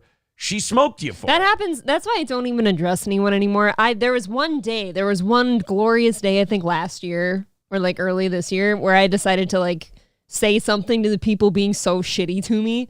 Like, now I was having some fun with it, and I was just saying things back to them. Oh, well, what do you mean you're going to say that shit now? What are you, a Right. monster? What are you, a bad parent? You sit on the internet all day? They play victim. Yeah. I'm like, That's the funny thing. no, I just decided to play your game with you for a little bit. Yeah, that's where you stop responding and you just kind of let them seethe. Because, And then once you stop responding, they're like, oh, see, we got her. but you have to let them do that. Well, That's of course them. you do. That's just them trying to self-soothe. I'm just saying that's what he's doing. you felt offended by that because you thought I was attacking you, that you decided to reply to me in that manner. It's like, the fuck? Yeah. It's like, what the hell? What kind of reaction is that to a post like that? Like, are you serious with this? So I replied back. This is beautiful. So Otaku made a half-hour video because he made a shitty comment to a lady, and then she said he's fat and can't get laid, and then he makes a half-hour video about that exchange. This is why I love him. But do we ever wrap this up? Like, what's your conclusion here, bud? I mean, we can try, but I'm pretty sure it's just going to be him repeating the tweets. I got like 5 minutes, where buddy. I said, you know, I basically said no because, you know, I've been with women. I've been with chicks hotter than you. Oh, that's right. You don't step to Otaku. He got all the pussy back sometime. You and I don't have a chance. No. I'll fuck his dad, though. I will too. Yeah. We'll fuck Otaku. You think he has a hot dad? He's never met him. Why would you say that? Mostly the Any hair. reason? Mostly the hair. What's wrong with his hair, Aaron? I've been with chicks hotter than you, sweetheart. Because I'll be honest with you, I have pulled a lot of good-looking, decent-looking women. And Whoa. That sounds like a retraction. to That me. sounded like backtracking. You've been with a lot of attractive-looking, decent-looking women. That then goes to average looking, then goes to homely looking. All right, mousy. look, I've stuck a few pigs, okay? I went Hagen. I hate to be the bearer of bad news. I hate to tell you this, Rawr. Lindsay, okay, but you're not as attractive as you think you are. I'm just going to be honest with you. You're not as attractive as you think. I mean, I'm not saying you're not decent in your own way, but you're not this fucking supermodel freaking, oh my God, man, she needs to be Miss America, level of hotness or attractiveness. So you're not all that. I'm just going to throw that out there. I'm sure she's heartbroken watching this video. If she got through the first 9 minutes where he didn't cover any of this. That's the thing. It's really hard to keep attention here. Let me give you the breakdown of a wrestling otaku video. And we have another one for overtime tonight, if you want. It's 10 minutes of open, 3 minutes of content, 10 minutes of repeating the content, and then 3 minutes of filler to end. That's an otaku breakdown. You're not all that. I know that hurts your ego. I know that's going to bruise your ego. That's going to bruise your Simp's egos, or whatever the case may be. Got to get the insult out. It is what it is. And I've been with women just as attractive as you, if not more so. In fact, I have been with several that are, to me, anyway, and I'm sure to several other people, more attractive than you are. And that's basically what I put. And then That's right. One time, I was at a festival, Lindsay, okay, and this is true.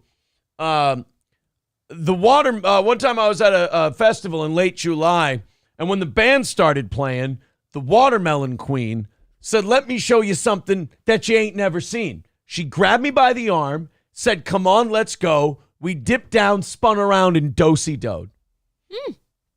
So taco. That's wild. We can all dream, and then I made a reference about how you dreamed that you were in my pants, and I was obviously you guys saw what I was doing. I was obviously basically playing along with it because she kept reacting to me, kept responding to me. Right. It certainly doesn't seem like it's affected you at all. Do you want to dream about being in his pants? Only if I'm mining. And then of course, what? Cheese. As with any fucking valuable oils, alternative sources, quit it. Alternative sources of fuel. person on the social media, any person with a following on social media, you just have to have your following. Their followers just have to come and fucking stick their nose into an exchange that has nothing to do with them. You publicly retweeted her and shit on her. Her fans didn't like it. They gave you shit. That's tiny bit what it's about to be like an online personality too. For better, for worse, that's what happens. Right. Let's watch the very end of this, the wrap-up of Otaku. Content out of it. You have effectively become my content. So there you go. But if she, in the off chance that you do a response, I may very well be responding to that too. But that's pretty much all I gotta say for now. So thank you for watching, everybody else. Got some more content coming. Got my wrestling reviews, like I said before. All right, I don't give a shit. So can I see her quick? He has never had 2,000 views on a video before, and he's got 2,000 on this. So for a fact he's gonna be doing more Lindsay shit. I think it's probably her listeners. They're looking at it, right? You think so? Yeah. Let's throw some thank yous out there. Thank you to the fraudster. We have hit our goal today, by the way. It is over. We knocked it out. Fraudster with $5 says, so here are my Google Play credits. Balls Deep says, Google Play, bitches. I let about $200 expire last year. Oh, no. Do you know how many I probably had from playing Golf Clash back on the radio days? I don't even think I have this shit. Thank you, Balls Deep. So we got to throw 20 off of that. We're 50 into tomorrow. Wow. Well, thank you. Or into tonight. Sorry. Yule Gibbons with $29 says, well, damn, here's my Google Play points. We're $70 into tomorrow. Everyone's giving us the Google Play points. Aaron's biggest member says $5. Here are some Google Play points. Can't wait to see you all at the comedy show. Thank you guys so much. Trucker 18 Wheeler with $2. Thanks, Lemmy, thank you so much for doing this for everyone, just making this discovery.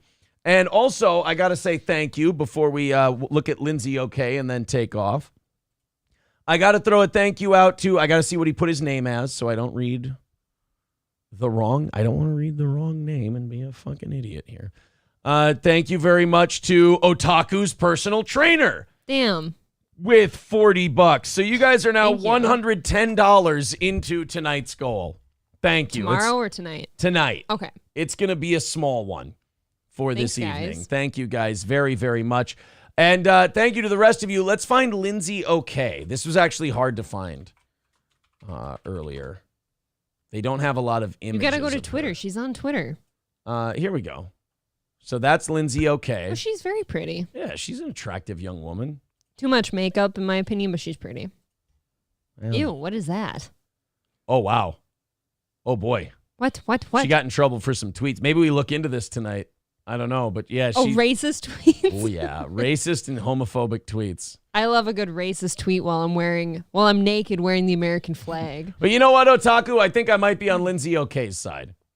I'm not sure. Understood. All right, guys. Thank you very much for all your support today. CJ with $2 says, look up Lindsay OK racist tweets. We might do that tonight. Okay. Chevrolet JB, thank you for renewing your membership. And thank you, everyone else, for all of your late in the game generosity here. Holy shit. You guys are about halfway through tonight's goal already. Talk to you very soon, 7 o'clock tonight. Subscribe, like, thumbs up, all that cool stuff. Consider becoming a member. Yeah. And we will talk to you at 7 o'clock. April, thank you very much. Thank you. Great start to anniversary.